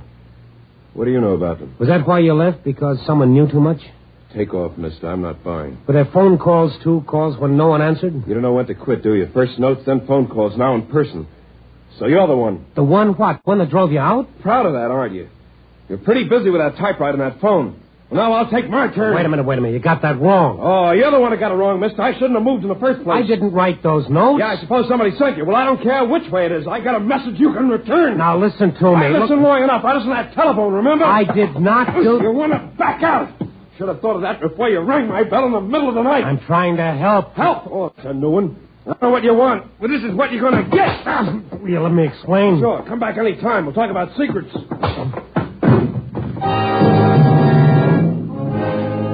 For a traveling man, Taylor hit a good right. I don't know what he sold, but it must have been heavy, for his arm was in good condition. When I came to, I was lying in the hall in front of his door like a watchdog. I was convinced that Taylor was not interested in my explanations, so I went to see Mrs. May. I knocked several times at her door before it opened a little way. She looked at me and started to close the door again. I stopped her with my foot. She was in cream and curlers. I could have chinned myself on her breath. What do you want? I want to talk to you about the Walton Apartments. I don't know anything about them. Who are you? I'm a reporter, Chicago Star. No, I don't know you. You get out before I call the police. I wouldn't do that, Mrs. May. Why? The Walton Apartments, remember? The Walton Apartments. Why did you move? There's no law against it. What business is that of a reporter? Did you ever receive threatening notes or phone calls? No, I just wanted to move. That's all. So I did. Mrs. May, I know your secret. You're the one that sent those notes. You're the one that rang me all day and all night. What do you want with me? You can't blackmail me. I'll go to the police. I'll put a stop to this. Yeah, I'll put a stop to this. So you did receive typewritten notes? Man, not the papers. I'll do anything you say, but don't print anything in the papers. What do you want? Mrs. May, I'll pay anything, only don't tell my secret. And all the time, I thought it was her. She watched me all the time. I was ashamed of what I'd done, but it was the quickest way, and there wasn't much time. I apologized for the ruse and the shock it had given her. When her alcoholic brain finally understood what I was saying, she turned her back and started for a tray of bottles on the table. I used her phone and called Wanda. No, don't call Wanda. anymore. I'll do anything, but only please don't call anymore. Please. Wanda, it's Randy Stone. Everything's all right. I'll be right over. Mrs. May didn't hear me when I left. Wanda was near collapse when I reached her apartment. Her phone had rung almost constantly since I left her, and it was still ringing. Randy, that phone's driving me crazy. All right, let it ring. I can't stand it. I I gotta get out of here. Maybe that would be better. I'll take you to a hotel. You can stay there the rest of the night. Pick up your things tomorrow. No, I've got to get out of this house. I won't live here with just a loony old woman and a snooping janitor. Okay, baby, okay. I'll ring for your trunk. The house phone? Use the house phone over there. Okay. Do I press a button? No, just lift the receiver up. He'll answer. I guess he isn't there. Oh, Pop, it's Randy Stone. I'm in Miss Rhodes' apartment. Will you bring up her trunk? She's moving out tonight. Okay, Lucky. That phone, I can't stand it. I've got to answer it, Randy. It stopped. Randy, it stopped. Yeah. It nearly had me stopped. Sometimes you look right at a thing and you never see it. It was there from the very beginning, but it was too easy, and I refused to see it. I met Lucky at the door and helped him carry the trunk into Wanda's apartment, and I closed the door behind us. What's that for? Why'd you shut the doors? There's another trunk out there. We won't be needing it, Lucky. But you said... She's changed her mind. She's not leaving tonight. Well, but you said she was moving. Why do you want to drive the tenants to move? I don't do nothing. It was them, the people, around at all hours, peeping and prying. Are you hiding something, Lucky? You've been snooping, too, just like the others. I saw them down there, and you, too, Miss Rhodes, trying to find out where I hid it. I don't know what you mean. You can't fool me. You found out about it. I saw you snooping in the basement, pretending you was doing your laundry. I know you want to steal it from me. I've never stolen anything in my life. I don't know what you're talking about. What did you steal, Lucky? What did you steal and hide in the basement? I didn't steal it. I found it. Found it? Well, it was the same thing as finding it. It was in that suitcase Mr. Judson stored here when he come back from the war. It was loot. It weren't his. He stole it. I didn't. What was it, Lucky? A bag of jewels. A plain old canvas bag of jewels. Oh, they were so pretty. I never had nothing so pretty before. If you took them from his case, that's stealing. But I didn't. The case got knocked off in the basement and come open. He never come back. He was killed in that plane crash. That makes it mine. I'll do it the same as I find it. You were the one that was phoning me? Sure. I knew if I could scare you off, you'd quit snooping. And I would have, too, if that nosy newspaper guy hadn't butted in. But how did you know about my secret? I didn't. Then why did you type those notes? I knew you had a secret. Everybody has one. If you thought I knew about it, you wouldn't tell about me. You didn't know anything about Wanda? No. When I tried the first time, the people moved, and that gave me the idea, so I've been doing it ever since. Lucky. That's what they call me, Lucky. And now your luck has run out. No, it ain't. This was in the bag, too. A gun? Yes, Miss Nosy, a loaded gun. What's that? It's the phone. I'll take care of that gun now. Oh, no, not again. All right, baby, I'll answer. Hello. We have been able to check your line. We cannot locate your trouble. Oh, yes. Thanks a lot, operator. You can cancel the complaint. We've located the trouble right here. Oh, and operator, get me the police.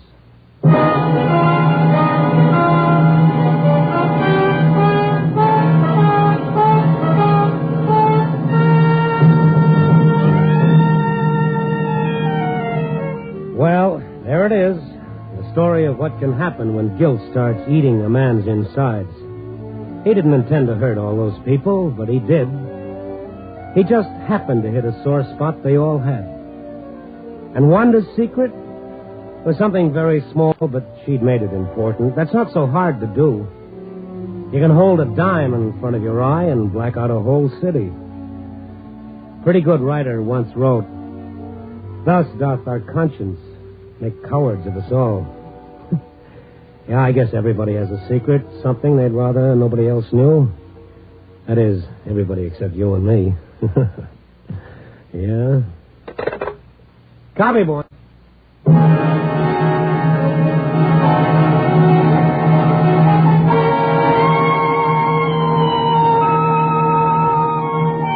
Night Beat, a new dramatic series, stars Frank Lovejoy as Randy Stone. Tonight's script was written by Joel Hunt.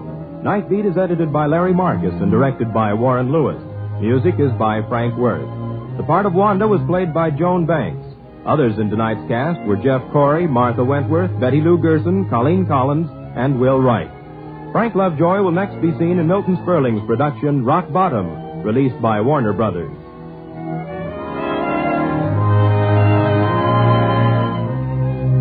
Listen next week at this same time and every week as Randy Stone searches through the city for the strange stories waiting for him in the darkness.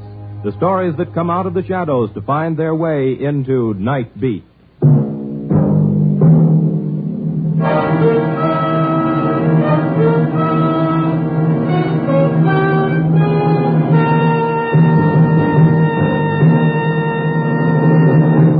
Richard Diamond, Private Detective, is now heard on Wednesdays. Yes, now on Wednesdays, hear Dick Powell as Richard Diamond, Private Detective. You'll hear action-packed entertainment as glib Rick Diamond fights his way to fame, fortune, and a red-headed girlfriend over most of these NBC stations. For $100 a day in expenses, Richard Diamond tackles adventure that will hold your interest right up to the smashing climax. Be sure to tune for the thrill-packed action drama that is yours for the listening every Wednesday on Richard Diamond, Private Detective. Now on Wednesday night, NBC brings you a trio of great adventure and mystery shows. Mr. District Attorney, The Big Story, and Richard Diamond. Hear them all Wednesday night on NBC.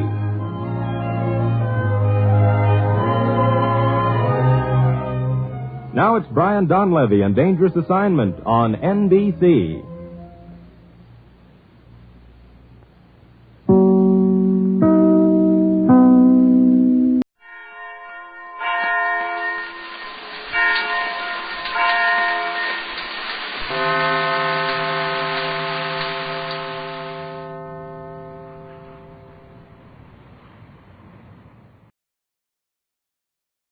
Portions of the following program are transcribed.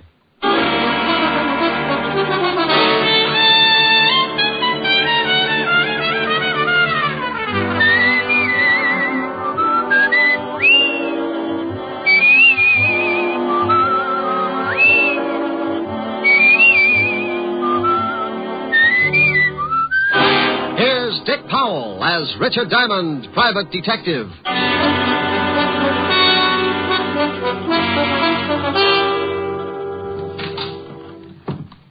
Is this the Diamond Detective Agency? Well, what does the sign on the door say? Yeah, the Diamond Detective Agency. And take a guess.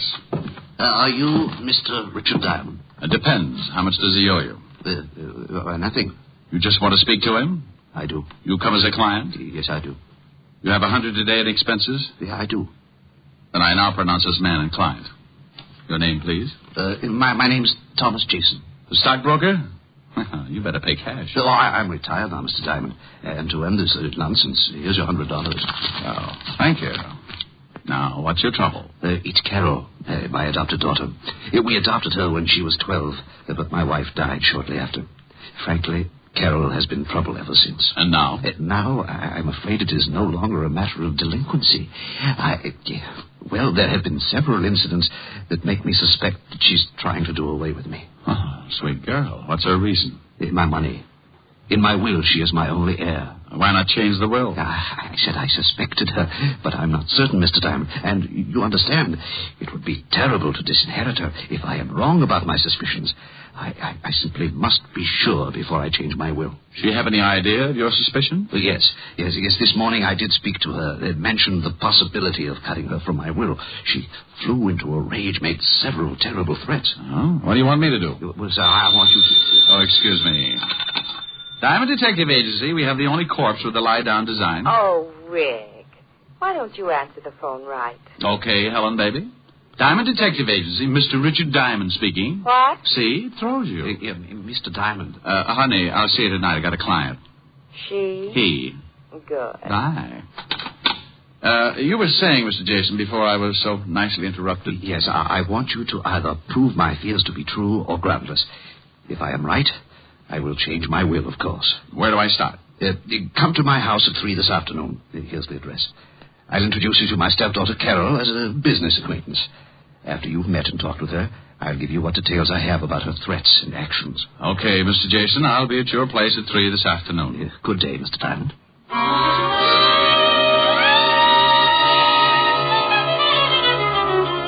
I checked the time and found it to be nearly 12, so I beat it out to grab a bite of food before the noon rush began. Cafes in downtown Manhattan at lunchtime can only be compared to a can of sardines after all their relatives move in. When I had downed my daily bread, I went back to the office, did a little washing, and found myself with still time to kill. So being interested in my new client's problems and always liking a clear view of a new case, I dropped in at the 5th Precinct to see what Lieutenant Levison had on the Jason family. When I walked into the squad room, I found Sergeant Otis tilted back in his chair with his number 14s crossed on the desk in front of him. From the sounds he was making, he was either sleeping or gargling with molasses.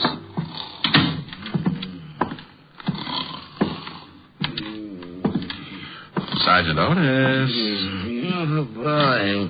Sergeant Otis. Calm down. Otis, wake up. It's you, Chalmers. Patrol Leader Diamond with his stout-hearted brownies who were shocked by your dreams. Shame on you. Hey, how'd you know I was dreaming about a dame? I peeked.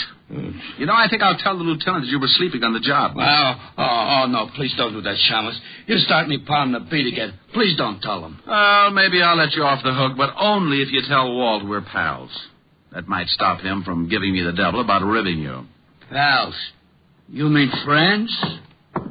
Buddies. Oh, no, I couldn't stand it. Hello, Walt. Okay, so where's the body? Nobody. You lost one? Now, you stop that. Well, get you. All bad because I can't find a body for you. Oh, please, Rick. What do you want? I just wanted any dope you might have on the Thomas Jason family. Jason? Yeah, the broker. Oh, nothing on him, but plenty on his stepdaughter, Carol. Like what? Oh, she's a regular. Usually D&D, drunk driving, disturbing the peace. You want to see the file? Yeah, it might be worth a look. Have my pal, Otis, bring it in. Sure, up. You what? My pal. What did you know? Otis and I are friends. Is that why he tries to hide under the desk every time he sees you coming? Call him in, see for yourself. You think I won't? Otis, get the file on Carol Jason. Bring it in here. Yeah, Lieutenant. Now we'll see. Friend, that's a laugh. It's a laugh yourself. You better be feeling good. Yeah, what do you mean by that? You'll see. Here, Lieutenant, here's the file. I'll take it, Otis. Thank you very much. Sergeant Otis, you have an opportunity to do me a great favor. Please, and without profanity, tell me what you think of Rick. Oh, he's nice. What? You're turning blue, Walt. I'll turn blue if I want to. What did you do to Otis? Dope him? You heard him. He thinks I'm nice. We're pals, buddies. I heard him all right, but I wouldn't believe it on the stack of police manuals. Otis, I'll give you one chance. What's this all about? The shamus told you, Lieutenant. I think he's a swell, a great guy. Thank you, Otis, my friend. Always kidding, but a good pal. Otis, do your feet ache? My feet? Why, no, Lieutenant. Well, they will. I'm sending you to a beat. A beat? Yes, in Yonkers. Oh, no!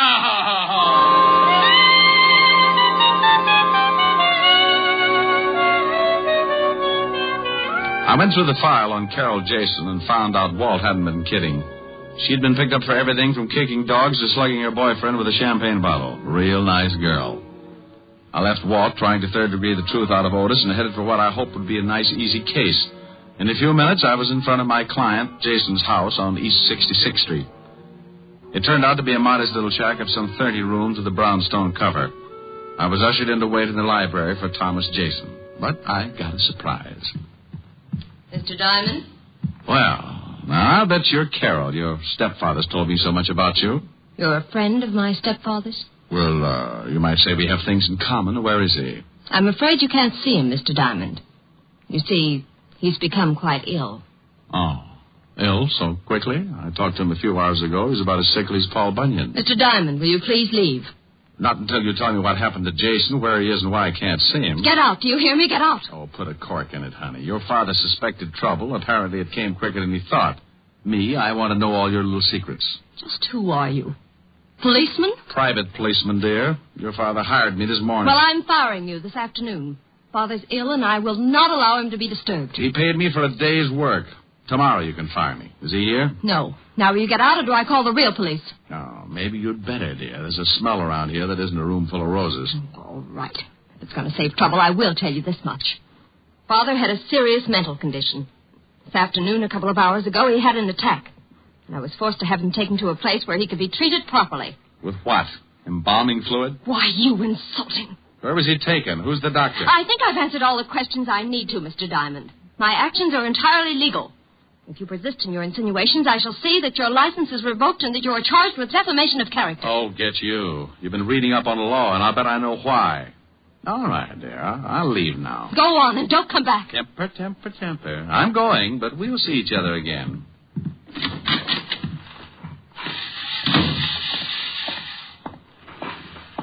Hello, Pop. Got a minute? Yeah, you reckon so, mister? What's on your mind? Old questions. Like how long you been out here mowing the lawn? Most of the day. Why? Did you see Mr. Jason leave? Well, sure. Left in an ambulance, he did. He was wearing a funny white coat with the arms tied in back. Well, my fashion certainly changed. You didn't notice any name on the ambulance, did you? Well, as a matter of fact, I did, mister. Oh, my, it was a silly name. About the silliest I've ever heard of. Oh, the name, Pop. What was it? Oh, don't be in such a dang rush. It was Home Sweet Home Rest Home. Oh, no. Ain't that silly? I don't think my client agrees with you. If he was taken there for a rest, it may be a permanent one.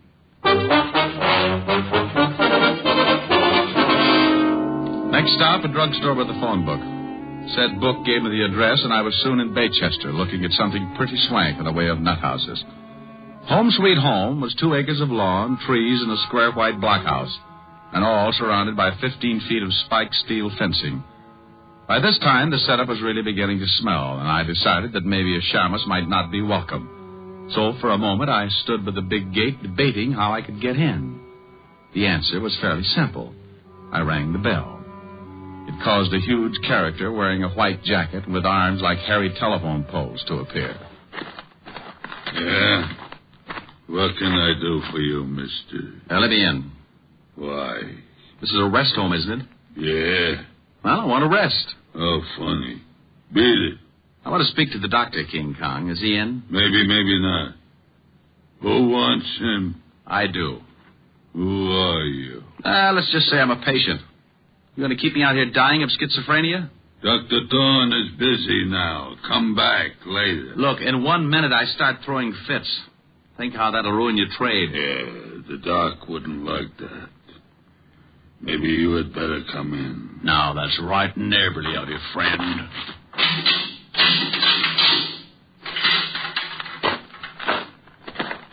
Wow.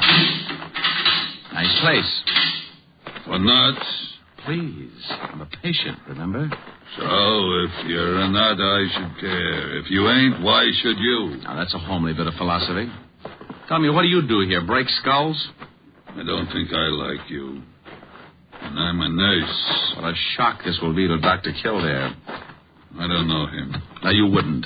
His nurses are pretty. If he had to have you as a nurse, he'd quit medicine and take up playing the glockenspiel. Sally, you're nuts. Wait here. I'll get the doctor. Yes, nurse.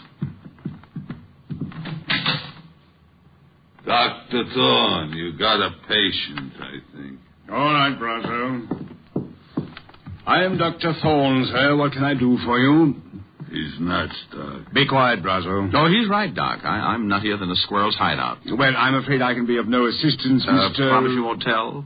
Did I promise? I am Sherlock Holmes. What? H-O-L. I can spell. I'm afraid you've come to the wrong place, Mr. Holmes. This is a private sanitarium, and certain procedures must be followed. I have money, I can pay, and I want to stay here. But, Mr. Holmes, you must be examined by a doctor and committed by a relative. You're a doctor. Examine me. But your relative. You can't commit yourself. Why not? I demand my rights. Oh, this is preposterous. This is not a hotel. You can't just come in and register. Tell me, who's your doctor? Where is your home? Well, look. Tell you what, you let me stay here for the day, and I'll tell you who my doctor is. And if you don't let me stay, I'll tell everyone what a bad place you have. You said something about having money. Just how much money? I've got a mattress full. Can I stay? Perhaps it can be arranged. Though, of course, I must examine you. Of course. And there will be a certain fee, you understand? I'm beginning to. Tell me, Mr. H-O-L. Stop! You certainly are most annoying. Tell me, why do you want to stay here anyway? Well, I've got to stop the plot. The plot? You know about that? Sure. You plan to rub out Fearless Fosdick, but I'm not going to let you. Oh, I see. Tell me, do you have any dreams? Well, of course.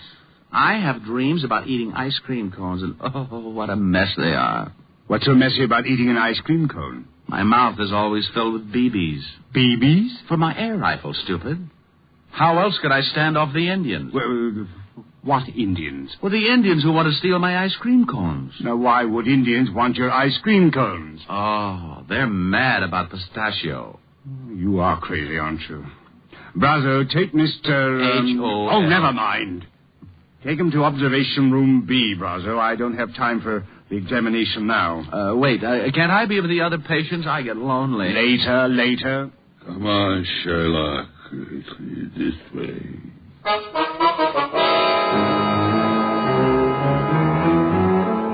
Well, I was in, thanks to the good doctor not being able to pass up a possible easy buck. The big 8 Brazo led me to a small room with bars on the window and a spring lock on the door. When he left, I made like a smart gumshoe and went after the lock with my penknife. Due to my early training in picking locks at the automat, I was out like Alabama. I found myself in a long hall with 7 rooms, 3 on each side and 1 at the end. I knocked on every door. Nothing. Not even Bogart. The last one had to be Jason. Are you in there, Mr. Jason? Diamond. Oh, I am glad to hear your voice. Please, get me out of here. Just take it easy. I don't have a key, and this door has a padlock on it. But you must get me out. Sure, but give me time. First, tell me what's the score. Why did they lock you up? Carol had it planned. She has paid Dr. Thorne to keep me here until I go crazy. She wants to have me judged legally insane so she can take the estate. Yeah, well, maybe I can put a few kinks in her plan. Wait, Diamond. Where are you going? There's a phone in the doctor's office. If no one's there, I'll use it to get help. Yes, but what if you can't get to the phone? And I go out and get the Marines. If I can get by that ape man, that locked gate. Don't go away. Oh, there you are, Sherlock. Oh, don't pick on me. I was only 3.5 years old. I'm upset with you, Sherlock. You oughtn't to be running around the halls like this. A guy's got to have his constitutional, Brazo. Yeah, well, you're through with yours. The doc wants to examine you now. I've changed my mind. I don't think I like it. I said here. the doc wants you. What the doc wants, he gets. Well, bully for him, but this is one time you won't. I'm bleeding. I don't want to break your arm, Sherlock. No? So you don't leave until the doc says so. Well, I'm sorry to disappoint him, but certain things are necessary, like this. Oh. Now, you shouldn't act like that. I might get mad. Oh, my knuckles. What is your jaw made of? Concrete? Come on, Sherlock. Or do you want to try again? No, thanks. One busted hand is enough. And don't try to run. The gate's locked. And if I have to catch you, I'll fix your legs so you can't run again. Oh, friendly little butcher, aren't you? Right in here, Sherlock. The doc is waiting. Here he is, Doc. Good. You can go back to the office, Brazo. I won't need you. Well, you seem to be well trained as a detective, Mr. Holmes. Do you always pick locks so easily? I do better with my erector set. But you needn't examine me further. I've changed my mind. You've changed your... This is odd. First you demand in, now you want out. I just remembered I forgot to pick up my station wagon. But the Indians, you want me to help you keep them from stealing your ice cream cones, don't you? They already got them, and all my money, too. They're both gone. Your money? And you don't have any money? Not a bolivar. Now, may I go, Doctor? You're going to stay right here, Mr. Holmes. There's something peculiar about the way you've recovered from your illusions. Doc, Miss Jason to see you. She's in your office. Very well, Brazo. Stay here and guard this man, whoever he is. Holmes, H-O... Will you shut up? And make sure he stays put this time, Brazo. I have some questions I want to ask him. He won't go no place, Doc. He'll go ahead to the office. Well, Carol, this is a pleasant surprise. Come to visit Jason. Thorne, our plans will have to be changed. Changed? Something has come up that may cause an investigation of stepfather's illness. We can't afford to take a chance of that. But we can't let Jason go now. I had no such intentions. He must be taken care of tonight. Taken care of? But that's impossible. How could He must be gotten rid of. What? Oh, no. No, I didn't bargain for murder. Look, Thorne, you're in and you stay in. I paid you $10,000. Don't forget it. But why all this sudden rush to change our plan? Why can't we A private detective came to see me this morning. He was hired by stepfather. I knew he had suspicions, but I didn't know they'd gone so far. A detective? Oh, he can't act legally, but he's the sort to cause trouble. Detective, private detective. Sherlock Holmes. He's rambling about. I'm afraid we're in serious trouble. Come with me. What? Your private detective. I think he's already found Jason. Come on. You wouldn't like to earn $100, would you, Brazo? No. It is you, Diamond. Uh-oh, fun's over. Thorne, you fool. How'd he get in here? He said he was a patient, Carol, and I swear he seemed crazy enough. He probably said he had money. You seem to understand each other, honey, but do you mind? I'd like to take Mr. Jason home For now. a couple of extra dollars, you let him walk right in. Oh, Thorne, you're an idiot. I suppose he found Jason and talked to him. Well, he did get out of his room and wander about. Well, that's great. So now he knows the whole works. Too bad, baby. Your plan is kaput. Not quite, Diamond. You've just talked yourself into real trouble. This gun says for you not to get any bright ideas. My IQ just dropped 30 points. Shut him up, Brazo. Sure. Hey, now, wait a minute. Oh! Now stay with him while Thorne and I make arrangements. We won't be long. Do I get the... Yes, Brazo, when we're ready. Come on, Thorne. I want to talk to stepfather.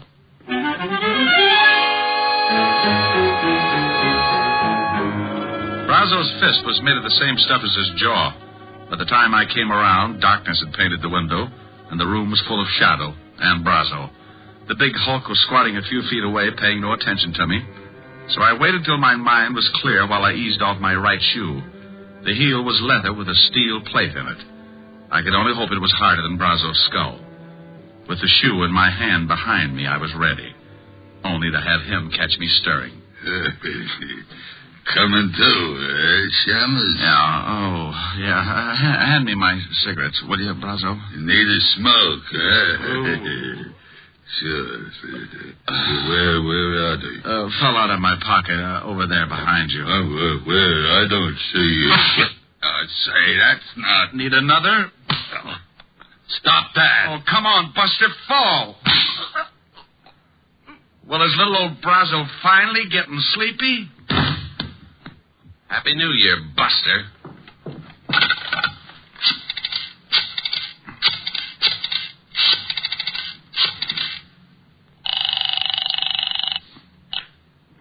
Robinson, homicide. Walt, Rick, if you don't want me to be a customer of yours, get out to the Home Sweet Home Rest Home fast. What? Hey, what kind of a gag is this now? It's no gag, believe me. My client and I are the blue plate specials, and dinner is about to be served. The Home Sweet... Oh, it still sounds like a gag. Who'd call anything that? Now, don't argue, Walt. It's no joke. Okay, Rick, what's the address? 1820 Allerton Avenue, Baychester. And bring a blowtorch to cut an iron gate. You may have to. All right, I'll be there in 30 minutes. The quicker if you can. Stand right there, Diamond. Or I'll use this gun. Good afternoon. I represent the sleep Looks like tight I came just in time. Only now that you've fixed Roszo, you have to dig your own grave. Dig my own grave? Oh, honey, is this trip really necessary? Keep moving or I'll kill you right here. I move.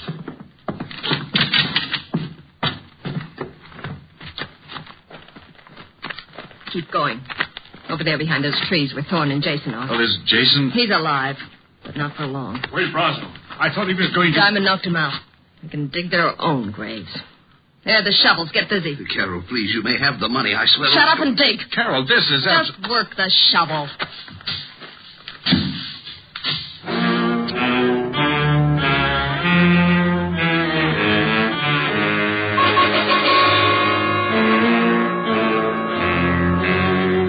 Can you imagine Richard Diamond, private detective, letting a sawed-off female make him dig his own grave? You can't? Well, she did. And for a good half hour. I stalled as long as I could to give Walt Levinson a chance to get there.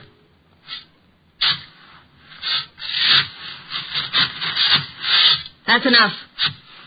I said that's deep enough. Oh, please, I'm just started. You're finished. Jason, get into that hole with him. Very well.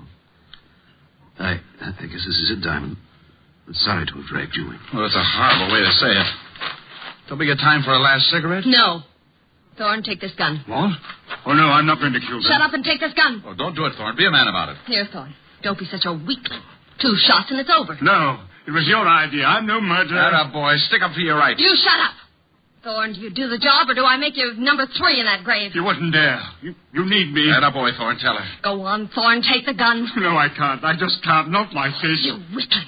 I'll do it myself. Now, turn around, Diamond. Oh, now, look, baby, this thing's getting out of hand. You shoot me and the law will be all over the place. Not until I've filled that grave in over you. I called them, baby. Oh, you're lying. Am I? Well, just turn around and take a look at that lovely big fat policeman standing over there by that tree. Oh, you really don't expect me to fall for an old stunt like that. Well, if you don't, you'll fall for something. It's your funeral. No, it isn't. It's yours. All right, Lady Prophet. What? Why, you... Smarty. I'll kill you anyway. Carol.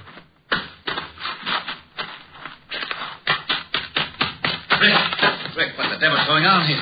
What are you doing down there? I'm looking at the girl. I think you shot her pretty bad. Who are these 2 guys? The guy with the castanet knees is Doc Thorne. Better put the cuffs on him as an accessory. But you can't do this. I was the one that refused to shoot you. Oh, stop licking my hand. You can tell it to the precinct judge. Otis, snap the cuffs on them and take them out the car. Sure. Come on, you. Now, what about this other guy? The girl's stepfather. How do you feel, Mr. Jason? Sick, Mr. Diamond. How about the girl, Rick? Shall I call the ambulance? I don't know. Carol. Well, Rick? Take your time, Walt. She's not with us.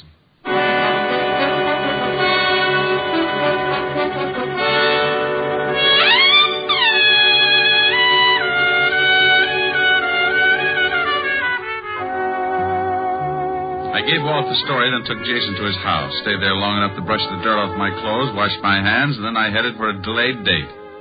At 975 Park Avenue, I found a big fireplace and a lovely redhead waiting for me. A redhead wearing a dress that was part green silk and part... Well... I'm the library, darling. Come on in. Hello, Helen, baby. You sound like you found oil in the basement. What's with the cheer? Me? Isn't it always? I like you. I like the way you say that. Looking up at me with those big green eyes. They're not green. They're hazel. Oh, are they? Let me look closer. Not until you sing for me. Sing? Oh, honey, I'm tired. I want to rest. No, you don't. No, over to the piano. Rick, not here. But, Helen, all I wanted to do was... I know, Rick. Oh, you've been using that Ouija board again. I don't want to sing. Now look at my eyes. Close range? Contact. I'll sing. That's better. Like, you must have been a beautiful baby. Oh, love it. You must have been a beautiful baby. You must have been a wonderful child when you were only starting to go to kindergarten. I bet you drove the little boys wild. And when it came to winning blue ribbons, you must have shown the other kids how. I can see the judge's eyes as they handed you the prize. I bet you made the cutest bow. Oh, you must have been a beautiful baby. 'Cause, baby, look at you now. Like that? That was wonderful, Rick. Come here. About time. Oh, Rick. Do you think you can do that and sing, too? Honey, when you look at me like that, I could kiss you, sing, and knit a whole sweater at the same time. Rick, could you? Want to try? The sweater will take years. I'll buy that. Come here, we'll start with the neck. Rick. You know something? What? I may even knit you a whole suit.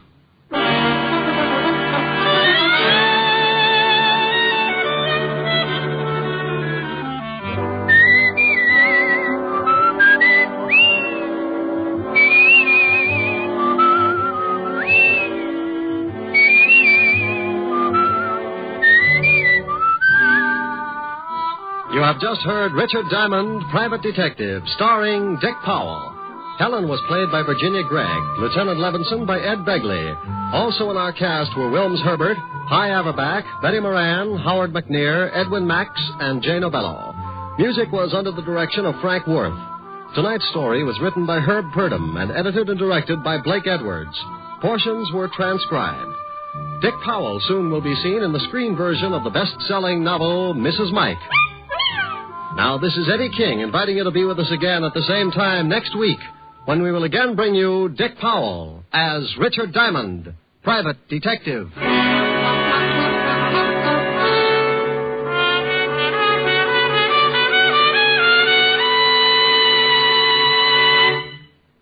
How much is your life worth?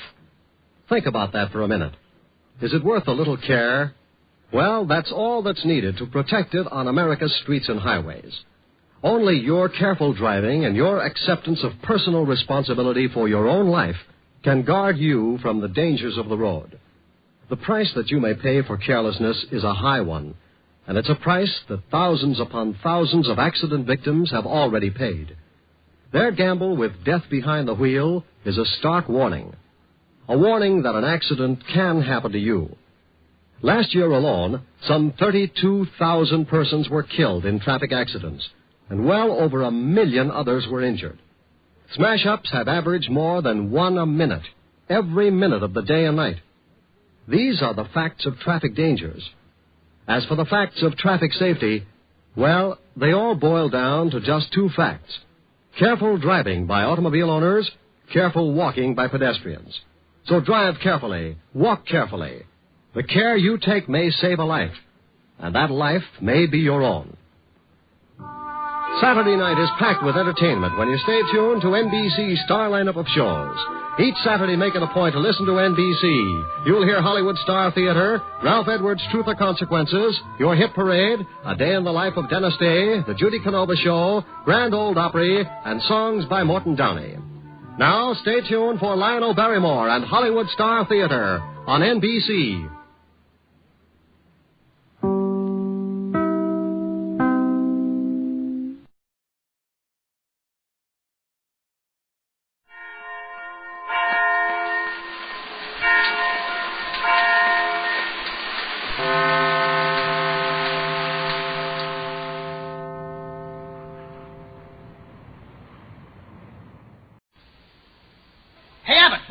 It's time for the Abbott and Costello Show. We're on the air for ABC here in Hollywood. Well, what are we waiting for? Let's go with the Abbott and Costello.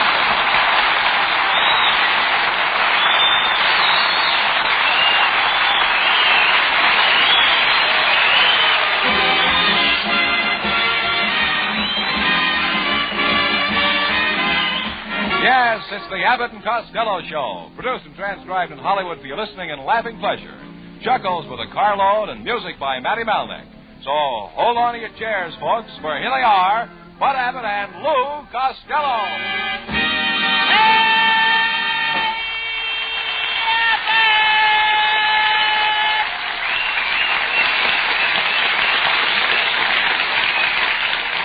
Well, it's about time you got here. Where were you? Well, I went to the YWCA girls' play softball. And one girl was running to third base. She slipped and fell and landed in my lap, and boy, was I mad. Why? The umpire made me put her back in the game.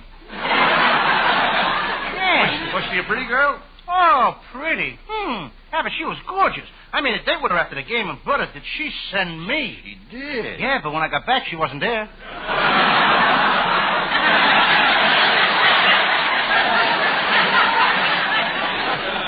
Costello, why do you keep annoying every girl that you meet? Who do you think you are, Casanova? Who do I think of who? Who do you think you are? Casanova? Casanova? Huh.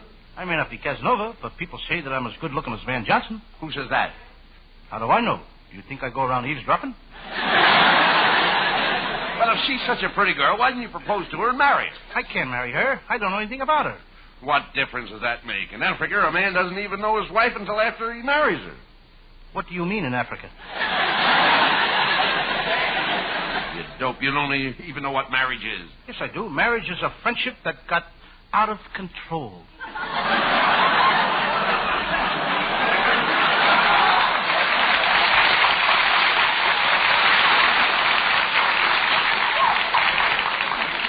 Costello, you shouldn't have any trouble Lou, you shouldn't have any trouble getting married. Do you know that out here in Hollywood, there are 2 girls for every man?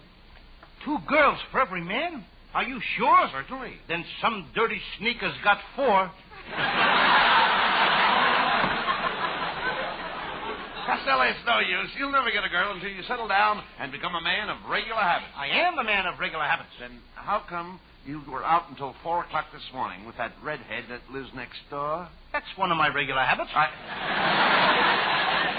Costello, I can't understand how girls go out with you in the first place. Habit is my terrific magnetism. You've got magnetism? Yes, last week I picked up 2 blondes, a redhead, a brunette, and a rusty nail. Why don't you be like me, Costello? I've got a way with women. You haven't got away with many lately. Is that so? I happen to be the reason that women leave home. Yes. The day you were born, your mother took one look at you, and she hasn't been back since. Get him out!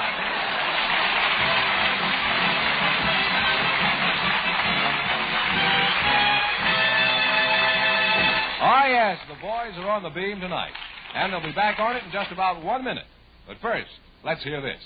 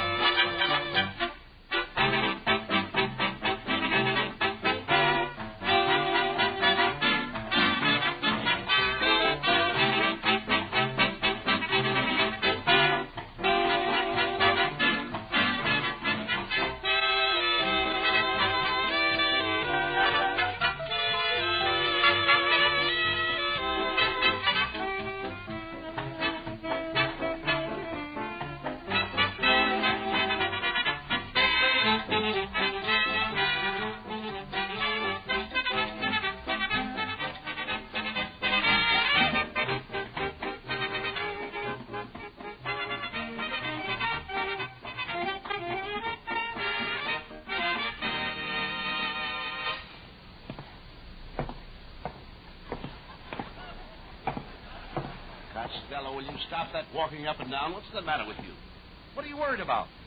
Last night, my Uncle Mike was robbed while he was asleep. Oh, now, wait a minute. How could your Uncle Mike be robbed? He's got all his money sewed up in his long underwear. Oh, yes. Well, it was a hot night, and he left the back door of the bank open. Don't tell him, lady. All right. That's no reason why you should worry. No? No. Well, when I get on the next page, I'll find out why not. Well, find out. Oh, no, huh? Well, I got plenty of reasons. Saturday night, they arrested my Uncle Jim Kelly. He broke into a grocery store and he stole $390. Why did he do it? The poor guy was hungry. Well, if he was hungry, why didn't he steal all the money, Lou? Why didn't he steal some groceries or something? He's a proud man, Abbott. He likes to pay for everything he gets. And besides, he needs the money to buy a new car. Oh, wait a minute. He'd be better off without a car. Costello, it's very dangerous driving in California. You're telling me? In Los Angeles, you have to drive for 5 people. The one in front of you, the one in back of you, and the ones on each side of you. Oh, wait a minute. That's only 4 cars. Where's the 5th? She'll pull out in front of you any minute.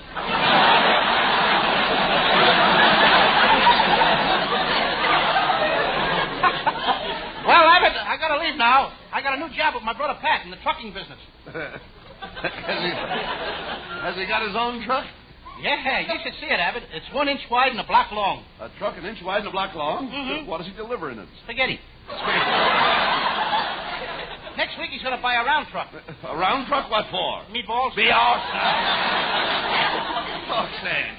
Is your brother Pat making any money in the trucking business, Lou? Oh, yes. He did so good last week that he bought his wife one of those new electric blankets. It saves her a lot of time around the house. Now, wait a minute. How can an electric blanket help her with the work around the house? Well, she takes the eggs and the bacon to bed with her. And when she gets up in the morning, breakfast is ready. That electric blanket is making her very popular, too. What do you mean? Last night, she turned it on too high, and now... Yes? She's the toast of the town. Oh, Mr. Costello, I've got to talk to you. I've got a great idea. Wait a minute, mister. What's the idea of breaking in here like this? Well, I've got an idea that will make you two the most popular comedy team in radio. What is it?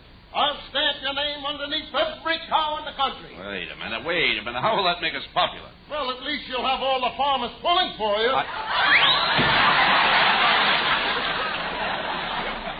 Hello, boys. Well, it's Susan Miller. Susan, I'm certainly glad you showed up tonight because I'm going to sing a duel with you. Costello. You mean a duet. A duel is where somebody gets hurt. You never sang with me, did you? Now, when did you become a singer, Costello? Well, I don't like to brag, but would you believe that I taught Bing Crosby how to sing? No, I wouldn't. You're right, but once in a while I catch a sucker. Costello, you don't know the first thing about music. Well, I'll have you know what I studied music. Nah. I went to a singing school. I used to study until I was blue in the face, and then the teacher presented me with a medal.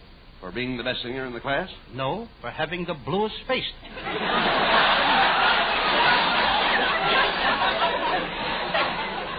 Well, I've got to go now, boys. I'm going swimming down at the beach. I bought one of those new French bathing suits. It comes equipped with a shoehorn and a hacksaw. Why did they give you a shoehorn and a hacksaw with a bathing suit? Well, the shoehorn gets me into the bathing suit. And after I wear it, I'll need the hacksaw to get me out of jail. So long, Costello. You know, there goes a nice kid, Abbott. The only thing is she's money mad. Money mad? Yeah, she's mad because I ain't got no money. So what? Remember, Costello, money isn't everything. You know, you can't take it with you. It's nice to have it here so you can say goodbye to it. You know, my family's always had money. In fact, my Uncle Rudolph was one of the first gold miners in California. One day when he was in the mine digging for gold, he was killed by a falling spade. A falling spade killed my Uncle Tom. Was he a gold miner? No, he was killed by the ace of spades that fell out of his sleeve in a poker game. Well, Costello, you'll never have to worry about money as long as I got it. We're pals. Share and share alike. Well, I feel the same way about you, Abbott. That's swell. You mean you'd share everything you have with me? If you had 2 cars, you'd give me one? Sure. If you had 2 houses, you'd give one of them to me? I certainly would. And if you had 2 department stores, you'd give me one? Yes, sir. We're pals. Share and share alike. Swell. If you had $2, would you give me one? No. Why? Because I've got $2.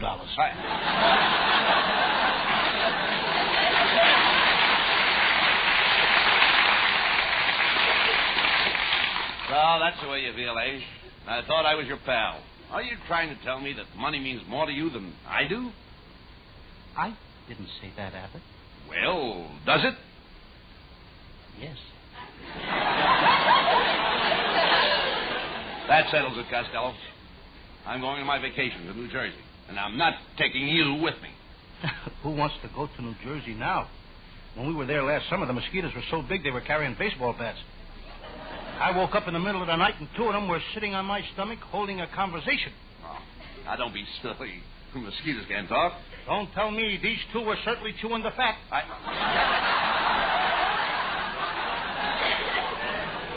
You idiot. The only mosquitoes that bite are female mosquitoes. Well, the one that nipped me when I was bending over to tie my shoe was no lady. The night your Uncle Roy got drunk, the mosquitoes were biting him all night, and it kept me awake. Well, if they were biting him, why did it keep you awake? Well, they'd bite him and then come over and sit on my bed and hiccup.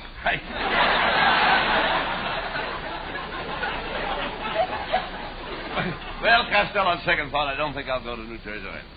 I need a complete rest where nobody will bother me, where the name Bud Abbott means nothing. Oh, you're staying in town, eh?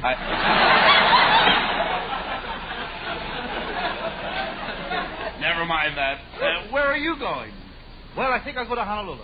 Last time I was there, I met a beautiful native girl. She was gorgeous, and what a figure. All day, she'd walk around carrying a big basket on her head. Then at night, she'd sneak off, and she'd meet me. Ah, brother, she taught me plenty. She did? Yes. You should see me carry a basket on my head. Never mind that. Have you been getting plenty of rest? No. And I've been having a lot of trouble going to sleep. Last night, I didn't fall asleep till 11 o'clock. What time did you go to bed? 5 minutes to 11. Costello, you need to...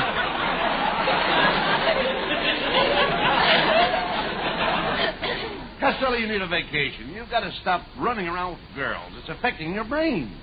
I think you're right, Abbott. I know it. Last night I had a date to pick up a girl at Hollywood and Vine. I drove down to Hollywood and Vine. Then I went to dinner, and all during dinner I felt as if I'd forgotten something.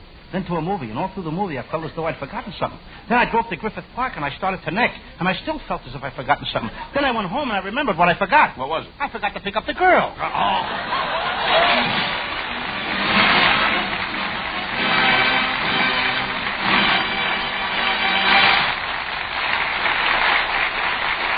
And each week at this time, the Abbott and Costello Show presents our feature singer, and here he is, ladies and gentlemen, Hal Winters with Matty Malnick and his orchestra.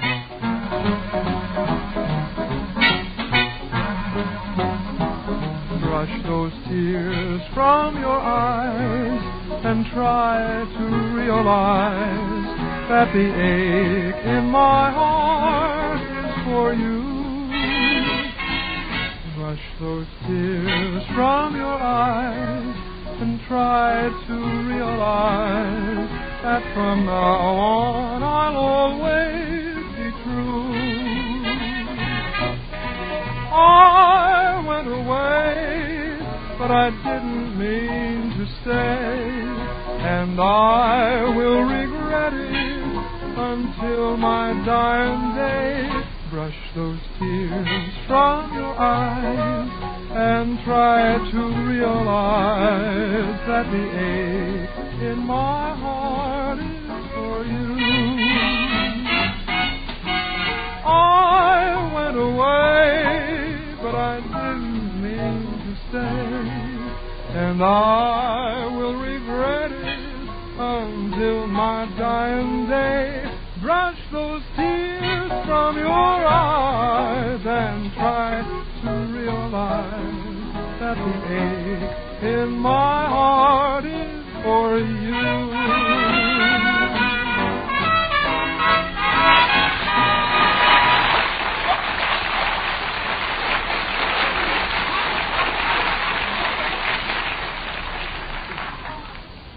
Well, Costello, we're going to do a murder mystery. We'll need a leading lady. Now, how about that blonde actress you're so crazy about? I ain't going with her anymore, Abbott.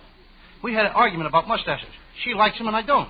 You mean she wanted you to grow a mustache? No, I wanted her to shave hers off.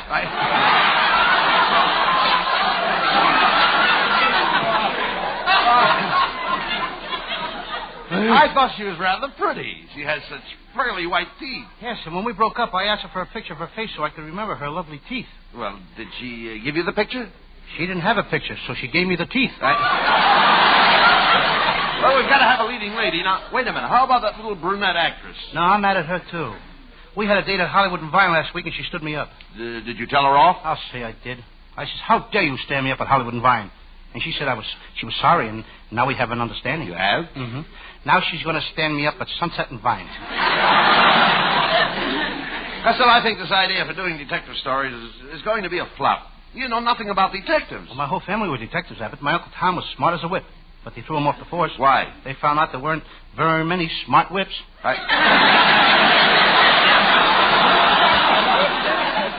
don't believe that. Why did Tom really get thrown off the force? Well, if you must know, he was taking bribes. He used to put the money in his shoes, and the chief found it out. If he put the money in his shoes, how did the chief find out? He got 18 inches taller the first week. Who else in your family were detectives? Well, my twin uncles, Gus and Billy. They joined the force on the same day. Billy's first assignment was to find a gorgeous secretary who had stolen $1 million from her boss. What was Gus's first assignment? To find Billy. Were any of the other Costello's detectives? Yes. Two of my cousins, Bert and Harry. They were working on a case at the racetrack. They had to find a gang that was doping horses. A difficult case? Oh, very difficult. Difficult, eh? Yeah, very difficult. Bert and Harry disguised themselves as a horse and slept in the stables. One night a guy came along and jabbed them full of dope. What did they do? What could they do? They came in third and paid $280. Well, never mind that. What is your Sam Shovel story for tonight? It's one of my most famous cases. I call it the case of the boy named Tony, whose mother kept him locked in a closet, or Tony's Home Permanent.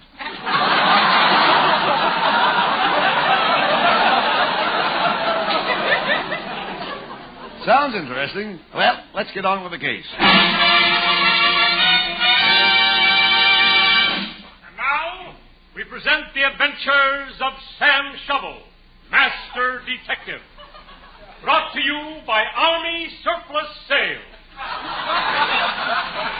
And here is today's radio special. Something no housewife should be without. Yes, today you can buy Fort Dix. So, rush over to Army Surplus Sales and buy Fort Dix. Bring it home and surprise the little woman. And remember, when you buy, insist on the genuine Fort Dix. Do not accept Marchfield. And now for the adventures of Sam Shovel, Private Detective.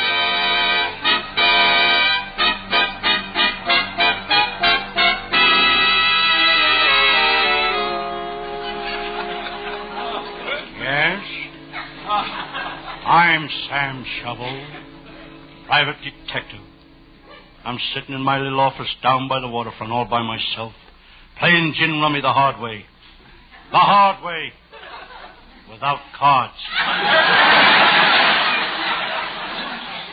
I've been playing for 2 hours, and I owe myself $900. And I'm worried. I know I'm not good for it.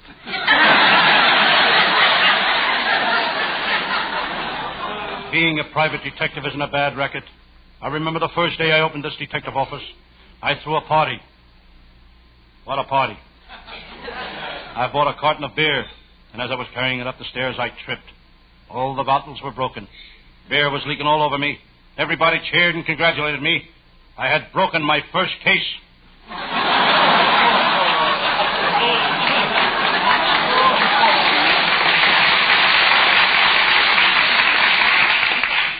As I'm sitting here now, I feel something creeping up behind me.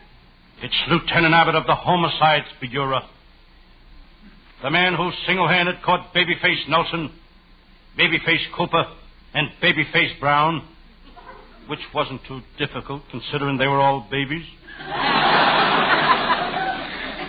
Detective Abbott speaks. Hello, Sam Shovel. My, it's dark in here. Why don't you pull up the shades? Okay, I will. Sam, it's still dark in here. I know. I don't have any windows.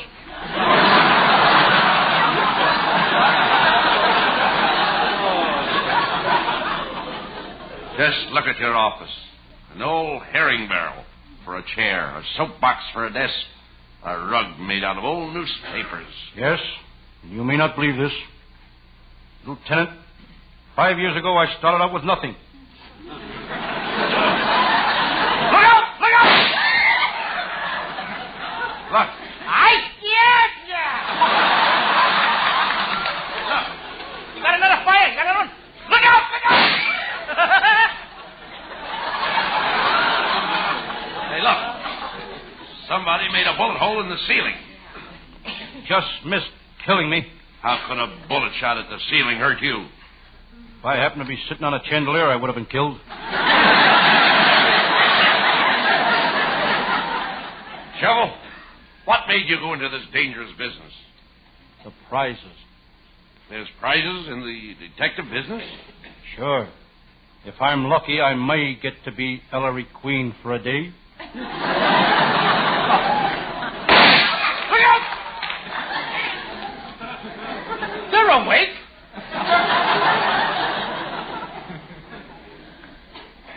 What was that? Oh, just the backfire of an automobile. What was that? That must be one of the tires yelling for help. That sound came from the building next door. Who occupies it? The Universal International Overseas Interstate Trucking Company. Where do they ship to? Glendale. We'd better go next door and investigate. It may be the killer. Wait till I get my weapons. My gun, my blackjack, and today's newspaper. Today's newspaper is a weapon? If I mess with the gun and the blackjack, I'll show him the headlines in the paper and he'll worry himself to death. Let's go. Help! Help! Hey, look. There's a man on the floor. He's in trouble. What happened, mister? Oh, I've been stabbed. They put a bullet in my shoulder, a dagger in my back, and all my ribs are broken. Oh. Does it hurt? Only when I...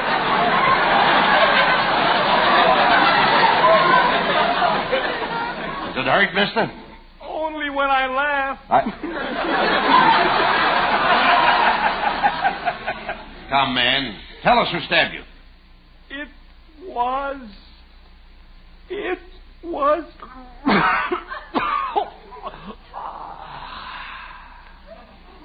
This man is dead.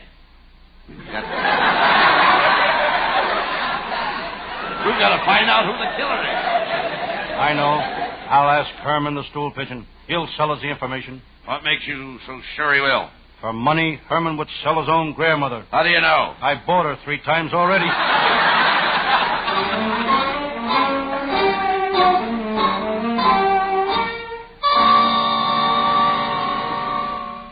Well, I left Lieutenant Abbott and went looking for Herman the stool pigeon. Then made a trip to the Los Angeles waterfront, the toughest part of town. What a tough neighborhood. The only place in Los Angeles where the pedestrians knock the cars down. I was scared, plenty scared. My throat was so dry I could feel the seeds in my Adam's apple. I drew my trusty revolver. I didn't know whether to put it in my holster or in my pocket. When I decided to check if the gun was loaded, I held it against my head and pulled the trigger. Putting the gun in the hole in my head, I started for the docks.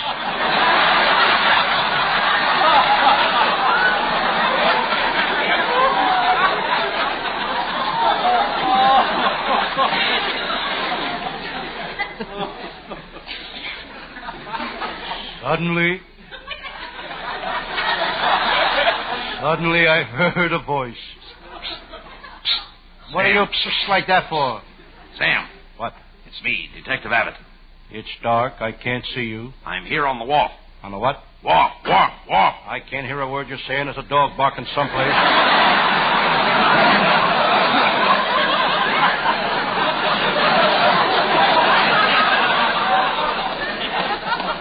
I looked up. Waterfront Lil was standing beside me. She was more beautiful than ever. She spoke. Hello, Sam. Hello, Miss Waterfront. Call me Lil, you gorgeous hunk of man. Okay, Lil, you gorgeous hunk of man. Never mind the romance with Sam. You've got to find out if she's a smuggler. Okay. Be subtle. Don't let her know you're after information. Okay, take it easy. All right. Okay. Lale, are you a smuggler? Sam, I'll tell you if you promise not to turn me over to the police. Now, promise you won't turn me over. Why should I turn you over? You can't look any better on the other side.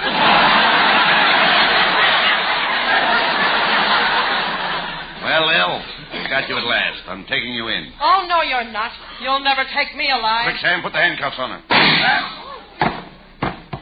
She got me. I'm shot. Oh, I'm sorry, Sam. Quick, Lieutenant, call an ambulance. We'll take Sam to the hospital. No, not the ambulance. Sam, don't you want to go to the hospital? Yes, but I ain't riding in no ambulance through that Los Angeles traffic. A man can get killed that way. I'll walk. Quick, get him out of here.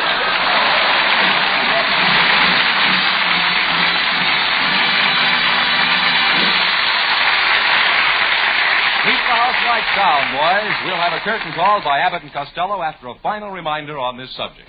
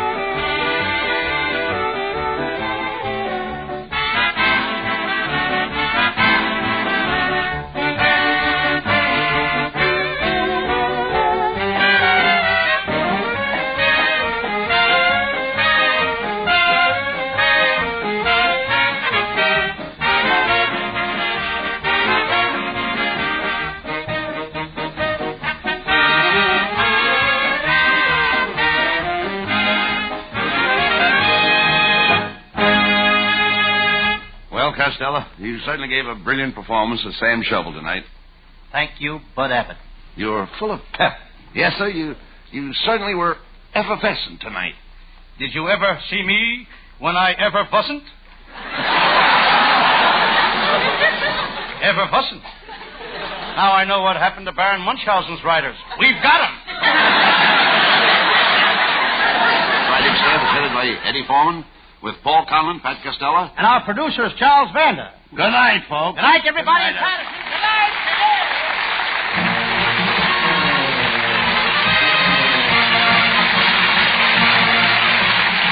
Listen each Thursday night at this time for another great Abbott and Costello show, produced and transcribed in Hollywood. Be sure to stay tuned for the outstanding entertainment which follows throughout the evening on this ABC station.